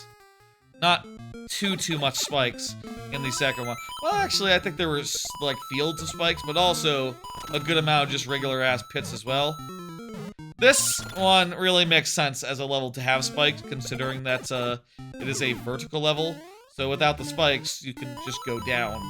You know, it sort of serves the function of pits in this level, in addition to keeping the difficulty from being all that high, relatively. Yeah, the second level of Super World, I think, also had spikes, but not used all the time, alright? Like, a lot of gaps as well in that. I guess in this as well. Definitely, like, gaps right here rather than spikes. It's a good idea to have a interesting texture to a level, I think. You know, if that makes sense. Like, spikes sometimes, hits some other times. And, like, the ratio of them goes back and forth. You know, depending on, like, where you want it as far as difficulty goes. And, you know, if the spikes are more demanding, if they're more, like, in the way, that is obviously more of a thing. And this being the first world of Super World, the point was not for them to be in the way. The point was them to be just intimidating and a slightly less, scary obstacle than, like, the alternative of, okay, here's a secret. Oh, damn it. Go down there and get a thing. If you lose the power-up, you can't get this little bonus thing where you jump off here and you land on a POW and that kills all these guys. Oh, you can't have used a shell. I don't know if I knew that was an option, actually. I don't know if I intended that to be the case. I think I just put a Koopa there because I've been using Koopas the whole level. It's cool, though. It's cool, though. Yeah, like, Grand Gully does have some spikes in it as well. You know, we won't play it. I feel like I played this one a bunch. Basically, it just fills up, like, half of the smaller pits. Half of the smaller pits are filled up by spikes, rather than being just, pit-ass pits. But, that's a damn good level. I recommend all these levels, by the way, if you're curious. This whole world is all spikes for, like, the most part. Let me do a different example from the following world. These are all levels that have spikes as major elements. I guess this one is literally, like, a Brambles level. In the second world, I use spikes again to reduce the amount of pits, and also to make levels like this, where it's a forest level with the water more threatening. Just a slight escalation, you know, they're more in the way, you have to go around them more, but still, they're better than a pit. Let's face it, it's nicer to have spikes than a pit, but definitely depends on, like, how in the way they are, and how just, you know, a pit doesn't jump up to get you, but neither does a spike, but a spike might be in the way. You know, it might be in your, in your path. You see, now there's spikes in the skybox, and, like, the sky, and, like, the, you know, you're weaving between them a little bit. Not bad. And there's also, like, a spiky ceiling. This is honestly one of the better levels to show as far as spikes go. Honestly, insofar as just like, yeah, you know, if you stand on these, it'll launch you into spikes if you're not careful. You gotta know where you're launching before you launch. You know, that just makes sense.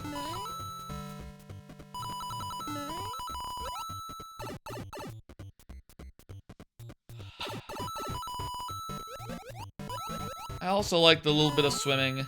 I like the little bit of, mole stuff. This is a fun level. I love it a lot. Here, you can go under and deal with the moles to get that coin. Very fun. That's a great level for spikes. Like, shit, man. Know that there are better levels for spikes in the Super World, as far as, like, an excess of spikes goes. Can we find one more? Like, later in the Super World? There might be something. Maybe one of the underwater levels has some spikes. Let's see. We will be able to tell, I think. If they're in the thumbnail, that's probably a major element. Here's, you know what? We'll do this one. Hey Nathan Bailey, new viewer, how you doing? It's going good. We're doing viewer levels. Now's the last time to get some submissions in if you want to do that. You don't know what boonies are? It's like the outskirts. And also there's the bombs. My idea here was that this was like the outskirts of like the pirate base that makes up the rest of the world. This is sort of like an airship / ice world, and this is like the outskirts thereof, so bomb booties. I don't know, I thought it works. Gimmick here is that the spikes are revealed by bombs that open up holes in the floor, and the level design sort of like routes you around such that there's, you know, time for the holes to open up. And also, like, depending on if you jump on them, where you jump on them, they'll be in different places. Hey, check this out. Pro tip. You can just skip that on-off. I like doing that. It's just fun to do. This whole world, being a pirate base, I felt it was appropriate to give it a excess of coins and question mark blocks. You know, it's like full of booty and all that. Also, from this point on, it's sort of a Clapper's Cavern type situation. What's the ice one of those called? It's been a minute. It's sort of a, you know, you're jumping on Clapper. He's doing the limited time running situation. You can see here if the timer runs out, we will have to stand on spikes. Thank you for the level, Nathan Bailey.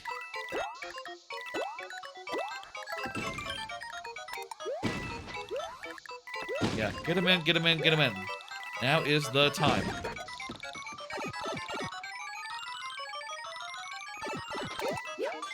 I make some good levels, don't I?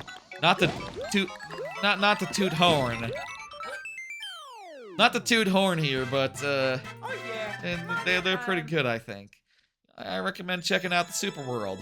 It's like fully done and all that. It's like fully completed. It's 40 levels. They're all very good. What other spikes do we have here to show?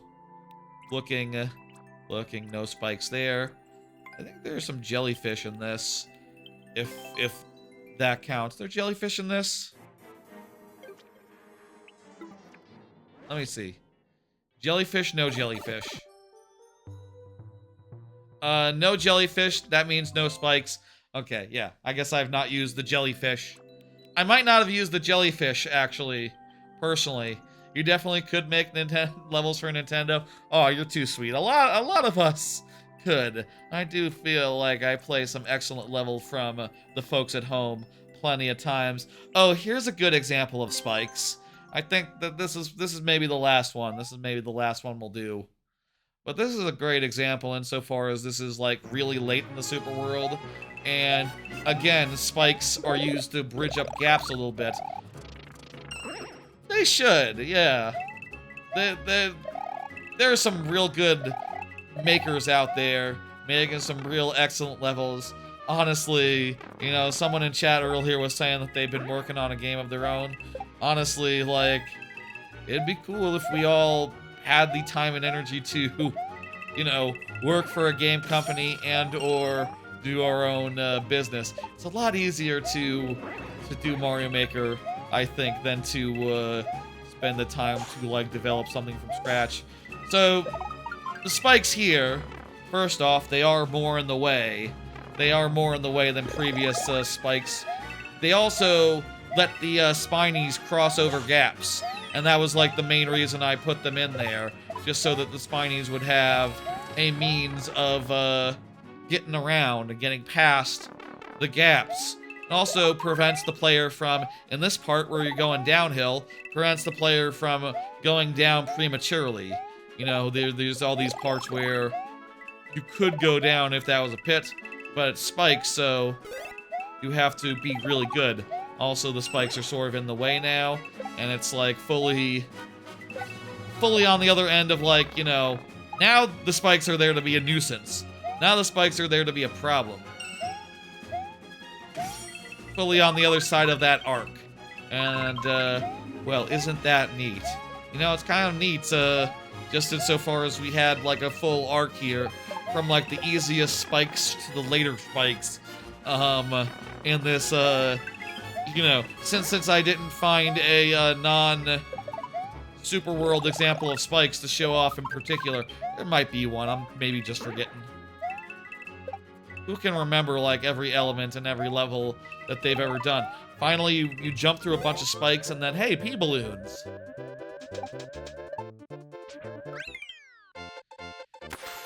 Very nice, very nice. Are we good? Is that it? Let me just scroll up further and see if there's any more spike levels of note that I can show off. I feel like that's just a good endpoint for the spike, demonstration, conversation, etc. You know, there's some saws there. Saws aren't a bad one either to have as a gimmick. Yeah, I think that's it for spikes.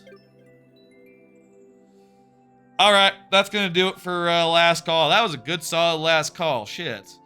That was quality. That's it for last call. I'm gonna go ahead and close the queue. And we'll go ahead and get this done. Starboy is the next up, and Starboy has been chatting. Excellent.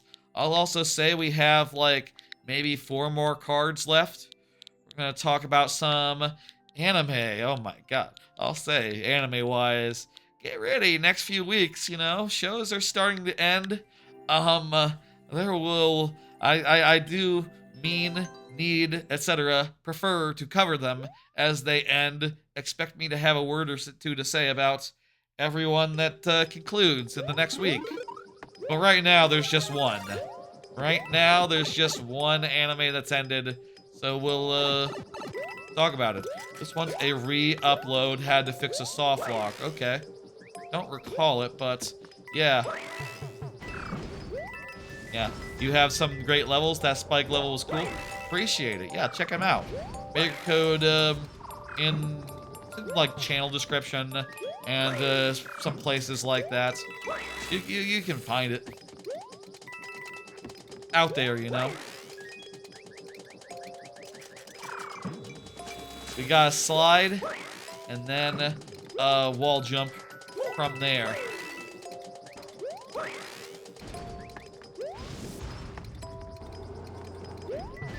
Probably one of, if not the best level maker I've seen. Oh, you're too kind. I play great levels every Friday. You know, I know a lot of y'all are, you know, on a similar wavelength. I know a lot of y'all are delivering similar quality. I, no, am not so pig-headed to say that I am, on a different level than all my, lovely viewers. Y'all do some amazing work and show me things I hadn't thought of every week. Most weeks. A lot of weeks. Depends on the week. Y'all are finding some good shit, to be clear. Some of it, you know, 6i typically is sourcing them from somewhere else. Some of y'all are making them and continuing to make them. I'll say for me, it takes sometimes like weeks and weeks to... I say weeks and weeks. Sometimes it can take months to really get all my ideas together for a level. And I haven't made in a while since finishing the Super World. Kind of on a big long break. Honestly, at this point, I could just wait for Mario Maker 3 and just like chill out for a while and be like, okay, well, just let me know when you come out with the new one and then I'll be back at it. You know, I got a lot of other stuff going on as far as life goes, as far as the content goes. You know, I got the YouTube, the Twitch, doing streams multiple times a week.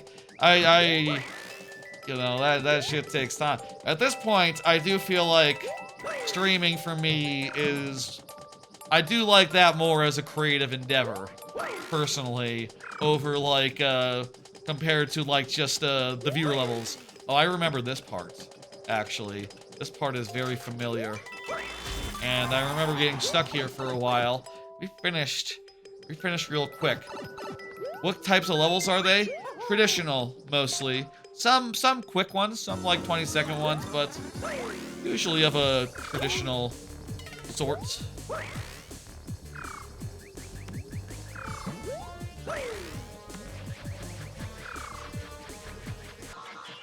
Oh,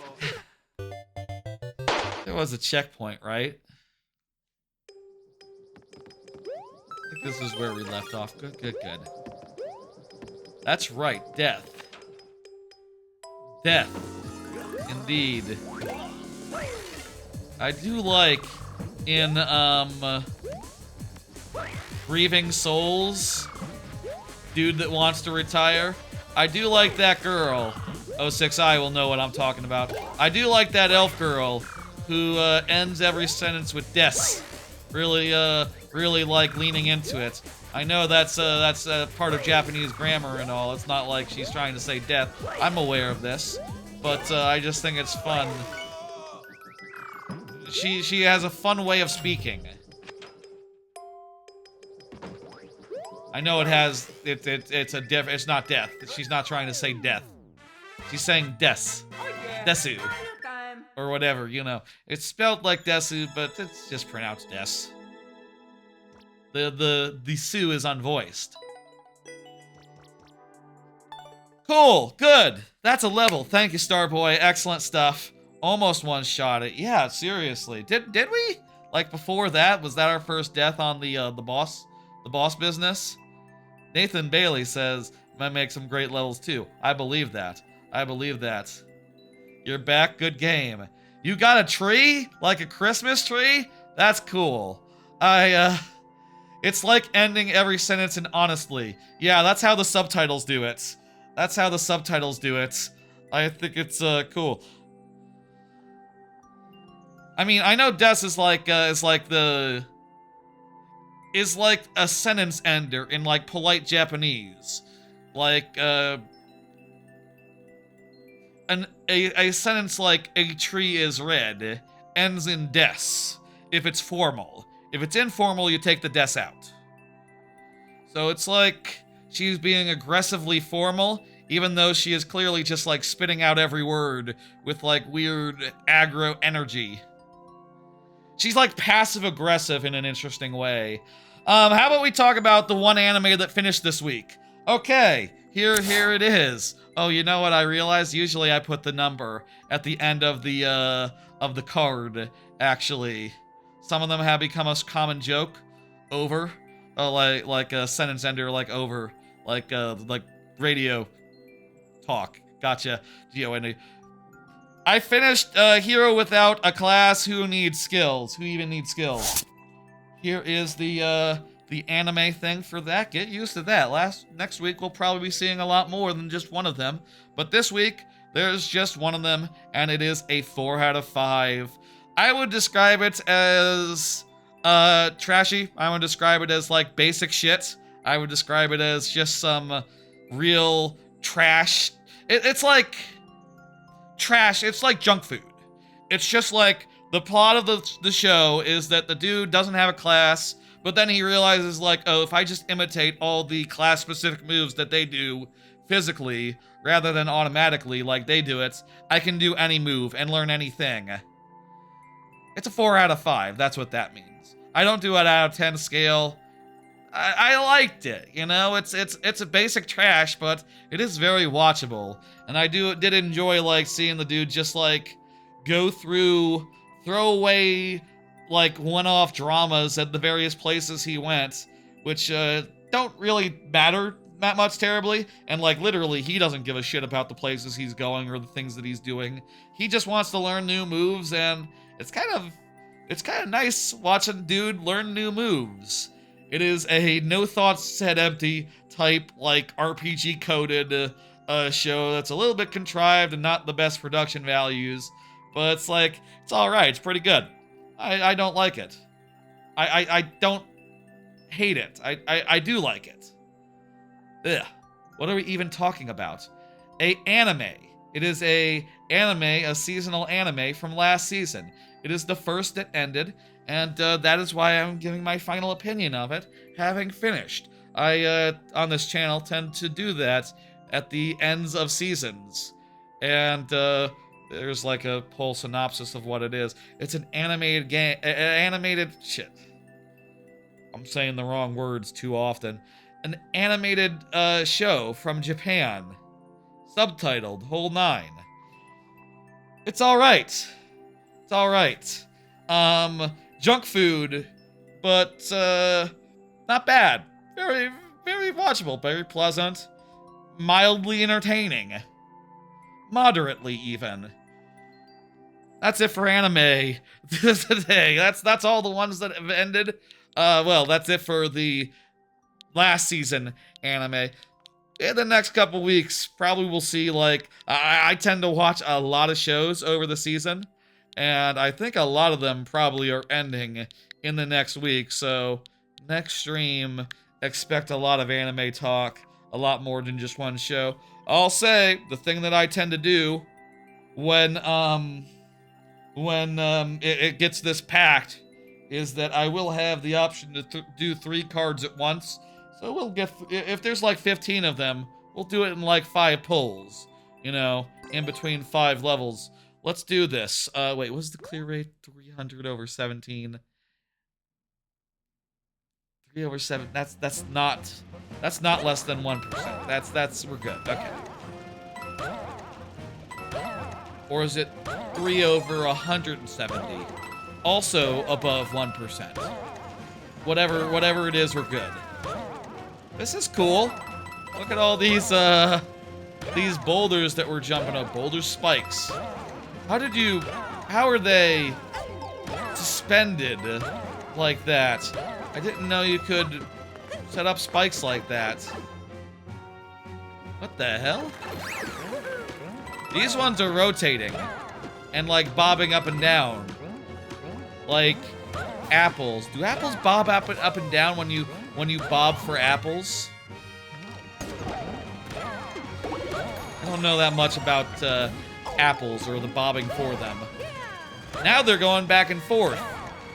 And honestly, they're moving some pretty cool patterns. I do like how this unfolds. I think it's pretty cool. And like the mix of full jumps versus not full jumps is just pretty neat. Pretty neat. I'm gonna hit this switch and they're gonna start moving. Ha ha ha. Knew it.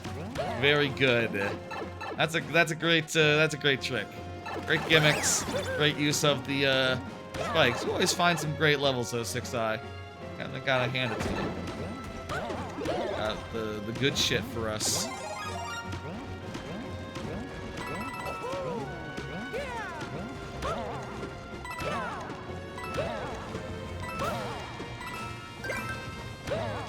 That was cool. That was a really cool key to get. And now we just have to thread the needle there. And oh god. Oh god. Okay, we gotta hide in the nooks when they come up. We can't just gun it. Lesson learned. Oh. Oh, this is cool.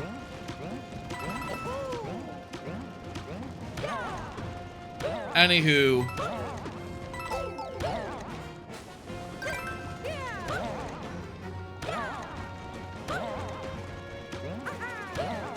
Yeah. That's good. That feels good. That feels good. Okay, here we are again. Let's do it. I thought about having a thought while I was making way back out, but instead I just said nothing. No thoughts, head empty. And now we're dead again. So now is the perfect time for a thought, if anyone wants to have one. I don't know, I'm fine just relaxing. Just sitting here and playing the level. Locking in, as they say. Serious time. There's barely any serious time in my life. Perhaps one could say. I don't know. There's serious time. That exists. Ah! We got 2 tries left. It's coming down to it. Let's make this happen. Let's make this work. I've been a little tired this week, I'll say. Been a little tired. I feel like I've had some pretty damn late nights, stream nights, that sort of thing. And, you know, I'll say, like, after the Half-Life 2 Episode 1 stream on Tuesday, that went a little long. That went, that didn't go too long, but that did make me realize that I don't think I can do Half-Life 2 Episode 2, which is, like, a couple hours longer, on a weeknight, so I'm gonna do that on a, nice day that I have off. I'm gonna do that early in the day, and, hopefully won't blow up my sleep schedule for the next week where I have to worry about it. I say I have to worry about it for the next week, you know, until work is, until vacation starts, but really I should probably still worry about it. It would probably be best if I say, like, just got up at 10 a.m. or 11 or something every night. Just, as a rule of thumb, you know? Like,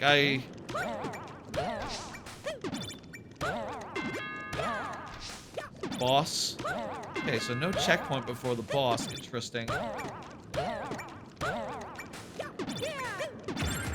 And you can maybe chain them back and forth if you, do it really good. Also, there's hidden blocks. This is a cool boss fight that you got. Good mix of dodging, of hitting blocks, and such and so forth. But, well, sadly... Oh, wait a minute! Progress has been locked in. Okay, you know, this is an unusual form of checkpoint progress, but I will count that as a checkpoint. That's damn, that's a cool way of locking that in, making it so that you can always continue and do the boss. I've never seen such a thing. I was kind of worried when the boss didn't have a checkpoint that we'd be done and dusted here. We'd be up creek, you know, as they say. But no creek, no creek. We are we're in a no creek situation. We're on dry land? I don't know. We're good. We're good, and we can just relax and do it. I think I have a kind of an understanding of how that mechanism works. You probably have a key in the first half of the level, and by getting it, when you get the key in the second half, off the checkpoint... Wait. Oh no! When, oh.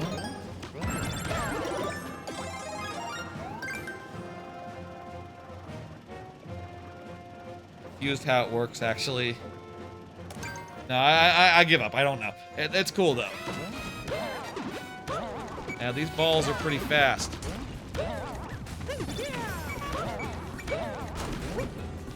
Cool if you could get up there and, like, lock yourself in on the... Damn it!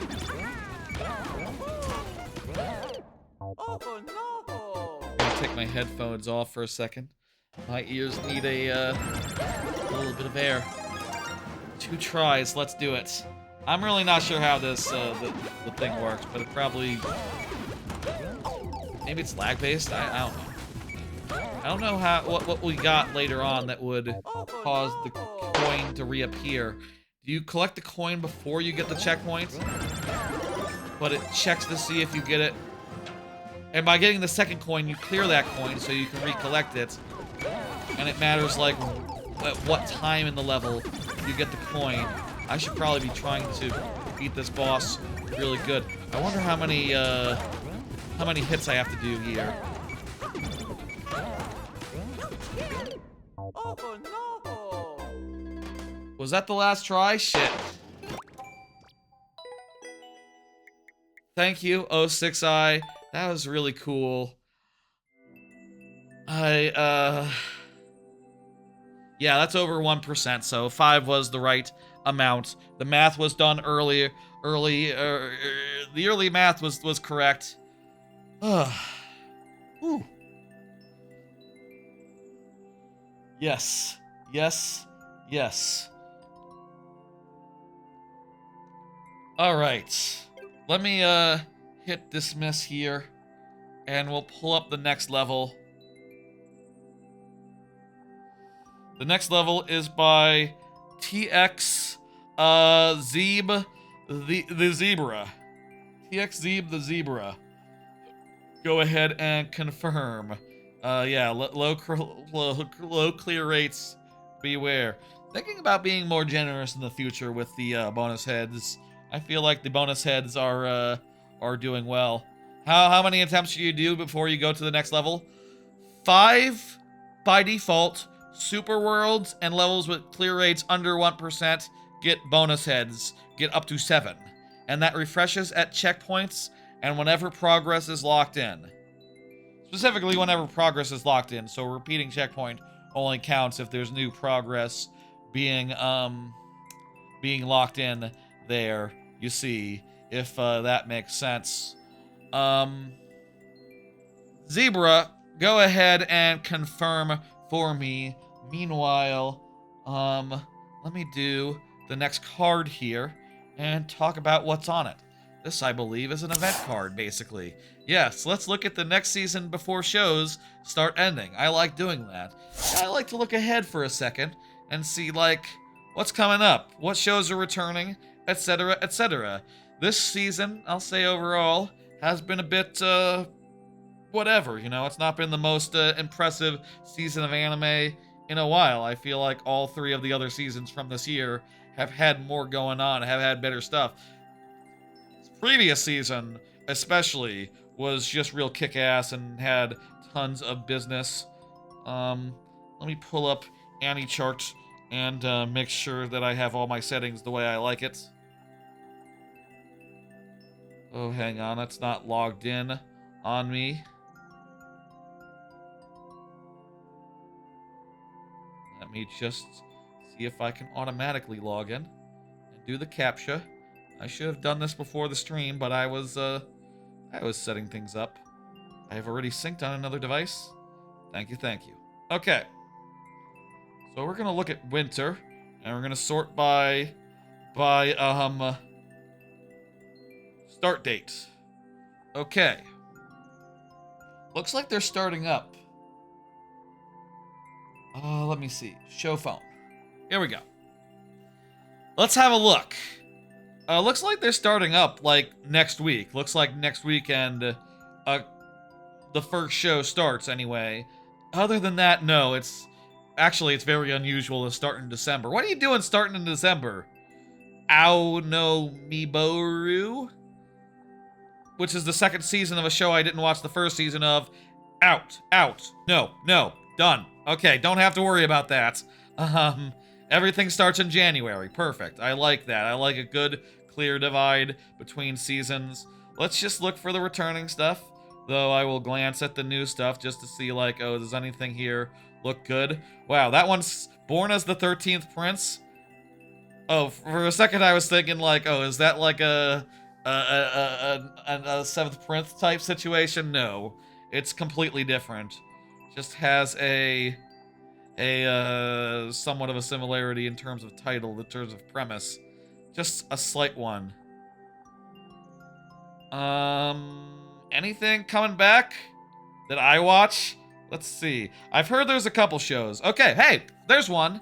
My Hero Academia Vigilantes Season 2. Oh shit, that's cool. That was a real good show earlier this year, and I'm curious to see like where that goes. Pretty cool that it's coming like right off My Hero Academia ending. They're just going right into Vigilantes. That's great. So no, there'll be more My Hero Academia content like basically right away. That's pretty dope. Um, there was a cute girl in the hero's party, so I tried confessing to her. Okay, that could be good. I don't know. Any of these could be good or they could be bad. There's no way to say until you've watched them. You can't be in a rom-com with your childhood friends. I like the art there. That could be good. A lot of these could be good. Let's just focus on the returning one. Didn't watch that show, so that's out. Chain Soldier Season 2? They're doing a Chain Soldier Season 2?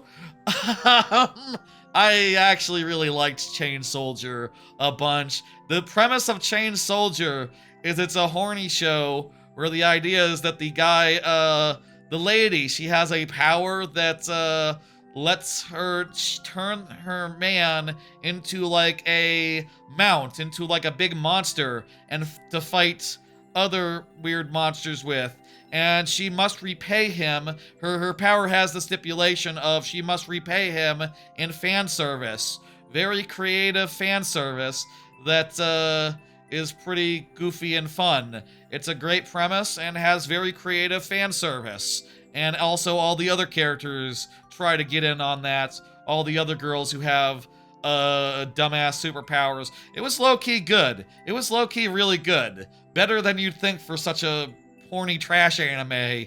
But I'm surprised that got a season 2. That seemed like exactly the sort of thing where you make one season and say, okay, we're good. Thank you. What's that? Is that something I know? They need to have the localized names. Anyway, I'm falling in love with you. I don't think I watched that. Oh, that's one of the reverse harems where I think all the love interests were really dull and plain. I didn't really click with it. Jujutsu Kaisen is back. Wonderful. What is that? Gumi? I've never heard of that. It's one of those I guess it's one of those remakes of an old show. That could be good or it could be like hopelessly like out of sorts, outmoded. I do really like Ranma and the show about the guy who was really a sex offender, and the girl Lum. What's the fuck was that show called? I did enjoy that one well enough. Maybe. That could be fine. Fire Force Season 3 Part 2? Oh shit. Fire Force left in a good place. I'm really looking forward to more Fire Force. Was Fire Force Season 3 Part 1 this year?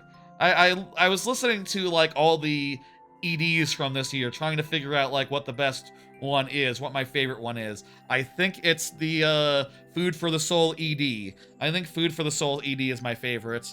But I'm looking forward to that. That's gonna be great. Hell Mode is just a great name for a isekai type thing. It is an isekai stuff type thing, so it's gonna have to be really good to really get in. Ooh, Hell's Paradise. Oh fuck, that Hell Paradise is great. This has some shit, and we haven't even run into you know, the two heavy hitters here. You and I are polar opposites. I like the way that art looks. I like the way those two character designs look. That looks like a fun rom-com to me, I bet. That character has decent eyes and good hair. That's generally a good sign.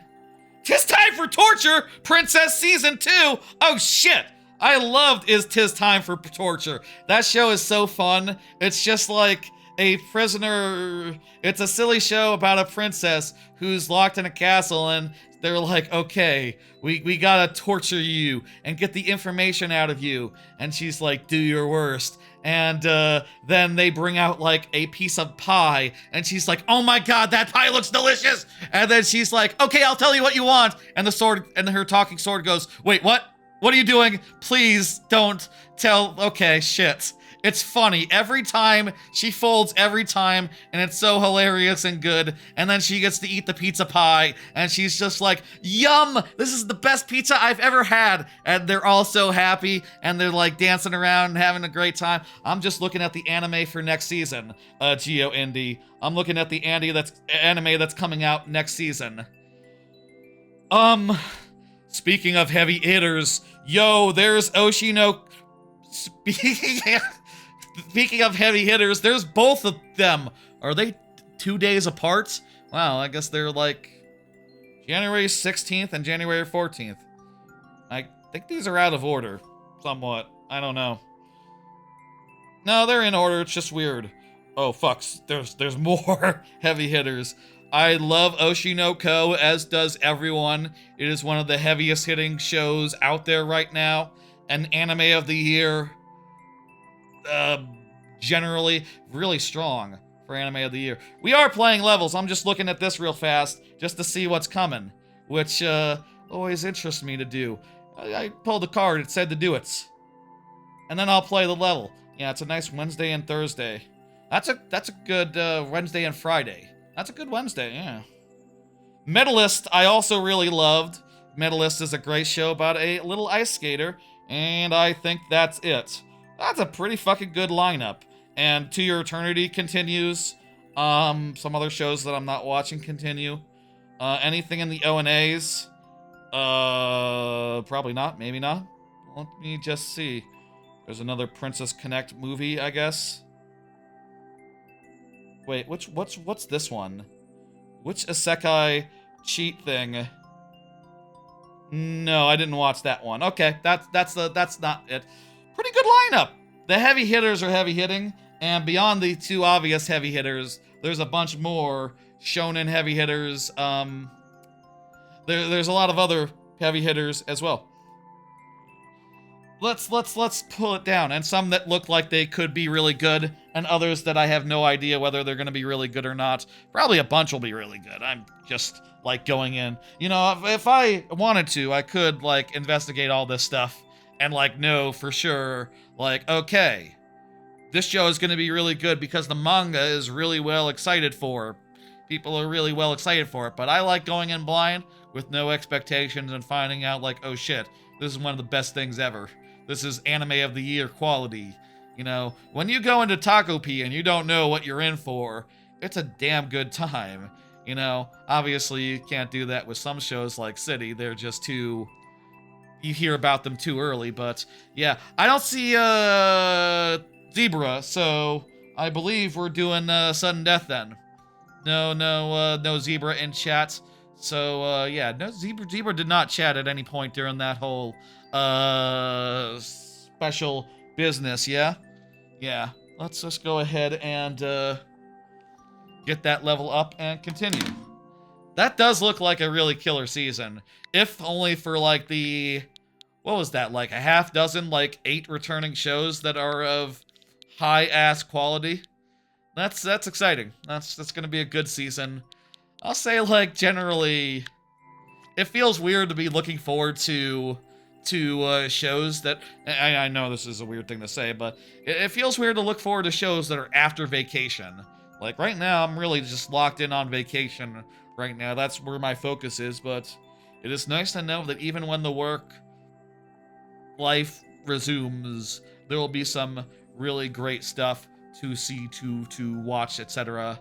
Looking forward to Free Run. Looking forward to half of those shows. I've already forgotten, and it's half of them. Free Run.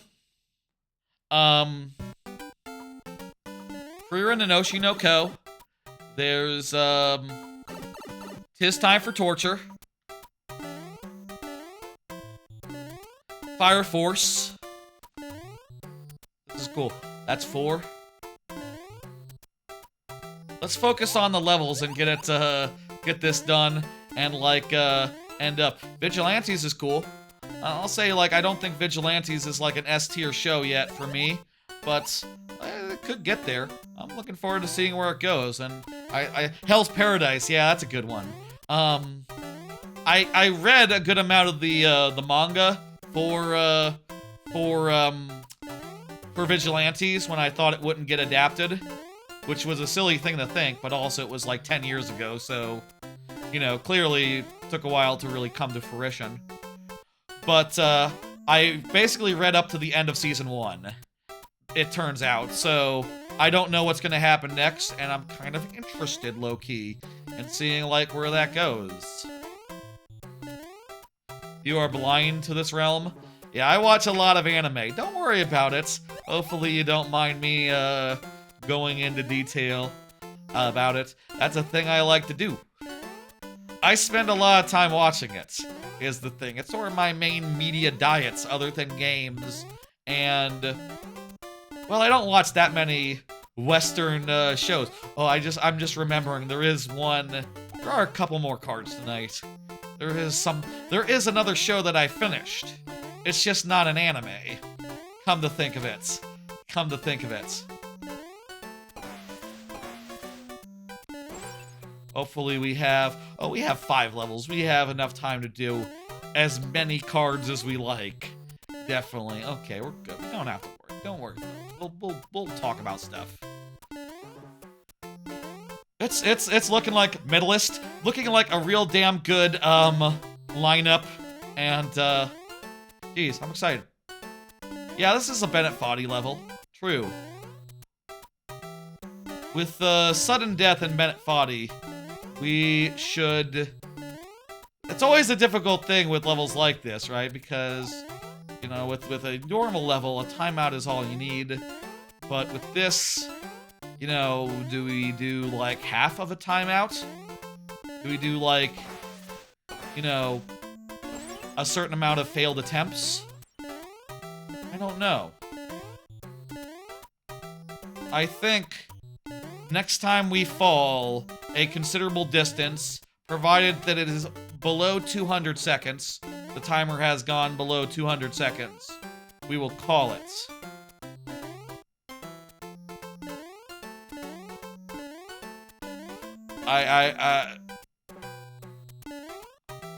Say 250, and another fall like that.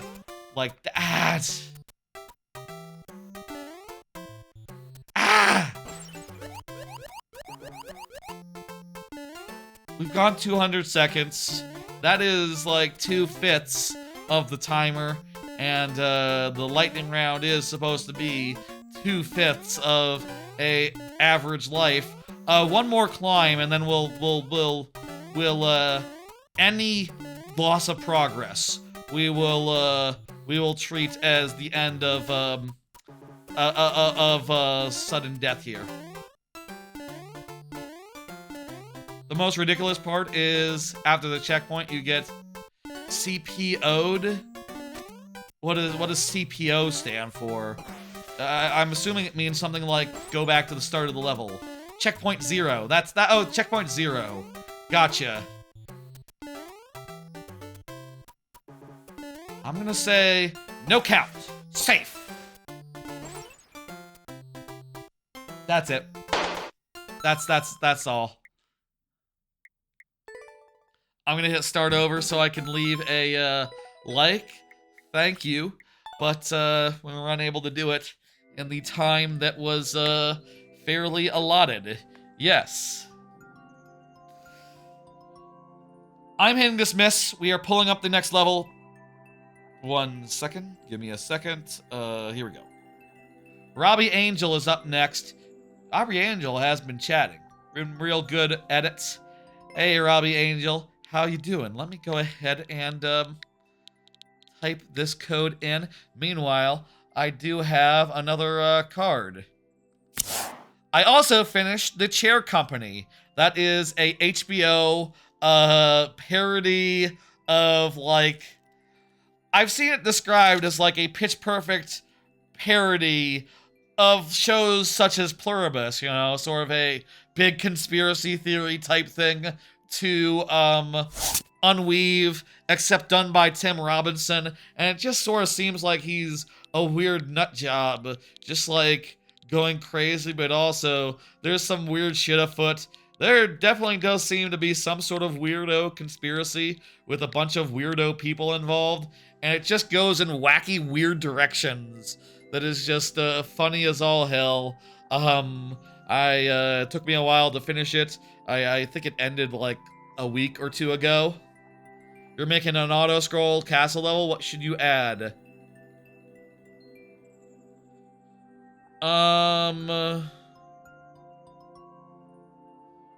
I was gonna say spikes, like like the jellyfish that we've seen, but probably should be above water. Probably shouldn't be underwater. Boom booms. A couple of boom booms just placed in the level. Let's get sloppy with it. Nah, that's probably silly, isn't it? Unless they literally guard a key or something. That would be more normal. Make it so there's a way to quick kill them. Have like some POWs to throw at them or something. Boom booms and POWs. And maybe some other like Bowser Jr. mini boss type things. Also POWs available to throw at them. Just make it ridiculous. Maybe that if you want to have a boss, maybe that devalues nerfs your boss. Go ahead and do this. This clear rate is super high. It's sort of an auto. Yeah. Chair Company is great. I would recommend it. Took me a while to actually like get through it, but whatever. I really had a great time with it. And really enjoyed all of Tim Robinson's ridiculous reactions and just like whole unfolding wacky situations. This is a great music level.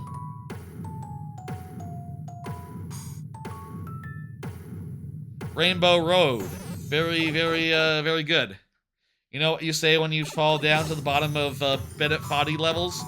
Fuck? Is it fuck? Is it the fuck word? I'm betting on the fuck word. Could be fuck. Nice music level. Good work. You did a little trick there to make it so it lasted longer than a typical music level. I do feel like I heard some notes that were a little bit off there that sounded like not how they usually are in these things, but yeah, I liked it. Suffice to say. Harry? Wow, what a hole. Who's what? I don't get that. Geo Indie. That seems to be some sort of meme I don't recognize. Very fun show. We have 3 cards left. Oh, from Home Alone 2. I didn't play that one. Or watch. Jeez. I didn't watch that one. Saying the wrong verb a lot of the time tonight. Whatever. Let's do another card. Shall follow up on shorts versus clips versus shorts versus edits versus excerpts.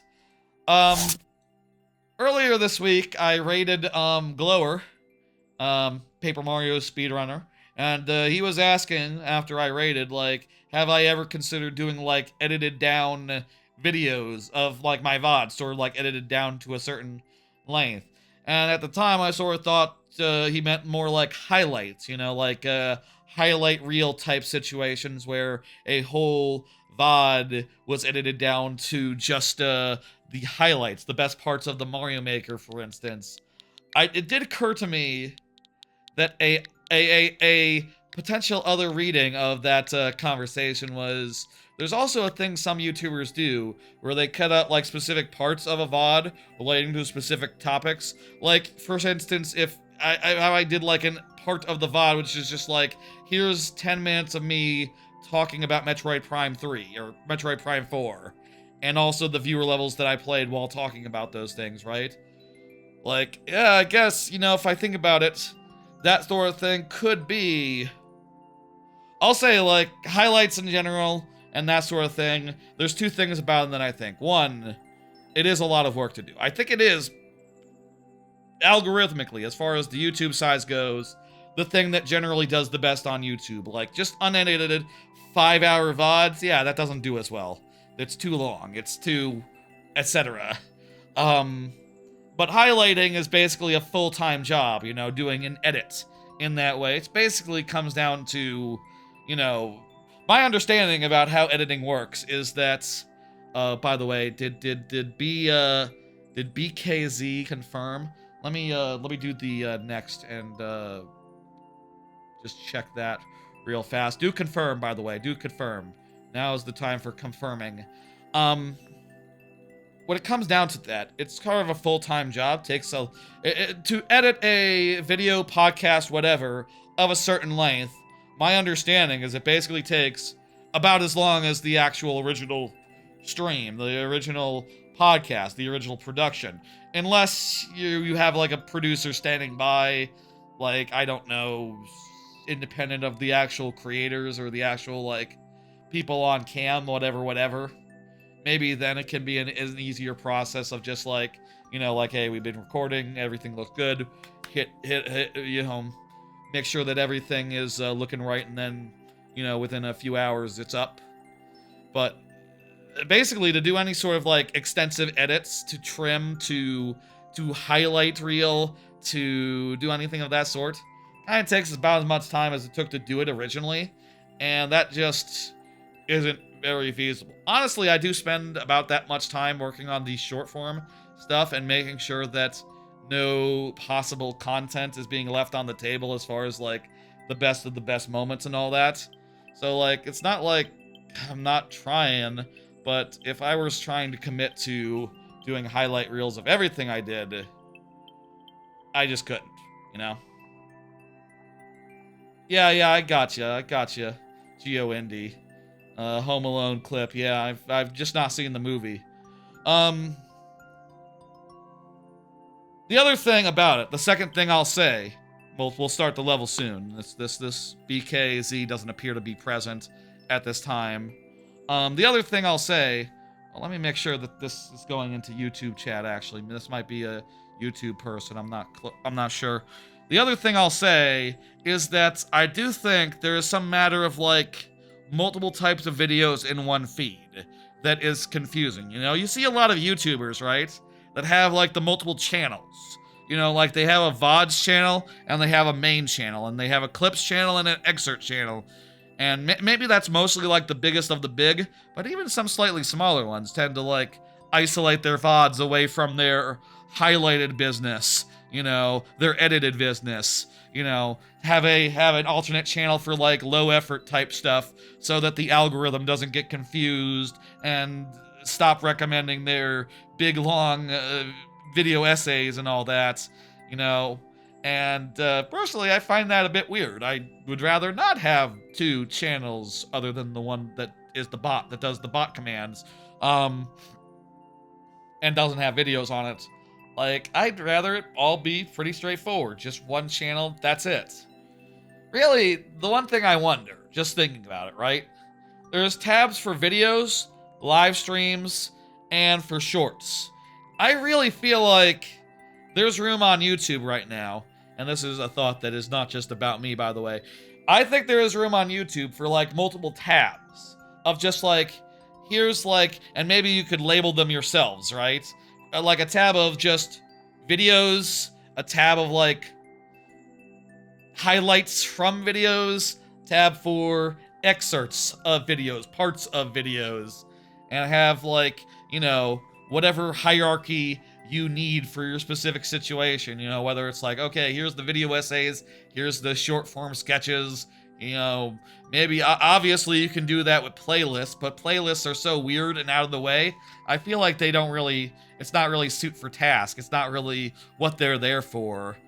YouTube is kind of a weird place, and I feel like there's room for improvement.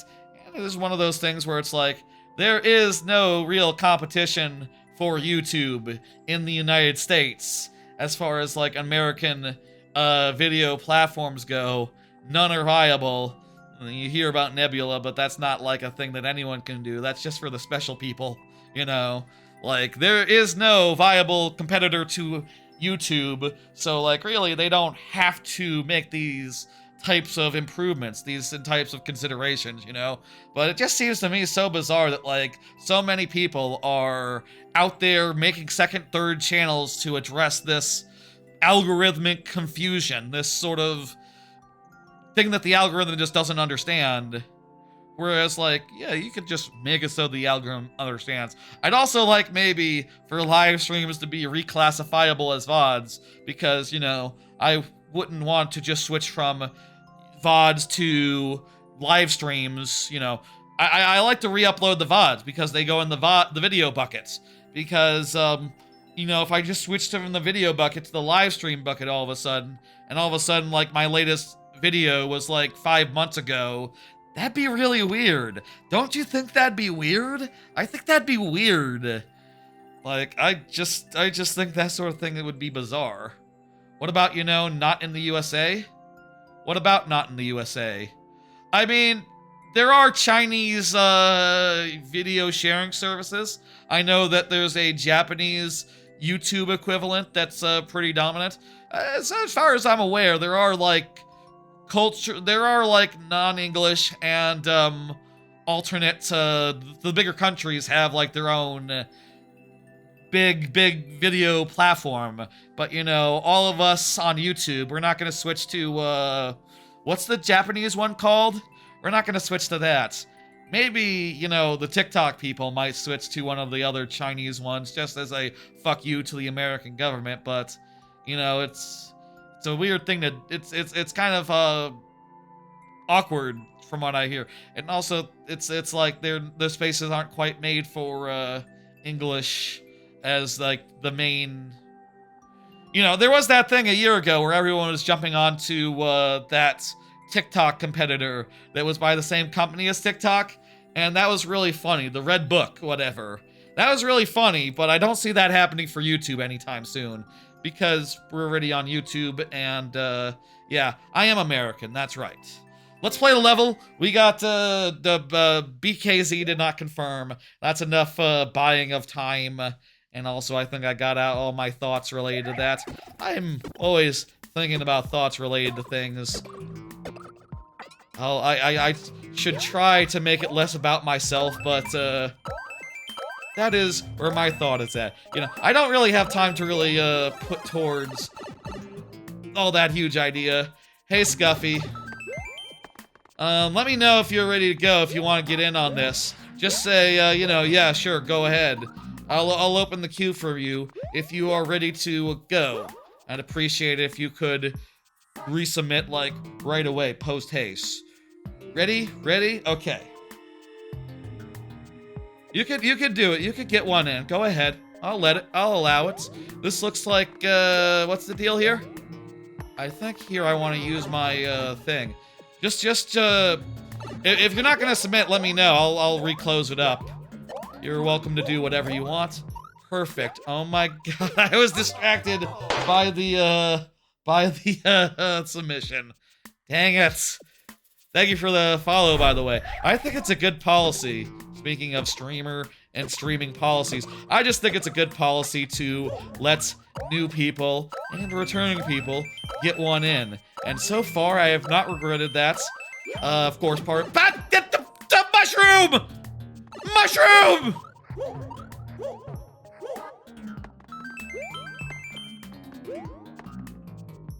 Oh, hey, Bomb Blue.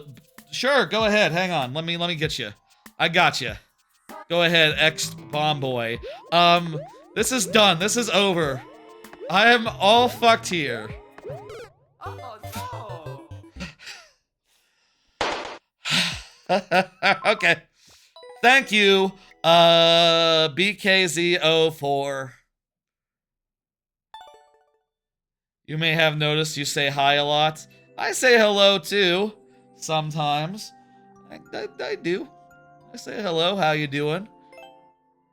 There's a lot of things I say all the time. Thank you, ex-Boo Bomb Boy, for the Twitch follow. Hell yeah. Lots of good shit tonight. Lots of good stuff. Looking forward to seeing what is in store. Let me hit dismiss, and we'll see who's coming up.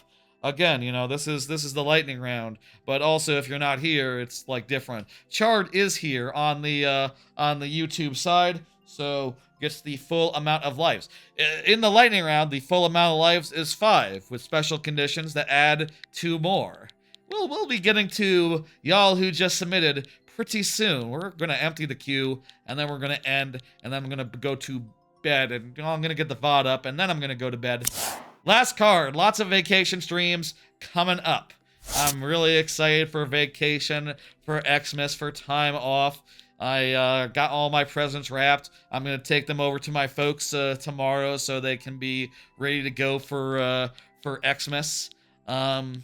I've finished shopping, finished doing all the necessaries. I'm just excited to have some nice, relaxing streams. I can show the calendar and show like the 2 weeks of streams that I have planned. Like, obviously next week it's not quite vacation, but we'll be doing Super Metroid Randomizer on Sunday, and then checking out the Splitgate second attempt at a Splitgate 2, Splitgate 3, or Splitgate Arena Reloaded. They took out all the stuff that was bad about Splitgate 2, so sure, that'll be good. I gotta check that out. I like Splitgate a lot. In particular, the biggest streams of the vacation are going to be the Game of the Year streams. I'm going to be revisiting all my favorite games of the year and playing them all back to back to help me put them in order as far as like where they are in Game of the Year terms. And then like 2 days later, I got a whole stream set aside for the top 2, Donkey Kong Bonanza and Silk Song. And I'm gonna play a whole bunch of those 2. Maybe even, I don't know, can I finish Bonanza like a full playthrough of that in 5 hours? My first playthrough took me like 12. I don't know, but I'd like to try and see what I can do, you know? I think that'd be fun and a good way of just reminding myself how much I love that game and how much I love Silk Song and comparing the love for the 2 to make that decision. Silk Song took 60 hours. Oh, I'm not going to be doing all of Silk Song, but I do think I want to do Act 3. I think the focus will be just loading up a save of Act 3 and seeing how far we can get. Can we go knock out all the stuff that Act 3 is involved with Act 3 in like 5 hours, just any percent style. I think that's going to be fun. It depends. I try to get like a good representative chunk of each game. You know, Hades 2, yeah, that's just like do a run of one, do a run of the other, do 2 runs. You know, like Blueprints, yeah, Blueprints is do 1 run. That's what Blueprints' segment is. You know, it's a case-by-case basis. If they have a New Game Plus, activate New Game Plus. If I left off at the start of Act 2 of Clair Obscur, yeah, we're gonna do some Clair Obscur from the beginning of Act 2. I have a Game Pass card, one of those $20 ones, so that I can access Silk Song, or sorry, so that I can access the Game Pass games that I lost access to, so that we can do a little more Clair Obscur. I think I'm gonna wait until Clair Obscur comes out on like Switch 2, assuming it does. I hope it does, before I like replay it or like actually finish it. But we'll absolutely play some more during that stream and try to figure out where it belongs on the list. I'm currently trying to figure out like what games are on the agenda versus what games just get honorable mentions, like there's no time for this. We'll see. Trying to make a top 10, so at least 10. Probably at least 12, including Bonanza and Silk Song. So yeah, like an hour each is what I'm looking for. We'll see. We'll see. Then I'm going to be doing Link to the Past Randomizer and TTYD Randomizer. Those will be hopefully more relaxed streams, but fun ones and interesting ones. Link to the Past is a randomizer I'm never done before, and I'm very curious how it turns out. And I've done TTYD Randomizer, and I just like another go at it because I really love TTYD. A lot of plans. Let's do this level. Chart is here, obviously, yeah. Wait, what was the clear rate there? Didn't see the clear rate. Let me just check. The clear rate is really low. That's bonus heads territory. All right. Yeah, so I'm excited for all that to come together. I look forward to those streams. I was given thought to like whether I should try to like split them out into individual videos into individual VODs. Like, just do, I think I want to go down here. Wait, maybe I want to ride the... Hang on, maybe I want to ride...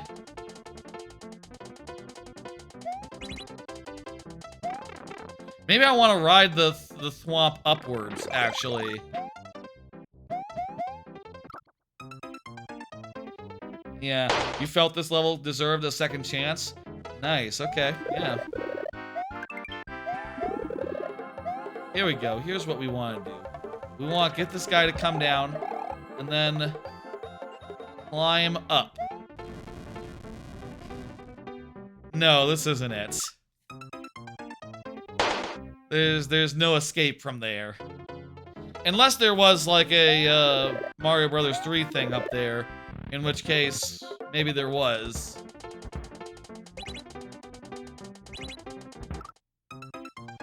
Oh boy. Anyway, yeah, that's exciting. I'm really looking forward to vacation. I hope to spend my time off stream well as well. I'll get a lot of sleep. I will hopefully catch up on some of the more productive stuff I want to do in my life, you know? Oh, I see. It runs away from you when you hit a certain point. The on-offs. Damn it. Oh, fuck's sake.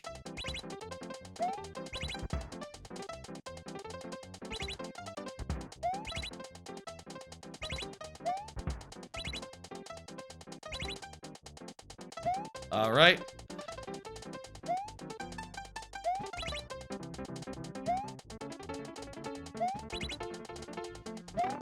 Okay. Yeah, exciting stuff. I hope y'all are also looking forward to your holidays and any fun stuff that you're doing during that time. I think here we need to like jump across multiple gaps and unpower ourselves. Here's the thoughts.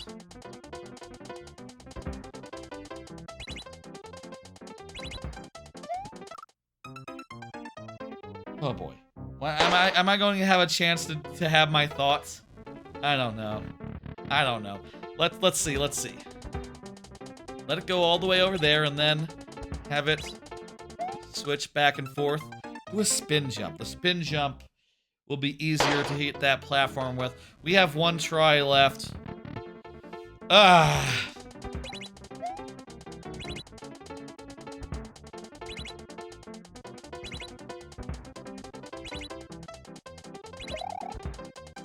Thing about playlists is that they're lists. You don't get like a whole big bucket. You know, I feel like the easiest way to browse a YouTube creator's like library of their videos is just seeing a big, you know, a videos in every direction, you know, an array of a matrix of videos. Whereas like when you look at a playlist, it's just like it's just like a linear thing that you scroll. It's not as good. You don't really look at it as much. I feel like playlists might be kind of a loser of a feature. Like a feature that like no one uses anymore. I wonder what the stats behind playlists on YouTube are, but I can't imagine they're that frequently. I gotta imagine that the main way people watch stuff is just through the recommendation. Or if there are playlists, it's for stuff like soundtracks and things of that nature. That's typically where I tend to see playlists being recommended and just like, oh, here's a playlist of all the songs from a thing. That is a case where a playlist makes sense. And even then, like, I don't know, if they were arranged in a matrix pattern, that might be better, honestly, even then. Thank you, Chard. We weren't able to do it. Let's go ahead and hit get out of here button. And Nathan Bailey is up next. Nathan Bailey, go ahead and confirm. I don't think Nathan Bailey said anything in a minute. Let me check real fast. We're all out of cards now, so unless you all have something you want to ask me, we will just get right into the level. At this point, once I'm out of, like, tangents, this is the point where I just start launching the level, like, post haste. I'm sure some would prefer if we were always in this mode, but I like a tangent. I like an opportunity to expound. I'm a big expounder. I love to expound. Let me tell you, big expound man. Big fan of expounding. And it's nice to do so when there are things I want to talk about, things I want to cover, etc. And it just feels better to talk about some things not over someone's level that they worked really hard on and might be really good. You have somewhere to be so you won't be there for much longer. That is cool. Hey, you can always watch as much or as little as you please. You can even watch the VOD later on. I will say, obviously I wouldn't recommend YouTube or Twitch over each other. That would be against Twitch's terms of service as far as live stream stuff goes, but as far as the VOD goes, of course, the way to watch that, generally the thing. Today's stream started with pegging, ended with expounding. That is true. From pegging to expounding. If that isn't a good... Right, there was that stuff with pegging. I was totally thinking like, man, I'm saying some stuff about pegging. Is that like title material? I don't know. Is that VOD title material? From pegging to expounding isn't half bad, I gotta say. I will review my options before... Is this a problem? Yes. Yes, it's a problem. I am cooked.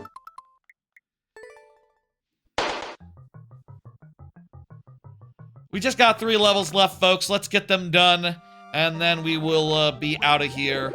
And I don't know who's streaming tonight that I follow, but I did see that Dan Reichert did a stream last night for the first time in a while. He's been pretty busy. He's like my favorite co-owner of Giant Bomb and like my favorite parasocial bestie. If I had to, obviously, you know what parasocial means, right? It means that I don't know the man, but he is my favorite streamer, and I've gifted him several amiibo, and he knows my name. That's you're doing pretty good, I think, if a streamer knows your name. I think he definitely says it the same way every month. That's another sign that a streamer definitely knows your name. I'll say, as a streamer, I do enjoy seeing the folks and saying like, "Oh yeah, you're back. Hey, how you doing?" And that's always nice. Let me assure you, it is a weird relationship, to be sure. I have been thinking for a while that parasocial bestie could absolutely be a stream title at some point. This stream has not been about being parasocial besties or anything of the sort. That'd be forced. But it is a good turn of phrase, I think. I like a good turn of phrase. I was watching Seinfeld. I've been watching a good amount of Seinfeld this year, and they always do the dumbass little phrases, and I think that's fucking great every time. I don't know your real name. No, I just know,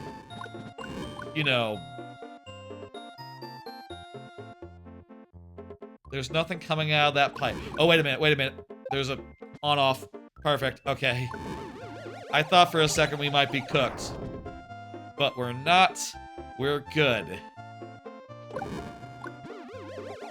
Maybe someday the stream title will just be In Search of a Name.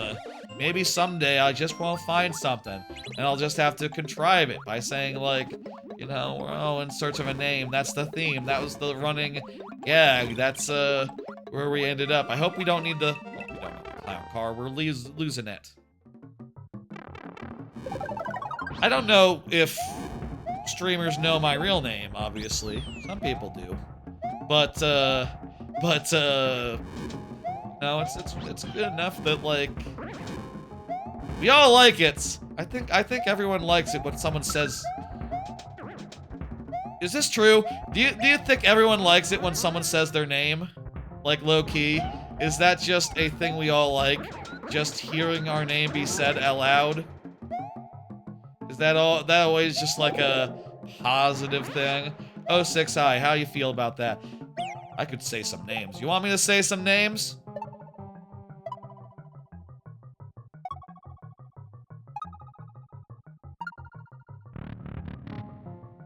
GOTY.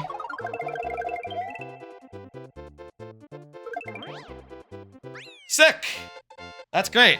Good job, Nathan Bailey. We were able to just barely get through. Jeez, there were times there where it was looking like, nah. It was looking like, yeah. Shoutouts are usually cool. Yeah, they are. I also like it. You know what I like, and I hope you like too? I like it when people say my name. Or when people read the message out loud, you know what I mean? Doesn't that feel nice when a streamer reads your message and responds to it specifically? I like that too. I do. That it always feels good, especially when they're, you know, swamped with, when there's like a whole bunch of them, you know? I can kind of read basically everything of note, but some, you know, they have to pick and choose, and it feels nice to be chosen. It does. We all know this. I think everyone here watching. I did like, you know what? We were talking about names. I do remember I said earlier, only you can submit levels.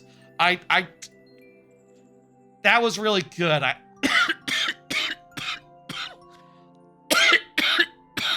I did like that one. That one has like a good cadence to it. It's hard to beat from pegging to expounding though. Let me think about it. You know, I can do those silly, the silly A/B testing, I think, now. If I really wanted to. I feel like at my size, the A/B testing is basically useless. It says, like, okay, you got, like, for your 5-hour VOD, which is uselessly long. Yeah, it's hard to know what pronouns to use for the folks. You do just kind of have to guess default, hope for the best, and if they specify, try to remember, for God's sake. So it's not an easy thing to do. Streaming is a hard thing. I've been watching a good amount of like Atrioc recently. He's been a streamer that I've been watching recently. I think it's very funny every time when he says that streaming is just the hardest job that there is. You know, what the fuck? Look at that. And making that argument as a joke. That's very funny every time. It's hard to stream. It's fun. It's cool. The editing is harder. Editing is definitely harder than streaming. There's like a bunch of other side jobs involved in the streaming process that's harder. For what it's worth. It's pretty easy to just sit back and say some dumb shit and talk with chat and have a good time. Like, that's the easy part. I could do this. I could do this more often, really, if not for the part where I have to deal with the thumbnails and the descriptions and the whole nine, you know, and the curation of short form content. Ooh, it's a whole lot. A lot of people default to he, him when they see me on the internet because they assume your name is Geo, because your name is Geo Indie. Gotcha. Okay, don't use he, him for Geo. They, them, she, her. Unclear. That's it. Whatever you prefer, of course, of course. I do think that like Twitch and YouTube both could really use something of a you know, Discord a lot of the time. A lot of Discords have like a dealer's choice. All right. Let's find a nice one. Get over this one trick. Lava Pow. Randomly random. Ooh, how about randomly random? Let's do that one. It's not that bad of a clear rate. Short level. Let's go. The Twitch and YouTube, I'll say, the hard thing is, as a streamer, like obviously the bigger you are, the harder it is to remember all the people that they're in there. They, them. Gotcha, gotcha. Don't use she, her either. Okay, I know people that are they, them. I do. Really, Twitch, I think this is kind of on Twitch, right? They really should put in like a option for a pronoun so that you know, so that you don't have to like remember as a Twitch streamer that possibly has like you know, hundreds of followers, you know? Like, there's people that are around every week where you can probably, like, get it down, lickety-split, or... Shit. We got it. But it's not really practical. And, you know, I think just remember we're all trying our best to remember. And, I'm not great with names in any case. You know, I watch so much anime. I don't remember, like, most of the characters' names. I just go by it on a contextual basis. Nice! That was very good. Jesus, that was like a 3% clear rate? We did it in 2 tries. Not bad at all. Couple tries. 3 tries after including the checkpoint. That was nice and easy, really good. You could try to guess based on chat. I feel like name is just the best way to guess, you know, just based on, like, oh, does it sound like a given name? Does it sound like a feminine name? I feel like writing style doesn't really vary that much between men and women. I don't know. I don't know how I would, and a gender as well. I don't know that I could really clock someone based on, like, how they chat. I guess I'm in very, like, video game heavy spaces where there's not that many people, there's, you know, a relative imbalance. And those who are there are chatting about the same shit and going ham on the same stuff. And, you know, it's not, we're all just people, you know, talking about games and shit most of the time. And I don't think I could nail someone just based on speech. Name and other indicators, that's like the main thing that you have to use as a clue. Or just, like, refer to someone by their name. That always just is a good cheat code as far as, like, you're never wrong if you don't make a stand. Thank you. That was real good. Scuffy. Let's do, Bomb Blue Boy, who I believe has been chatting, has been around, has been present. Bomb Blue Boy just did list, just did a checkaroonie, and just did an emote just now. Excellent. I do believe... You said, were you the one that said you weren't going easy on us? Or someone said, maybe that was a lot earlier. Let's do it. I appreciate y'all for submitting so many levels. And, someone had a hard one. I guess we have had some hard ones tonight. Maybe this will be a nice one. Bomb Blue Boy didn't say that. Okay. I'm just wondering where our hard-ass level was. You know, I feel like I was gonna get a hard-ass level. I watched the Master DS because the Master DS told me to watch the Master DS stream. See the problem? Well, you can see me, and you can know... Yeah, you're right. Using it multiple times in a sentence is difficult. But then you just write a different sentence. That's the key there. It is just over 1%. I think let's count it. Sure, let's be nice. Let's make it now. I think let's make it. Ooh, hey, Shadow the Hedgehog heads. Let's be nice from here on out. Let's make it so that 1% counts if it's has the 1 in there, not like below. I did say 1% or below, so that does imply 1.10. We'll say that's the case from here on out. I guess. See you later, Geo. Again, we're about to end, but, it's all good. I got a P-switch here.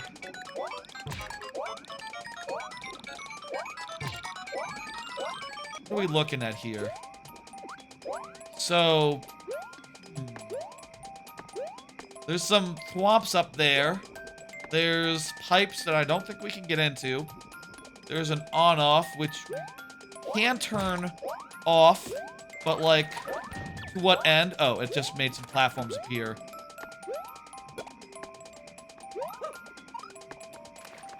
I'm gonna get rid of that and hope for the best.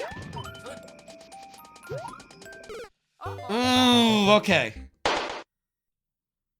I mean, I do think that there's a possible cheese there if you are able to grab one of those P switches. But if you don't, well, I guess if you don't, Oh, I know. You gotta wait until the P switch thing ends anyway, and that's when your platforms appear. Okay. So you'd have to do a cheese to make it so that, you had a way forward. Why do not why is not this thing? Okay, there we go. Oh, jeez. Okay, that's a coin. We don't need that. What? What? What? Oh. Okay. Why Z? Why Z on this? Oh, it's a trap to make you destroy that guy. I should have full jumped on him. Can you wall jump with a P switch? It's like an advanced technique. Honestly, it doesn't save you that much. It's not that bad to get through that part. Wait a minute. Platforms to the left. Can we spend 1 life checking checking these for no, we cannot. We need to make this last try count. I mean, I'll say 06i does have, I don't believe anyone's used their, subscriber benefits. No one has refreshed my lives. Shit! If, 06i wants to give us another 7 tries, that would be fine. It is 11 p.m. It's a pretty good time to stop. Oh, hey! A refresh from 06i. Hell yeah, okay. This is a subscriber benefit. Refreshes my heads up to 7. Let's, okay, here's what I'm gonna do. I'm gonna go one way and then the other way. And that way, I can, no, that's no good. Yeah, can't get up there. Okay. Cool. Cool. I do want people to use their good-ass subscriber benefits. The, Twitch subs, you know. They get, some pretty good benefits. They can even skip the line if they so please. Though, I feel like the, general Twitch sub does do the math there and realize that, the Express Pass does come with fewer lives, you know. You can either refresh for... You can either refresh and get, refresh your lives and get, 7, or you can get an Express Pass to get 3 lives, but you skip the queue. You know, if you're gonna be patient, and you're gonna watch anyway, the, refresh is a better deal.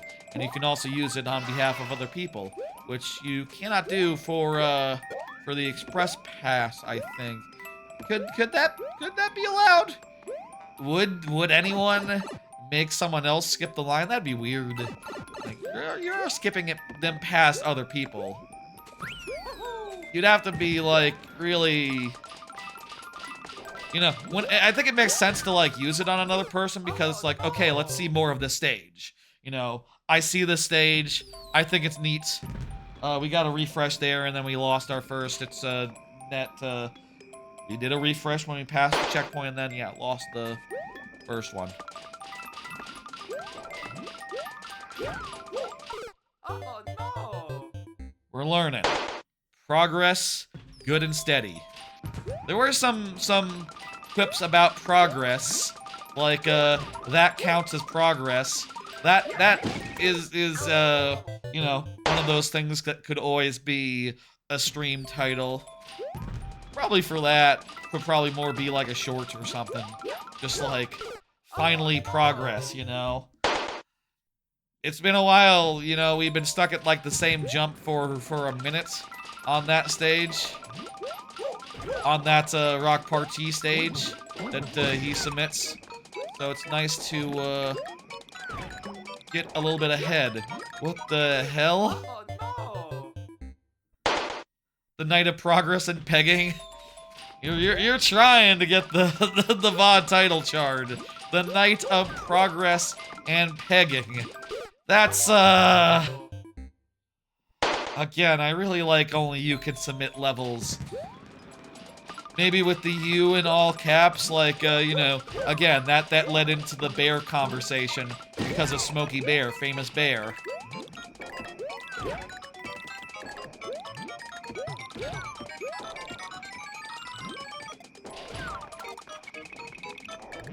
Huh? Huh? What?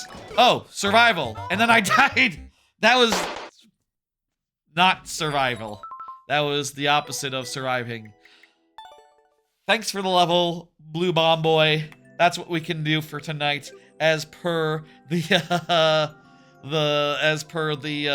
lightning round stipulations, and as per the additionally the refresh. Thank you for the level. That was quite neat and good. It is time now to end, to wrap up, to leave.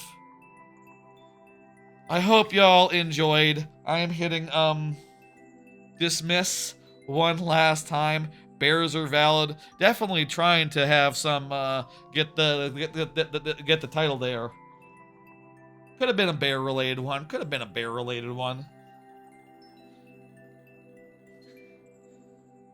So I'm surprised you didn't talk more about Smokey Bear during wildfire season. When is that? I don't think we have wildfires here in Texas. We have like winter storms. That's our natural disaster of choice. I'm just not as tuned into that. I mean, I guess I do remember when LA was on fire and like Hollywood was on fire. That seemed like a real bad situation. That would have been a good time to say only you can submit levels. But whatever. The night of progress and pegging. That sure is a phrase. That sure is a phrase. Folks, that's gonna do it for tonight. Let me go ahead and get real big. As I always say that, and I never make it into a whole thing. Texas does not have winter, but it does have winter storms, and they are natural disasters. They are bad for our electrical system. That is shit. And again, I don't think it's been that bad since the couple years ago one that was terrible, rolling blackouts, a week without power. Ooh, that was a bad one. Hopefully this year is fine. Hopefully this year it just doesn't snow at all. That's what we're all hoping for. Let me pull up the old schedule and say what's coming up. So lots of streams coming up. As I said earlier, Super Metroid Randomizer will be on Sunday at 2 p.m. I've not played that one before, but I've got it all set up, ready to go. It's all pretty nice. I'm using the Varia Randomizer, which is a specific variant that has custom skins and other quality of life type stuff. I will be playing as Dark Samus, so that'll be cool. That's kind of a connection to the Metroid Prime games and the Metroid Prime 2 randomizer I did last weekend. It'll be fun to play a Metroidvania game, I'll say. I am thinking about maybe doing Metroid Prime 4, like streaming the ending of that on stream, just to really update my opinion, but and just show like how much I'm hating it now, and just to laugh at the ending and that sort of thing. But unless Sunday goes really short and I'm willing to do it on Monday or something, I'll probably just do it off stream. And suffice to say, it's bad. It'd be fun to play it and then react to the ending and get my biggest criticisms out of the game out on a Metroid Prime 4 stream. That would be nice. That would be good. I'll think about it. We'll see if that works. Wednesday, I will be doing Splitgate 3, aka Arena Reloaded. I really do love Splitgate. Splitgate 2 was less fun, but it was still Splitgate, and this is looking like a return to form. It looks like they took out everything in Splitgate 2 that didn't work, and they're trying it again, second time in the year. And one last attempt to maybe be on the Game of the Year list. We'll see. Maybe a good short, but not YouTube style short. I mean, I got the ending. I got the point of no return ready. Like, I don't know. Does anyone know how long that is? If anyone can tell me how long that is. If that's like an hour, or if that's like 2 hours, absolutely could just do that real quick and shit all over it and have a good laugh at like where it all ends up and give my last thoughts on it as well. We'll see. I'll think about it. Then there will be viewer levels on Friday as per usual, and then the next week, look at the schedule here. a bunch of Game of the Year stuff, which I've described earlier in the stream. Going to be doing a bunch of like Game of the Year type stuff, revisiting all my favorite games of the year, which will not include Metroid Prime 3. Or Metroid Prime 4, sorry. Metroid Prime 3 is great. No shade to Metroid Prime 3. I love Metroid Prime 3, honestly. That'll be fun. Then top 2 will have their own separate streams, so I can spend more time with both of them. And then, by like a week and a half later, I'll have a full top 10 list that I'll reveal on the first stream of 2026. Also, Link to the Past randomizer and Paper Mario Thousand Year Door randomizer. If anyone's wondering, yes, I am punting on Half-Life 2 Episode 2. I think that would take more time than I want to do on a weeknight. I'm going to do that, I think, on President's Day next month. I'm going to do it on a day where I have off, where I can start early and finish before midnight. Let me see. What? I don't think Chrono Trigger will be long. Okay, so like an hour or two is what we're talking, maybe. That sounds that I could do that. That would be a good capper to the shit. We'll see. I'll think about it. We'll talk about it on Sunday stream, which I'm very excited for. I hope you are too. Let me see who I can send the Twitch people to. Who I can send the Twitch raid out onto. Let's see. Team Kayla is starting Resident Evil 2, OG Resident Evil 2. Could send you over there. Let me see who else is going. I do like raiding Team Kayla. She is cool. And always down for a raid. She has some very spicy Resident Evil opinions in general, so she'll probably say something that everyone like disagrees with generally. Ask her what Resident Evil game she likes most and what Resident Evil game she likes least. I'm pretty sure like the answers are not the traditional ones. We need to do some Resident Evil at some point. I need to do like Resident Evil 4 on stream.